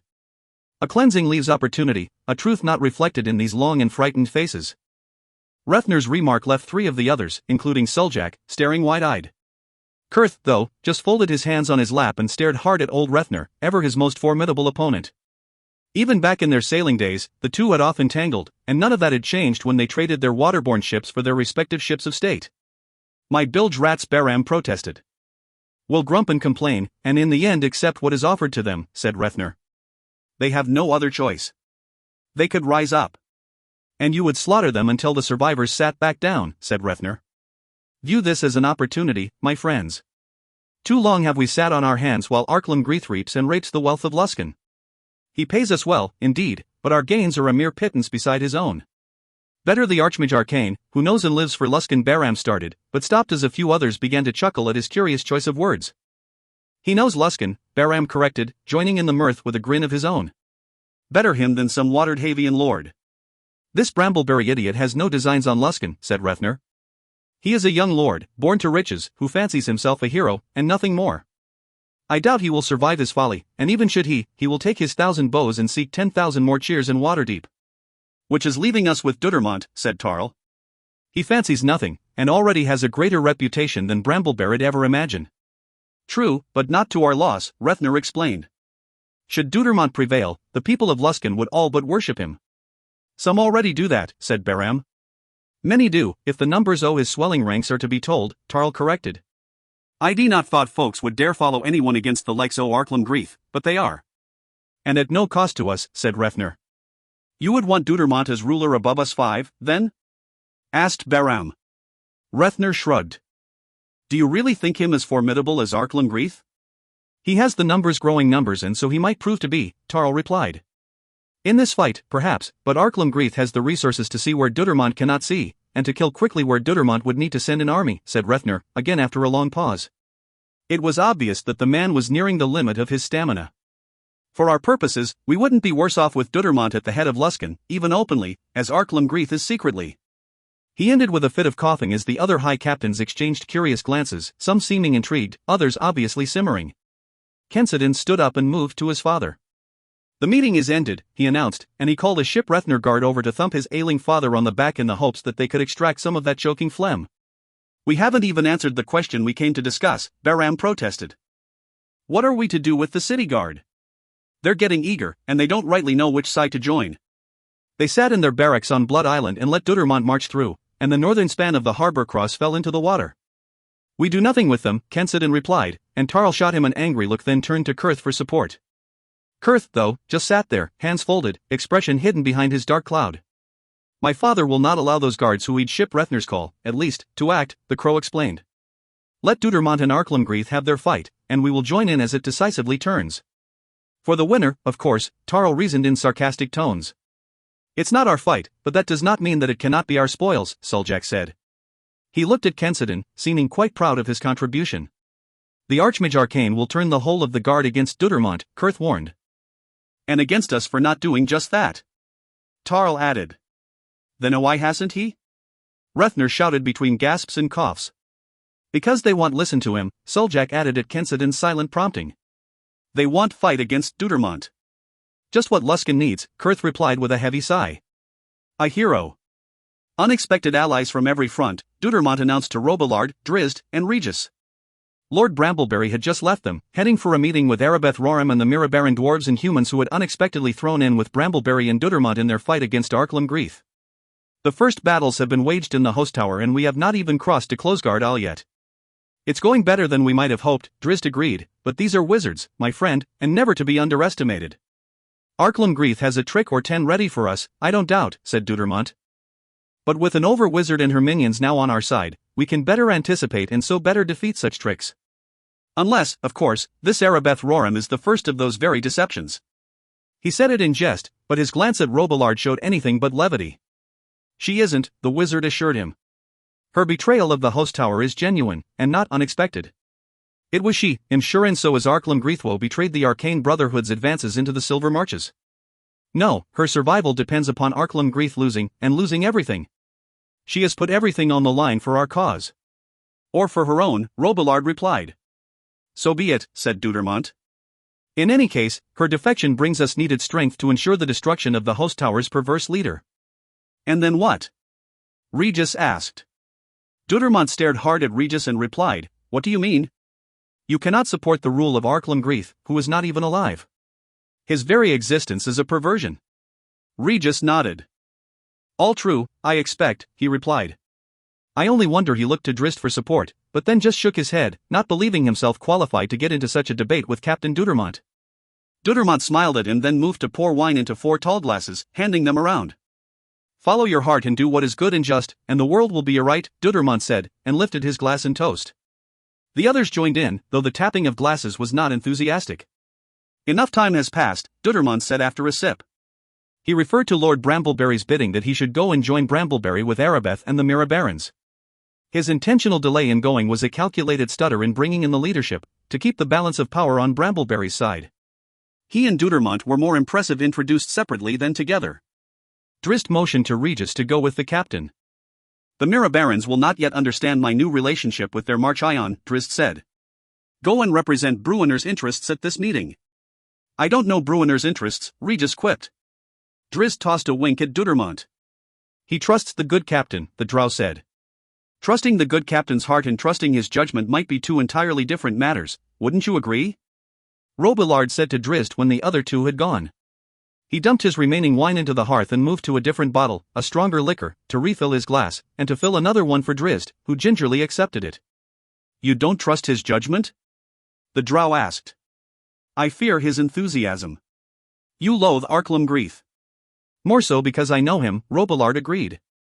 But I know Luskan, too, and recognize that she is not a town predisposed to peace and law. What will we have when the smothering mantle of the host tower is removed? Asked Drizzt. 5 high captains of questionable demeanor men Captain Dudermont would have gladly killed at sea had he caught them in their swaggering days of piracy.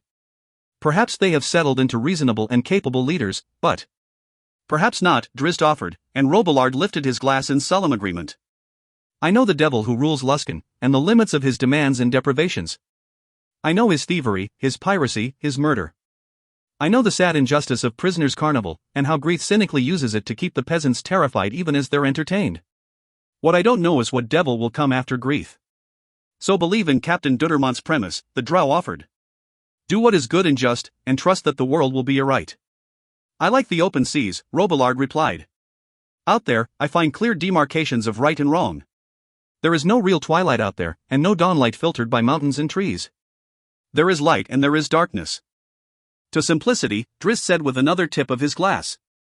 Robillard looked out the window to the late afternoon skyline. Smoke rose from several locations, adding to the gloom. So much gray out there, the wizard remarked. So many shades of gray. I didn't think you would have the courage to come here, High Captain Kurth said when Kensidon, seeming so much the crow, walked unescorted into his private parlor. You could disappear. And how would that benefit you? Perhaps I just don't like you. Kensidon laughed. But you like what I have allowed to take place. What you have allowed? You speak for Ship Rethner now? My father accepts my advice. I should kill you for simply admitting that. It's not your prerogative to so alter the course of my life, whatever promise of better things you might expect. This need not affect you, Kensidon said. Kurth snorted. To get to the host tower, Brambleberry's forces will have to cross Closegard. By allowing that, in taking sides. You and the others can hide and wait, but you or your father have forced a choice upon me that threatens my security. I don't like your presumption. Don't allow them passage, Kensidon replied. Closegard is your domain. If you tell Dudermont and Brambleberry that they cannot pass, then they will have to sail to the host tower's courtyard. And if they win? You have my assurance, the assurance of Ship Rethnorth, that we will speak on your behalf with Captain Dudermont should he ascend to lead Luskan. There will be no residual acrimony toward Ship Kurth for your reasonable decision. In other words, you expect me to be in your debt. No. Do not play me for a fool, young man, said Kurth. I was indenturing would-be leaders before your mother spread her legs. I know the price of your loyalty. You misjudge me, and my ship, said Kensidon. When Arklam Greeth is no more, the high captains will find a new division of spoils.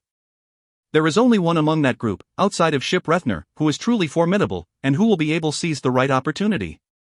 Flattery, Kurth said with a derisive snort. Truth, and you know it. I know that you said outside of Ship Rethner and not other than Rethner, Kurth remarked. It's official then, though secret, that Kensidon captains that ship. Kensidon shook his head. My father is a great man. Was, Kurth corrected.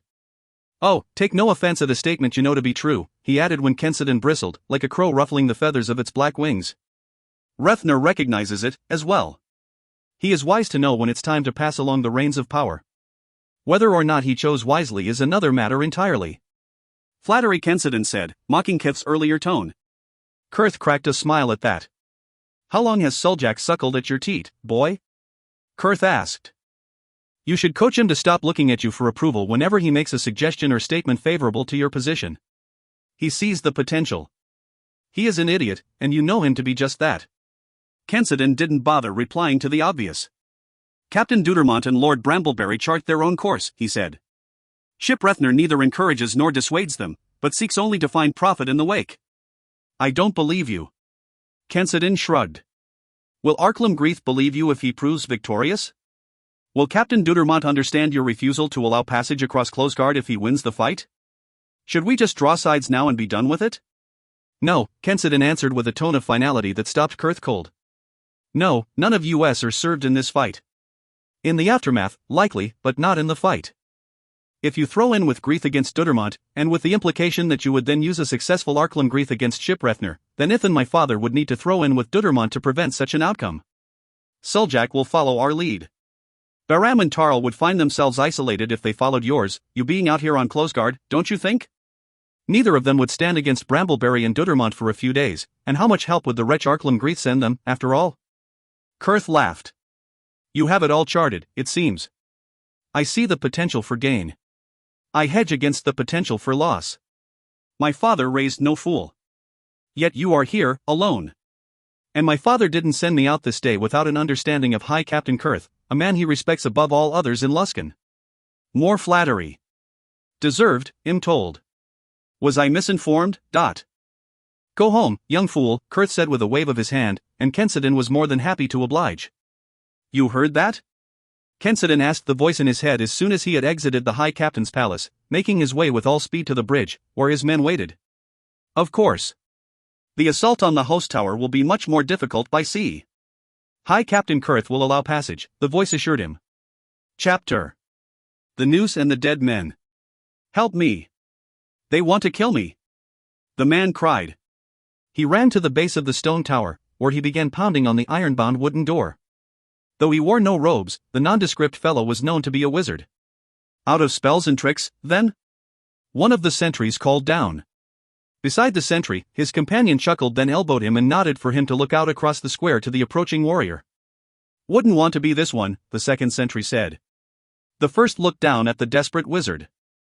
Threw a few bolts at that one, did you? In thinking I'd rather punch my fist through a wasp nest. Let me in, you fools. The wizard yelled up. Hell, kill me. We're not doubting that. He is a drow. The wizard yelled. Can you not see that? You would side with a dark elf against one of your own race?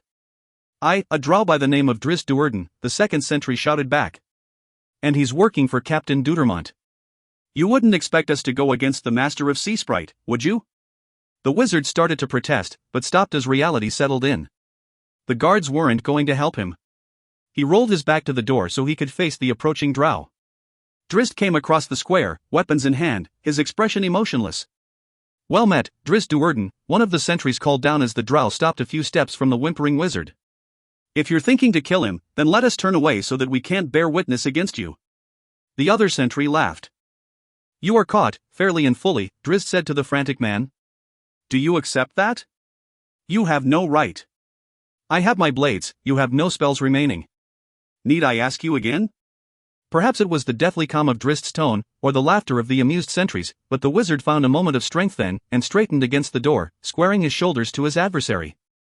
I am an over-wizard of the host tower of. I know who you are, Blasker Laughlin, Drizzt replied. And I witnessed your work. There are dead men back there, by your hand. They attacked my position. My companions are dead. You were offered quarter. I was bade to surrender, and to one who has no authority. Few in Luskan would agree with that, I fear. Few in Luskan would suffer a drow to live. Drizzt chuckled at that. And yet, here I am. Be gone from this place at once. Blasker yelled. Or feel the sting of Arklum Grief. I ask only one more time, said Drizzt. Do you yield? Blasker straightened his shoulders again. He knew his fate, should he surrender. He spat at Drizzt's feet that moved too quickly to be caught by the spittle, slipping back a step then rushing forward with blinding speed. Blasker shrieked as the drow's blades came up and closed on him. Above, the guards also cried out in surprise, though their yelp seemed more full of glee than fear. Drizzt's scimitars hummed in a cross, then a second, one blade stabbing left past Blasker's head to prod the door, the other cutting the air just above the man's brown hair. The flurry went on for many moments, scimitars spinning, Drizzt spinning, blades slashing at every conceivable angle. Blasker yelled a couple of times. He tried to cover up, but really had no way to avoid any of the drow's stunningly swift, sure movements. When the barrage ended, the wizard stood in a slight crouch, arms tight against him and afraid to move, as if expecting that pieces of his extremities would simply fall away. But he hadn't been touched. What? He said, before realizing that the show had been merely to put Drizzt into just the right position. The drow, much closer to Blasker than when the flurry began, punched out, and the pommel of icing death smashed hard into the over-wizard's face, slamming him up against the door. He held his balance for just a moment, shooting an accusatory look and pointing a finger at Drizzt before crumbling to the ground. Bet that hurt, said one of the sentries from above. Drizzt looked up to see that 4 men, not 2, stared down at him, admiring his handiwork. I thought you'd cut him to bits, said one, and the others laughed. Captain Dudermont will arrive here soon, Drizzt replied. I expect you will open the door for him. The sentries all nodded. Only 4 of us here, one mentioned, and Drizzt looked at him curiously. Most aren't at their posts, another explained. They're watching over their families as the battles draw near. We got no orders to join in for either side, said the third. Nor to stay out, the last added. Captain Deutermont fights for justice, for all of Luskan, Drizzt said to them. But I understand that your choice, should you make it, will be based on pragmatism. Meaning? Asked the first. Meaning that you have no desire to be on the side that loses, Drizzt said with a grin. Can't argue that. And I cannot blame you for it, said the drow. But Deutermont will prevail, don't doubt. Too long has the host tower cast a dark shadow over Luskan. It was meant to be a shining addition to the beauty of the city, but under the control of the Lich Greeth, it has become a tombstone. Join with us, and we'll take the fight to Greeth's door and through it. Do it fast, then, said one of the men, and he motioned out toward the wider city, where fires burned and smoke clouded nearly every street, before there's nothing left to win. A woman ran screaming out onto the square, flames biting at her hair and clothing. She tried to drop and roll, but merely dropped and squirmed as the fire consumed her. More screams emanated from the house she had run from, and flashes of lightning left thundering reports. An upper-story window shattered and a man came flying out, waving his arms wildly all the way to the hard ground.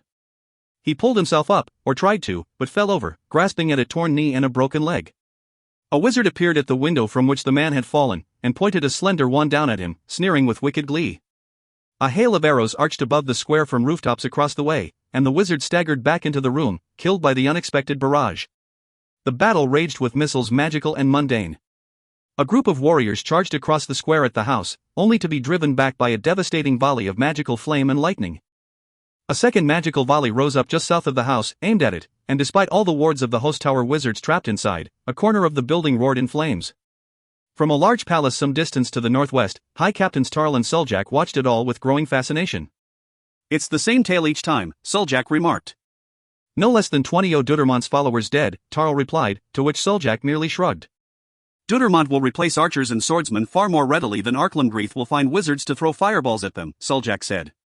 This is to end the same way all of them have, with Deutermont's men drawing out every ounce of magical energy from Greeth's wizards then rushing over them. And look out in the harbor, he went on, pointing to the masts of 4 ships anchored in the waterway between Fong and Harbor Arm Islands, and between Fong Island and Cutlass Island, which housed the host tower. Word is that Kith shut the sea tower down, so it can't oppose Sea Sprite, or anyone else that tries to put in on southern Cutlass. Deutermont's already got Greeth blocked east, west, and north, and south will be closed within a short stretch. Greeth's not long for the world, or not long for Luskan, at least. Bah, but you're not remembering the power o' that one. Tarl protested. He's the Archmage Arcane. Not for long. When those boys get close to the host tower, you'll see how long, Tarl argued. Kurth won't let them cross Closguard, and going at Greeth by sea alone will fill the harbor with bodies, whether sea towers to oppose them or not. More likely, Greeth's wanting sea tower empty so that Deutermont and his boys'll foolishly walk onto Cutlass Island and he can sink their ships behind them. Nothing foolish about Captain Deutermont, Suljak reminded his companions, something every living man who ever sailed the Sword Coast knew all too well. And nothing weak about that dog Robillard who walks beside him. If this was just Brambleberry, I'd be thinking you're right, friend. A loud cheer went up across the way, and Suljak and Tarl looked across to see Deutermont riding down one of the side streets, the crowd swelling behind him. Both high captains turned to the wizard's safe house, knowing the fight would be over all too soon. He's to win, I tell you, said Suljak. We should all just throw in with him now and ride the wind that's filling Deutermont's sails. The stubborn Tarl snorted and turned away, but Suljak grabbed him and turned him right back, pointing to a group of men flanking Deutermont. They wore the garb of city guards, and seemed as enthusiastic as the men Brambleberry had brought along from Waterdeep, more so, even. Your boys, Suljak said with a grin. Their choice, not me own, the High Captain protested. But you didn't stop them, Suljak replied. Some of Baram's boys are down there, too. Tarl didn't respond to Suljak's knowing grin. The fight for Luskan was going exactly as Kensidin had predicted, to Greeth's ultimate dismay, no doubt. Fires in the east, fires in the north, Valindra said to Greeth, the two of them looking out from the host tower to the same scene as Tarl and Suljak, though from an entirely different direction and an entirely different perspective. Anyone of worth to us will have the spells needed to get back to the host tower, Greeth replied. Only those skilled in such schools, said Valindra. Unlike Blascaro, have not heard from him. My mistake in appointing him over wizard, said Greeth. As it was my mistake in ever trusting that Roram creature. I will see her dead before this is ended, don't you doubt that. I don't, but I wonder to what end. Greeth turned on her fiercely, but Valindra's shadow mantle didn't back down. They press us, she said. They will not cross Closguard and we can fend them off from the rocky shores of Cutlass, Greeth replied. Station our best invokers and our most clever illusionists to every possible landing point, and guard their positions with every magical fortification you can assemble. Robillard and whatever other wizards Dudermont holds at his disposal are not to be taken lightly, but as they are aboard ship and we're on solid ground, the advantage is ours. For how long? For as long as need be. Arklam Greeth yelled, his undead eyes glowing with inner fires. He calmed quickly, though, and nodded, conceding, you are correct, of course. Dudermont and Brambleberry will be relentless and patient as long as Luskan accepts them. Perhaps it's time we turn that game back on them. You will speak with the High Captains? Arklam Greeth scoffed before she ever finished the question. With Kurth, perhaps, or perhaps not. Are you so certain those foolish pirates are not in fact behind this peasant uprising? Dudermont learned of our complicity in the piracy along the Sword Coast, told. And suddenly found a willing ally in Brambleberry, and a willing traitor in Arabeth Roram? Convenience is often a matter of careful planning, and as soon as I'm finished with the idiot Dudermont, I intend to have a long discussion with each of the High Captains. One I doubt any of them will enjoy. And until then? Allow that to be my concern, Arklam Greeth told her. You see to the defense of Cutlass Island. But first pry over Wizard Rimardo from his library in the East Tower and bid him go and learn what has happened to Blasker. And remind our muscular friend that if he is too busy shaking hands, he'll have one less arm available for casting spells. Are you sure I shouldn't go find Blasker while Rimardo prepares the defenses? If Rimardo is too stupid or distracted to do his work correctly, I would rather have the consequences befall him when I'm not standing right behind him, said the Lich. He grinned wickedly, taking Valindra's measure with his undressing stare. Besides, you only wish to go that you might find an opportunity to unearth our dear Arabeth. Nothing would please you more than destroying that one, yes? Guilty as charged, Archmage. Arklam Greeth lifted a cold hand to cup Valindra's narrow elf chin. If I were only alive, he said wistfully. Or perhaps, if you were only dead. Valindra swallowed hard at that one, and fell back a step, out of Greeth's deathly cold grasp. The Archmage Arcane cackled his wheezing laugh. It's time to punish them, he said. Arabeth Roram most of all. Late that night, Arklam Greeth, a gaseous and insubstantial cloud, slipped out of the host tower of the Arcane. He drifted across Closguard Island and resisted the urge to go into Kurth Tower and disturb the High Captain's sleep. Instead, he went right past the structure and across the bridge to the mainland, to Luskan proper. Just off the bridge, he turned left, north, and entered an overgrown region of brambles, creepers, broken towers, and general disrepair, Ilisk, the only remaining ruins of an ancient city. It wasn't more than a couple of acres at least above ground. There was much more below, including damp old tunnels reaching out to Closguard Island, and to Cutlass Island beyond that. The place smelled of rotting vegetation, for Ilisk also served as a dump for waste from the open market just to the north. Ilisk was entirely unpleasant to the sensibilities of the average man. To the Lich, however, there was something special there. It was the place where Arklam Greeth had at last managed the transformation from living man to undead Lich. In that ancient place with its ancient graves, the boundary between life and death was a less tangible barrier. It was a place of ghosts and ghouls, and the people of Luskan knew that well. Among the host tower's greatest accomplishments, the first real mark the wizards had put upon Luskan during its founding so long ago, was an enchantment of great power that kept the living dead in their place, in Ilisk. That was a favor that had, of course, elicited great favor among the people of the city of Sales for the founders of the host tower of the Arcane. Arklam Greeth had studied the Dwemer in depth before his transformation, and though he too was an undead thing, the power of the Dwemer could not touch him. He came back to corporeal form in the center of the ruins, and sensed immediately that he was being watched by a hungry ghoul, but the realization only humored him. Few undead creatures would dare approach a Lich of his power, and fewer still could refuse to approach him if he so beckoned. Still grinning wickedly, Arklam Greeth moved to the northwestern tip of the ruins, on the banks of the Mirar. He unfastened a large belt pouch and carefully pulled it open, revealing powdered bone. Arklam Greeth walked along the bank to the south, chanting softly and sprinkling the bone dust as he went. He took greater care when he came around to the southern edge of the ruins, making certain he wasn't being watched. It took him some time, and a second belt pouch full of bone dust, to paste the entirety of the cordon dorado set the countering magic in place. The ghouls and ghosts were free. Greeth knew it, but they didn't. He went to a mausoleum near the center of the ruins, the very structure in which had completed his transformation so long ago. The door was heavily bolted and locked, but the Lich rattled off a spell that transformed him once more into a gaseous cloud and he slipped through a seam in the door. He turned corporeal immediately upon entering, wanting to feel the hard, wet stones of the ancient grave beneath his feet. He padded down the stairs, his undead eyes having no trouble navigating through the pitch dark. On the landing below, he found the second portal, a heavy stone trapdoor. He reached his arm out toward it, enacted a spell of telekinesis, and reached farther with magical fingers, easily lifting the block aside. Down he went, into the dank tunnel, and there he sent out his magical call, gathered the ghouls and ghosts, and told them of their freedom. And there, when the monsters had gone, Greith placed one of his most prized items, an orb of exceptional power, an artifact he had created to reach into the netherworld and bring forth the residual life energies of long-dead individuals. Cities of men had been situated on that location for centuries, and before the cities, tribes of barbarians had settled there. Each settlement had been built upon the bones of the previous, the bones of the buildings, and the bones of the inhabitants. Called by the orb of Greith, the latter part of the foundation of Luskan began to stir, to awaken, to rise. Chapter. Follow the screams. Drizzt? Drizzt? A nervous Regis asked. With his eyes fixated on the door of the house across the lane, he reached back to tug at his friend's sleeve. Drizzt?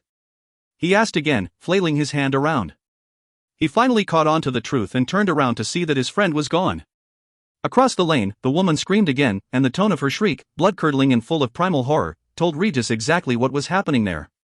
The halfling summoned his courage and took up his little mace in one hand, his ruby pendant in the other.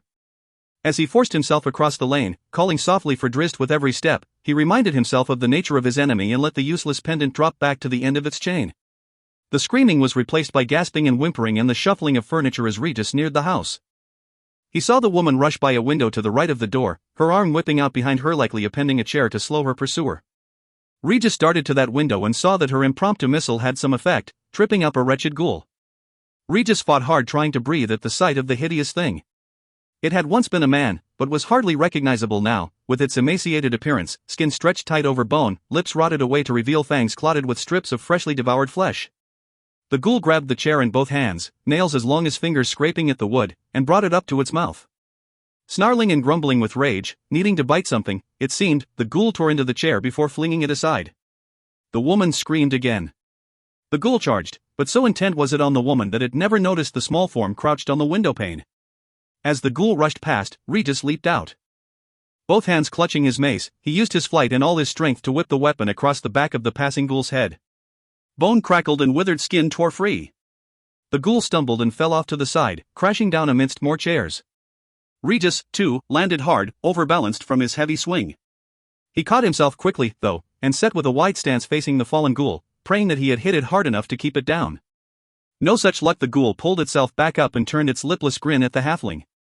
"Come on, then, and be done with it," Regis heard himself say, and as if in response, the ghoul leaped at him.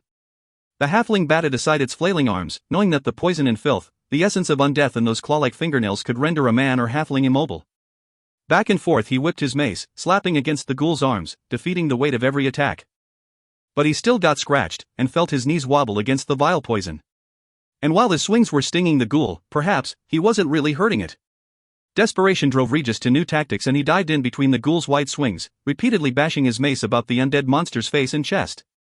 He felt the tearing of his shoulders, arms and back, felt the weakness of paralyzation creeping through him like the cold of death. But he stubbornly resisted the urge to fall down, and kept swinging, kept pounding. Then his strength was gone and he crumbled to the floor. The ghoul fell in front of him, its head a mass of blasted pulp. The woman was holding Regis then, though he couldn't feel her touch. He heard her grateful thanks, then her renewed scream of terror as she leaped past him and ran for the door. Regis couldn't turn to follow her movements. He stared helplessly forward, then saw only their legs, 4 legs, 2 ghouls. He tried to find comfort in the knowledge that his paralysis likely meant that he wouldn't feel the wretched things eating him. Out to the streets! Dudermont yelled, running along a lane, his forces behind him, and Robillard beside him. "Come out, one and all. There is safety in unity." The people of Luskan heard that call and ran to it, though some houses echoed only with screams. Dudermont directed his soldiers into those houses, to battle ghouls and rescue victims. Greith freed them from Illisk, Robillard said. Had been grumbling since sunset, since the onslaught of undead. He seeks to punish the Lusker for allowing us, his enemies, to take the streets. He will only turn the whole of the town against him, Dudermont growled. "I doubt the monster cares," said Robillard. He stopped and turned, and Dudermont paused to regard him, then followed his gaze to a balcony across the way. A group of children hustled into view, then disappeared into a different door. Behind them came a pair of hungry ghouls, drooling and slavering.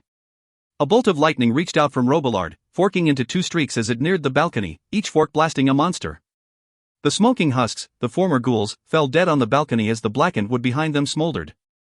Dudermont was glad to have Robillard on his side. "I will kill that lich," Robillard muttered. The captain didn't doubt him. Drist ran along the street, searching for his companion. Head charged into a building, following the screams, but Regis had not followed. The streets were dangerous. Too dangerous. Drist nodded to Genwavar, who patted along the rooftops, shadowing his movements. "Find him, Gwen," he bade, and the panther growled and sprang away. Across the way, a woman burst out of a house, staggering, bleeding, terrified. Drist instinctively charged for her, expecting pursuit. When none came, when he realized the proximity of that house to where Head left Regis, a sickly feeling churned in the dark elf's gut. He didn't pause to question the woman, guessing that she wouldn't have been able to answer with any coherence anyway. He didn't pause at all. He sprinted flat out for the door, then veered when he noticed an open window. Ghoul would have paused to open a window, and the air was too cold for any to have simply been left wide. Drist knew as he leaped to the sill what he would find inside, and only prayed that he wasn't too late. He crashed atop a ghoul bent over a small form. A second ghoul slashed at him as he and the other went tumbling aside, scoring a tear on Drist's forearm. He ached from that, but his elf constitution rendered him impervious to the debilitating touch of such a creature, and he gave it no thought as he hit the floor in a roll. He slammed the wall, willingly, using the barrier to redirect his momentum and allow him to squirm back to his feet as the ghoul bore down hard. Twinkle and Icing Death went to fast work before him, much as Regis had parried with his little mace. But those blades, in those hands, proved far more effective. The ghoul's arms were deflected, then they were slashed to pieces before they went falling to the floor.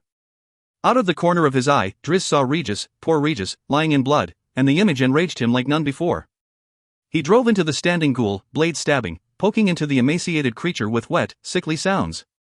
Drist hit it a dozen times, thrusting his blades with such force that they burst right through the creature's back. He retracted as the ghoul fell against a wall. Likely, it was already dead, but that didn't slow the outraged drow. He brought his blades back and sent them into complementary spins and began slashing at the ghoul instead of stabbing it. Skin ripped in great lines, showing gray bones and dried up entrails. He kept beating the creature even when he heard its companion approach from behind. That ghoul leaped upon him, claws slashing for Drist's face. They never got close, for even as the ghoul leaped atop him, the drow ducked low and the creature flipped right over him to slam against its destroyed friend. Drist held his swing as a dark form flew in through the window, the great panther slamming the animated corpse, driving the ghoul to the floor under a barrage of slashing claws and tearing fangs. Drist ran to Regis, dropping his blades and skidding down to his knees. He cradled Regis' head and stared into his wide-open eyes, hoping to see a flash of life left there. Yet another ghoul charged at him, but Genwavar leaped over him as he crouched with Regis and hit the thing squarely, blasting it back into the other room. "Get me out of here," Regis, seeming so near to death, whispered breathlessly. In Luskan, they came to call the next 2 Tendays the Nights of Endless Screams. No matter how many ghouls and other undead monsters Dudermont and his charges destroyed, more appeared as the sun set the next evening. Terror fast turned to rage for the folk of Luskan, and that rage had a definite focus. Dudermont's work moved all the faster, despite the nocturnal terrors, and almost every able-bodied man and woman of Luskan marched with him as he flushed the host tower's wizards out of their safehouses, and soon there were 30 ships, not 4, anchored in a line facing Cutlass Island. Arklemgreeth stepped too far, Regis said to Drist one morning. From his bed where he was slowly and painfully recovering, the halfling could see the harbor and the ships, and from beneath his window he could hear the shouts of outrage against the host tower. He thought to cow them, but he only angered them. "There is a moment when a man thinks he's going to die when he's terrified," Drist replied. "Then there is a moment when a man is sure he's going to die when he's outraged. That moment, upon the Lusker right now, is the time of greatest courage and the time when enemies should quiver in fear." "Do you think Arklemgreeth is quivering?" Drist, staring out at the distant host tower and its ruined and charred southern arm, thought for a moment then shook his head. He is a wizard, and wizards don't scare easily. Nor do they always see the obvious, for their thoughts are elsewhere, on matters less corporeal. "Remind me to repeat that notion to Catti-brie," said Regis. Drist turned a sharp stare at him. "There are still hungry ghouls to feed," he reminded, and Regis snickered all the louder, but held his belly in pain from the laughter. Drist turned back to the host tower. "And Arklemgreeth is a lich," he added, immortal, and unconcerned with momentary triumphs or defeats. Win or lose, he assumes he will fight for Luskan again when Captain Dudermont and his ilk are dust in the ground. "He won't win," said Regis. "Not this time." "No," Drist agreed. "But hell flee." Drist shrugged as if it didn't matter, and in many ways, it didn't. "Robillard says hell kill the lich," said Regis. "Then let us pray for Robillard's success." "What?" Dudermont asked Drizzt when he noticed the drow looking at him curiously from across the breakfast table.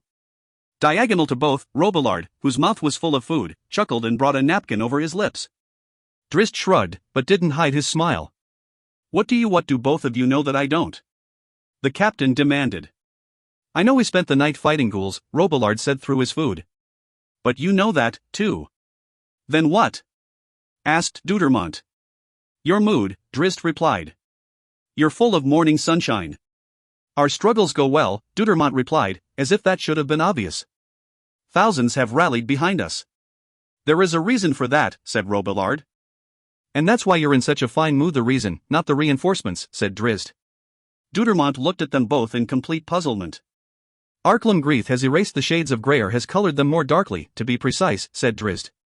Any doubts you harbored regarding this action in Luskan have been cast away because of the Lich's actions at Ilisk. As Arklam Greith stripped the magical boundary that held the monsters at bay, so too did he peel away the heavy pall of doubt from Captain Dudermont's shoulders. Dudermont turned his stare upon Robillard, but the wizard's expression only supported Drizzt's words. The good captain slid his chair back from the table and stared out across the battered city. Several fires still burned in parts of Luskan, their smoke feeding the perpetual gloom. Wide, flat carts moved along the streets, their drivers solemnly clanging bells as a call for the removal of bodies. Those carts, some moving below Dudermont's window, carried the bodies of many dead.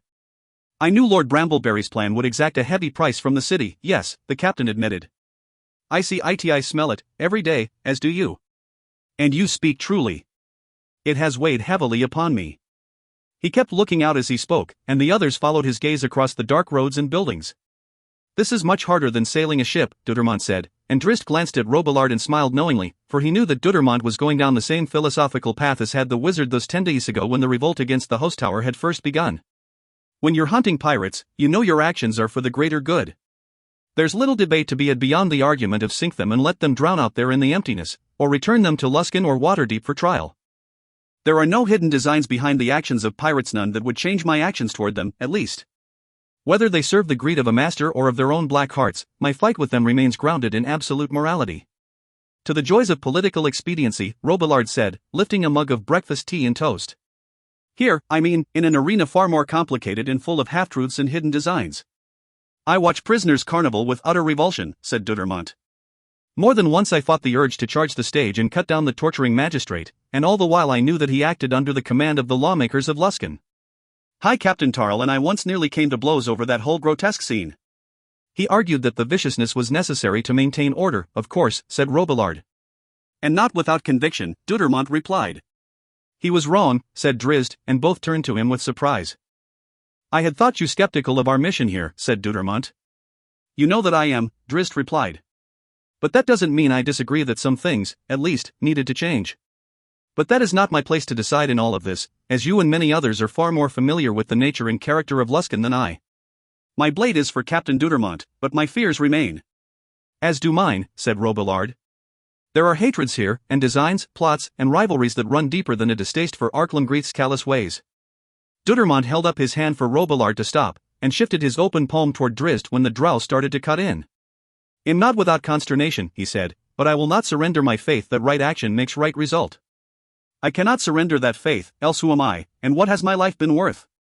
A rather simple and unfair reduction, the always sarcastic wizard replied. Unfair? To you, Drizzt answered for Robillard. You and I have not walked so different a road, though we started from vastly different places.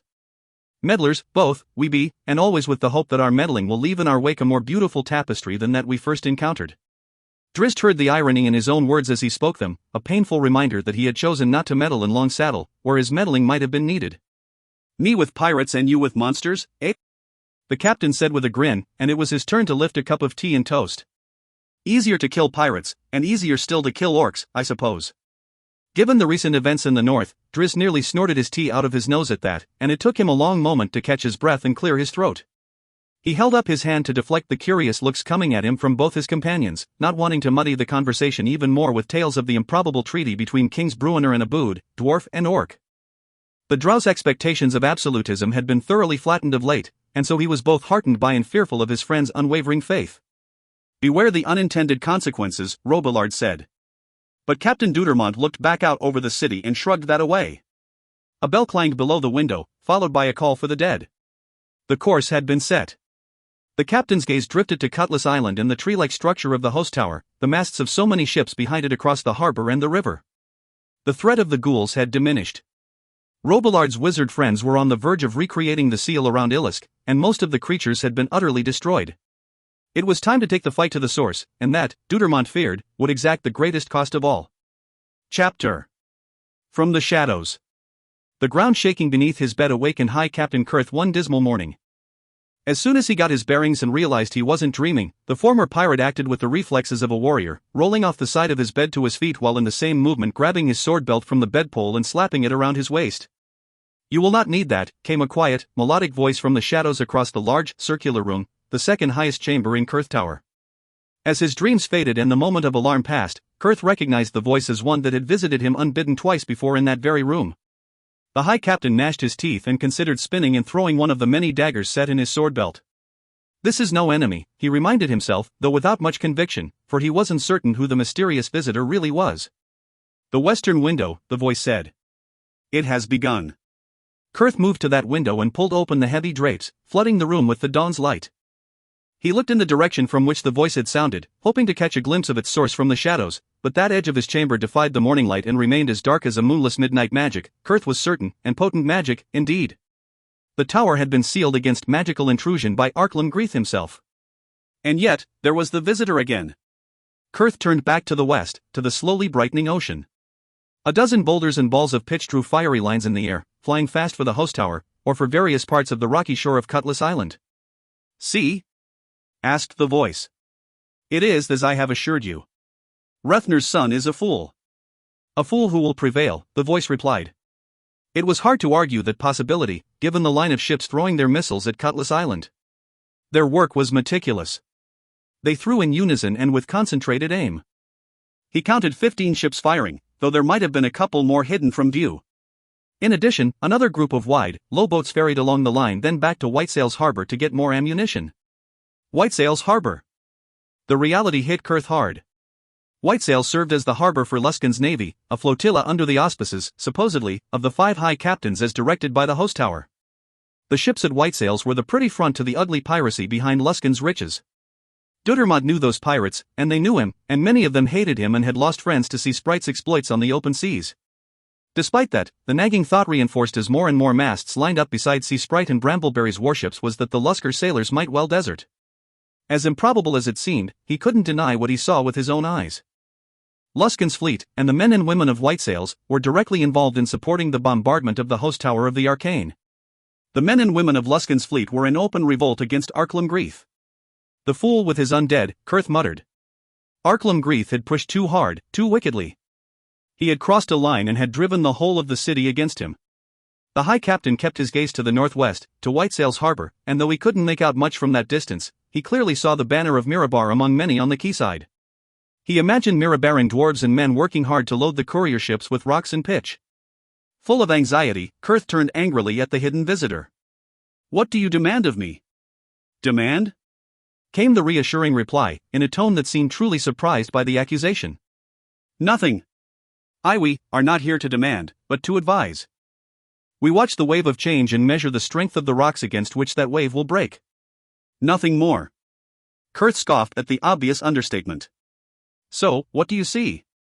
And do you truly understand the strength of those rocks to which you so poetically refer? Do you grasp the power of Arklam Greith? We have known greater foes, and greater allies. Captain Deutermont has an army of 10,000 to march against the host tower. And what do you see in that?" Kurth demanded. "Opportunity. For that wretch Deutermont." A chuckle came from the darkness. "Captain Deutermont has no understanding of the forces he will unwittingly unleash. He knows good and evil, but nothing more, but you see shades of grey. Captain Deutermont will scale to unstable heights in short order. His absolutes will rally the masses of Luskan, then will send them into revolt." Kurth shrugged, unconvinced, and fearful of the reputation and power of Captain Deutermont.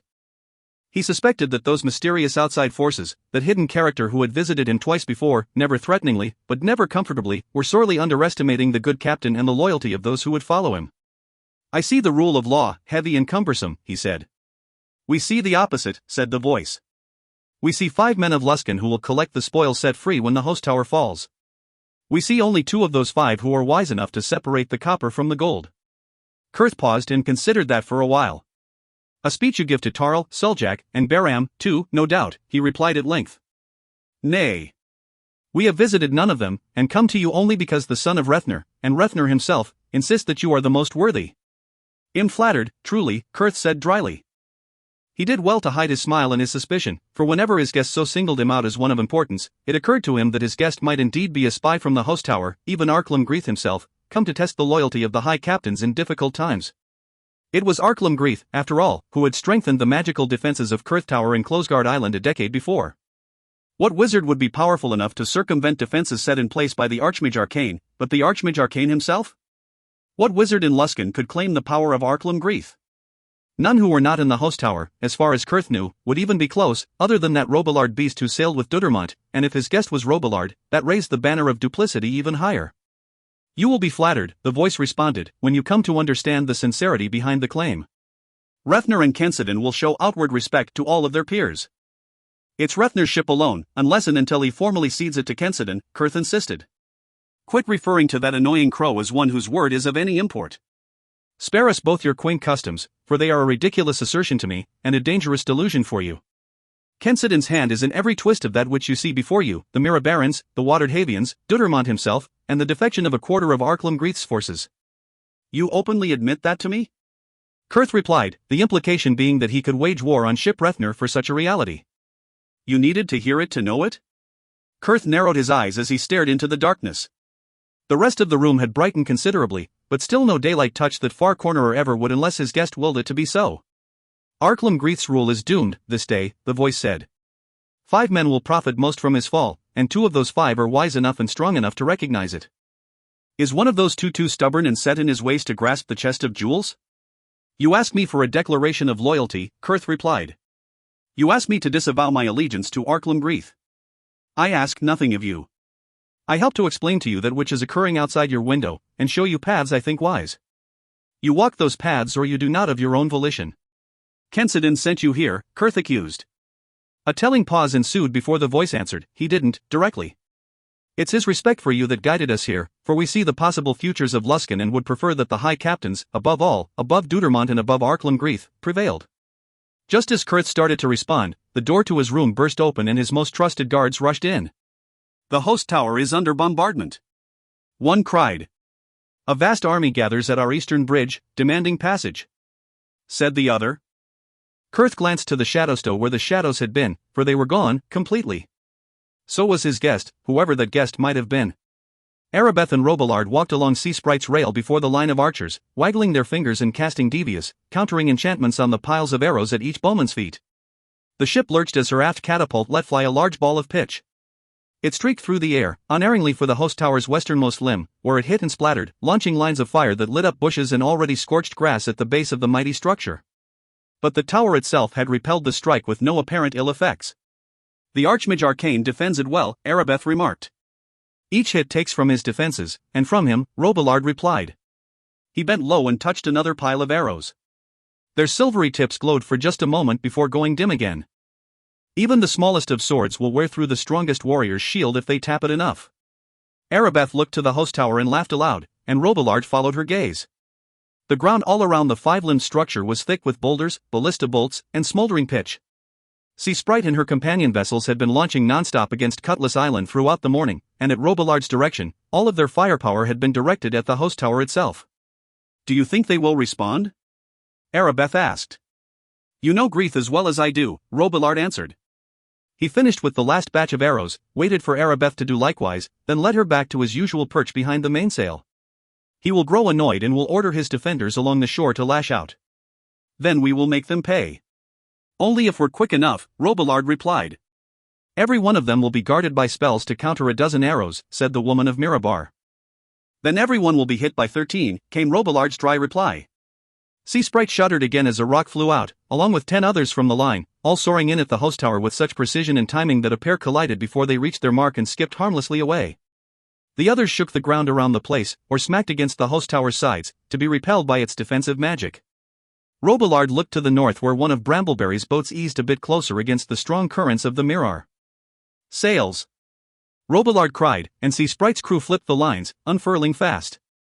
From the rocks of the northwestern tip of Cutlass Island, a pair of lightning bolts reached out at Brambleberry's ship, scorching her side, tearing one of her sails. With the strong and favorable current, though, the ship was able to immediately reverse direction. Even as Sea Sprite leaned and splashed to life, Robillard and Arabeth filled her sails with sudden and powerful winds. They didn't even take the time to pull up the anchor, but just cut the line, and Sea Sprite turned straight in, bucking the currents with such jolting force that all aboard had to grab on and hold tight. Arklemgreith's wizards focused on Brambleberry's boat for far too long, as Robillard had hoped, and by the time the host tower contingent noticed the sudden charge of Sea Sprite, she was close enough so that those on her deck could see the small forms scrambling across the rocks and ducking for whatever cover they could find. From a more southern vantage on Cutlass Island, a lightning bolt streaked out at Sea Sprite, but she was too well warded to be slowed by the single strike. Her front ballista swiveled and threw a heavy spear at the point from which that attack had emanated, and as Sea Sprite began her broadside turn, her prow bending to straight north in a run up the coast, the crack catapult crew on her aft deck had another ball of pitch flying away. It splattered among the rocks and several men and women scrambled up from the burning ground, one engulfed in flame, all screaming. And those weren't even the primary targets, which were to starboard, trying to hide as a bank of archers the length of Sea Sprite's main deck and 3 deep lifted and bent their bows. 3 separate volleys went in, enchanted arrows all, skipping off the stones or striking against the defensive magic shields Greith's minions had raised. But as Robillard had predicted, more arrows found their way than could be defeated by the enchantments, and another host tower wizard fell dead on the stones. Lightning bolts and arrows reached out at Sea Sprite from the rocky coastline. Boulders and balls of pitch flew out from the ship line in response, followed by a devastating barrage of arrows as Sea Sprite veered due west and sped away with the fast current. Robillard nodded his approval. "1 dead, perhaps, or perhaps 2, said Arabeth. "It's difficult work." "Another one Arklemgreith cannot afford to lose," Robillard replied. "Our tricks will catch fewer and fewer. Arklemgreith will teach his forces to adapt. Then we will not let him keep up with our evolving tricks," Robillard said, and nodded his chin toward the line of ships, all of whom were pulling up anchor. One by one, they began to glide to the south. "Sea Tower," Robillard explained, referring to the strong guard tower on southern Cutlass Island. It would cost Arklemgreith too much energy to have it as fortified as the host tower, so we'll bombard it to rubble, and destroy every other defensible position along the southern coast of the island.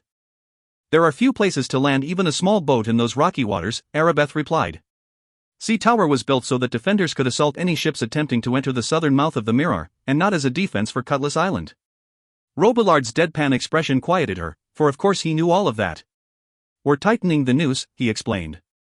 "I expect that those inside the host tower are growing more uncomfortable by the hour. We nibble at the edges when we must bite out the heart of the place," Arabeth protested. "Patience," said Robillard. "Our final fight with the Lich will be brutal, no one doubts that. Hundreds will likely die, but hundreds more will surely perish if we attack before we prepare the battlefield. The people of Luskan are on our side.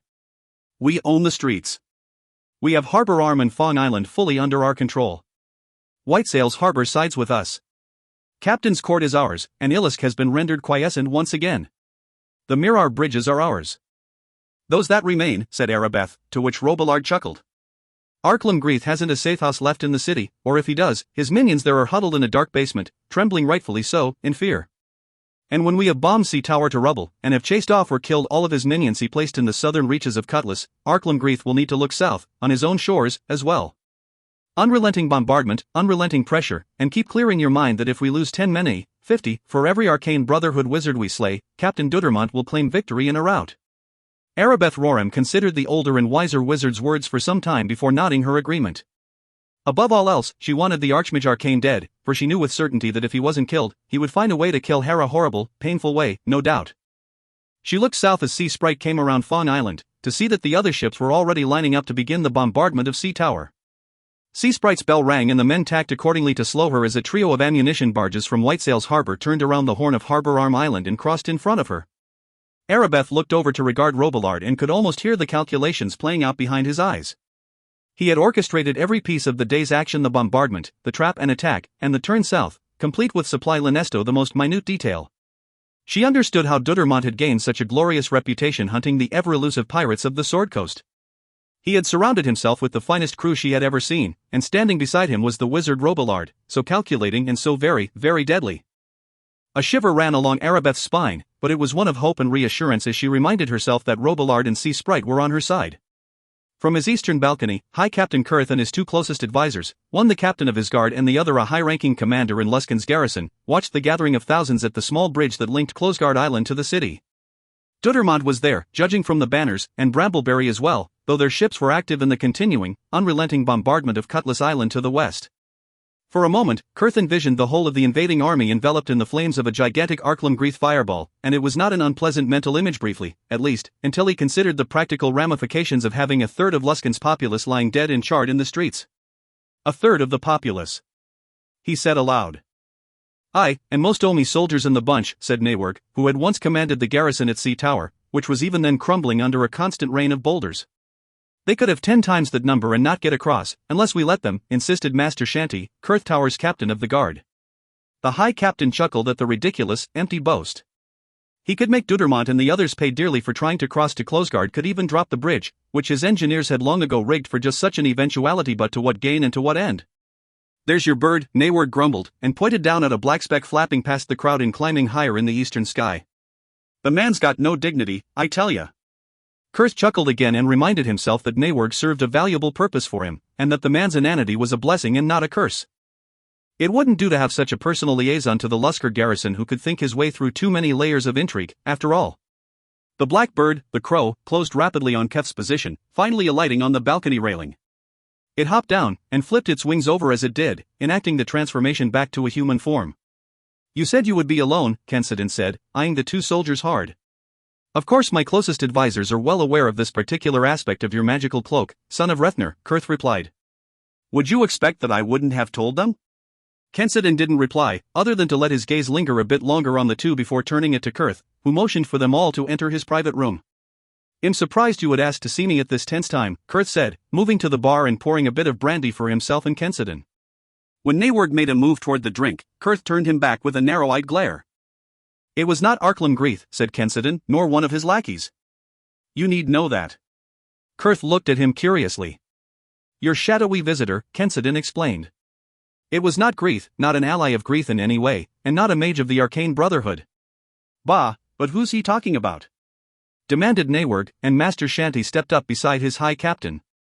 Kurth impatiently waved them both back. "How do you?" Kurth started to ask, but stopped short and just smirked at the surprising, dangerous upstart. No wizard outside of Arklam-Greeth's inner circle could penetrate the magical defenses he has set in place in Kurth Tower, Kensidin said as if reading Kef's mind. Kurth tried hard to not look impressed, and just held his smirk, inviting the crow to continue. "Because it was no wizard," Kensidin said. "There is another type of magic involved. Priests are no match for the web of Arklam-Greeth," Kurth replied. "Do you think him foolish enough to forget the schools of those divinely inspired?" "And no priest," said Kensidin. "You're running out of magic users." Kensidin tapped the side of his head and Kef's smirk turned back into an unintentional, intrigued expression. "A mind mage?" he asked quietly, a Lusker slang for those rare and reputably powerful practitioners of the concentration art known as psionics. "A monk?" "I had such a visitor months ago, when first I started seeing the possibilities of Captain Dudermont's future," Kensidin explained, taking the glass from Kurth and settling into a chair in front of the room's generous hearth, which had only been lit a few minutes earlier and wasn't yet throwing substantial heat. Kurth took the seat across from Rethner's son and motioned for Newark and Master Shanty to stand a step behind him. "So the machinations of this rebellion, the inspiration even, came from outside Luskan?" Kurth asked. Kensidin shook his head. "This is a natural progression, a response to the overreaching of Arklam-Greeth both on the high seas, where Dudermont roams, and in the east, in the Silver Marches. Which all came together in this coincidental conglomeration of opponents lining up against the host tower?" Kurth asked, doubt dripping from every sarcastic word. "I don't believe in coincidence," Kensidin replied. "And yet, here we are. Do you admit that Kensidin's hand, that ship Rethner's hands, are in this?" "Up to our elbows, our shoulders, perhaps," Kensidin said with a laugh, and lifted his glass in toast. "I didn't create this opportunity, but neither would I let it pass." "You, or your father?" "He is my advisor, you know as much." "A startling admission, and a dangerous one," said Kurth. "How so?" "Have you heard the rumble on the island to your west? Have you seen the gathering at the gates of Closguard Bridge?" Kurth considered that for a moment, and it was his turn to tip his glass to his companion. "So Arklam-Greeth has frayed the many strings, and Kensidin of Ship Rethner has worked to weave them into something to his own benefit," said Kurth. Kensidin nodded. "And these others? Our shadowy visitors?" Kensidin rubbed his long and thin fingers over his chin. Consider the dwarf, he said. Kurth stared at him curiously for a few moments, recalling the rumors from the east regarding the Silver Marches. King Bruenor? The dwarf king of Mithril Hall works for the fall of Luskan? No, not Bruenor. Of course it's not Bruenor, who, by all reports, has troubles enough to keep him busy in the east, thank the gods. But it's Bruenor's strange friend who rides with Dudermont, said Kurth. Not Bruenor, Kensidin replied. He has no place or part in any of this, and how the Dark Elf happened back to Dudermont's side I neither know nor care. Then what dwarves? The Ironspa clan from the mountains? Not dwarves, Kensidin corrected. Dwarf. You know of my recent acquisition, the bodyguard, Dut? Kurth nodded, finally catching on. The creature with the unusual morning stars, yes. How could I not know? The one whose ill-fashioned rhymes grate on the nerves of every sailor in town. He has brawled in every tavern in Luskan over the last few months, mostly over his own wretched poetry, and from what my scouts tell me, he's a far better fighter than he is a poet. Ship Rethner strengthened her position on the street greatly with that one. But he is tied to all of this?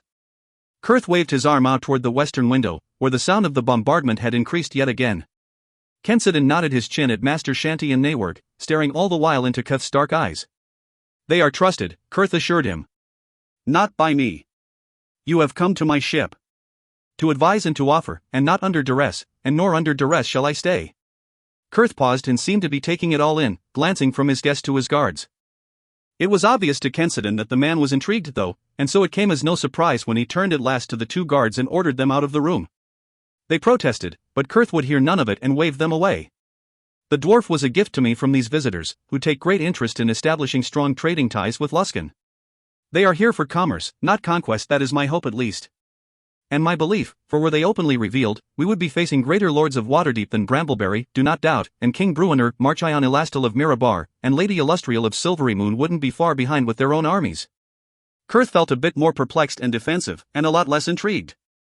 These events were not their doing, but they watch closely, and advise me and my father, as they have visited you, said Kensidin, hoping that naming Rethner almost as an afterthought had slipped past the perceptive Kurth. The man's arched eyebrow showed that it had not, however, and Kensidin silently berated himself and promised that he would do better in the future.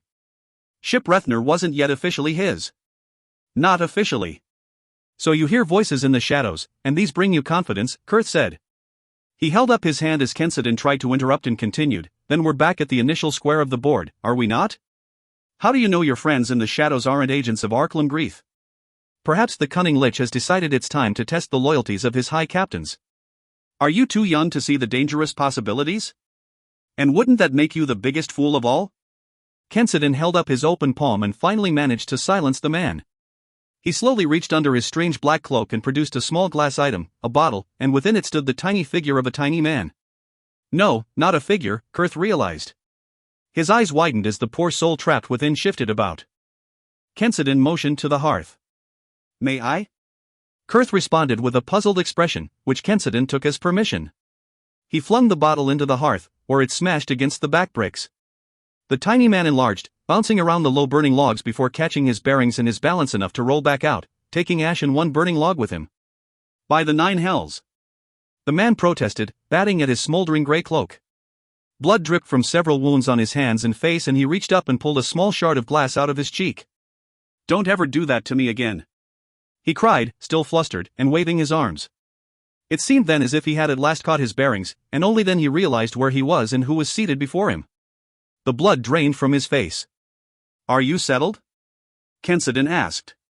The thoroughly flustered little man towed the log beside him and brushed it back into the fireplace, but didn't otherwise respond. Hi Captain Kurth, I give you Morik, Kensidin explained. Morik the rogue, to those who know him enough to care. His lady is a mage in the hostile perhaps that is why he's found a place in all this. Morik looked anxiously from man to man, dipping many short bows. Kensidin drew Kurth's gaze with his own. Our visitors are not agents of Arklam Greeth, he said, before turning to the pathetic little man and motioning for him to begin. Tell my friend your story, Morik the rogue, Kensidin bade him. Tell him of your visitors those years ago. Tell him of the dark friends of Wulfgar of Icewind Dale. I told ye they wouldn't get across without a row, Baram insisted to his fellow high captains, Tarl and Suljak.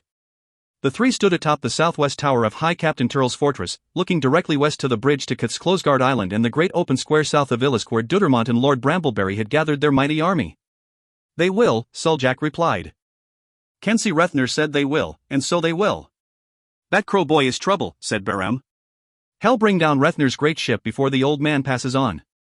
The gates will open, Suljak replied, but very quietly. Kurth can't refuse. Not this many, not with almost all of Luskan knocking. Hard to be denying that number, Tarl said. Most o' the city's walking with Dudermont. Kurth won't go against Arklam breathes more sense than that, Baram replied. Dudermont's fuss'll be swimming or sailing if they want to get to the host tower. Even as Baram spoke, some of High Captain Kith's sentries rushed up to the bridge and began throwing the locks. To Baram's utter shock, and to Turl's as well, despite his words, the gates of the Kurth Tower compound pulled open and Keth's guards stepped back, offering passage. A trick! Baram protested, leaping to his feet. She's got to be a trick. Arklam Greith's bidding them on that he can destroy them. He'll have to kill half the city, then, Suljak said. Dudermont's banner led the way across the small bridge with more than 5,000 in his wake. Out in the harbor beyond Cutlass Island, sails appeared and anchors climbed from the water. The fleet began to creep in, boulders and pitch leading the way. The noose tightened. Jarlaxle smiled warmly and tipped his great cap to the east, to Driz Duerden.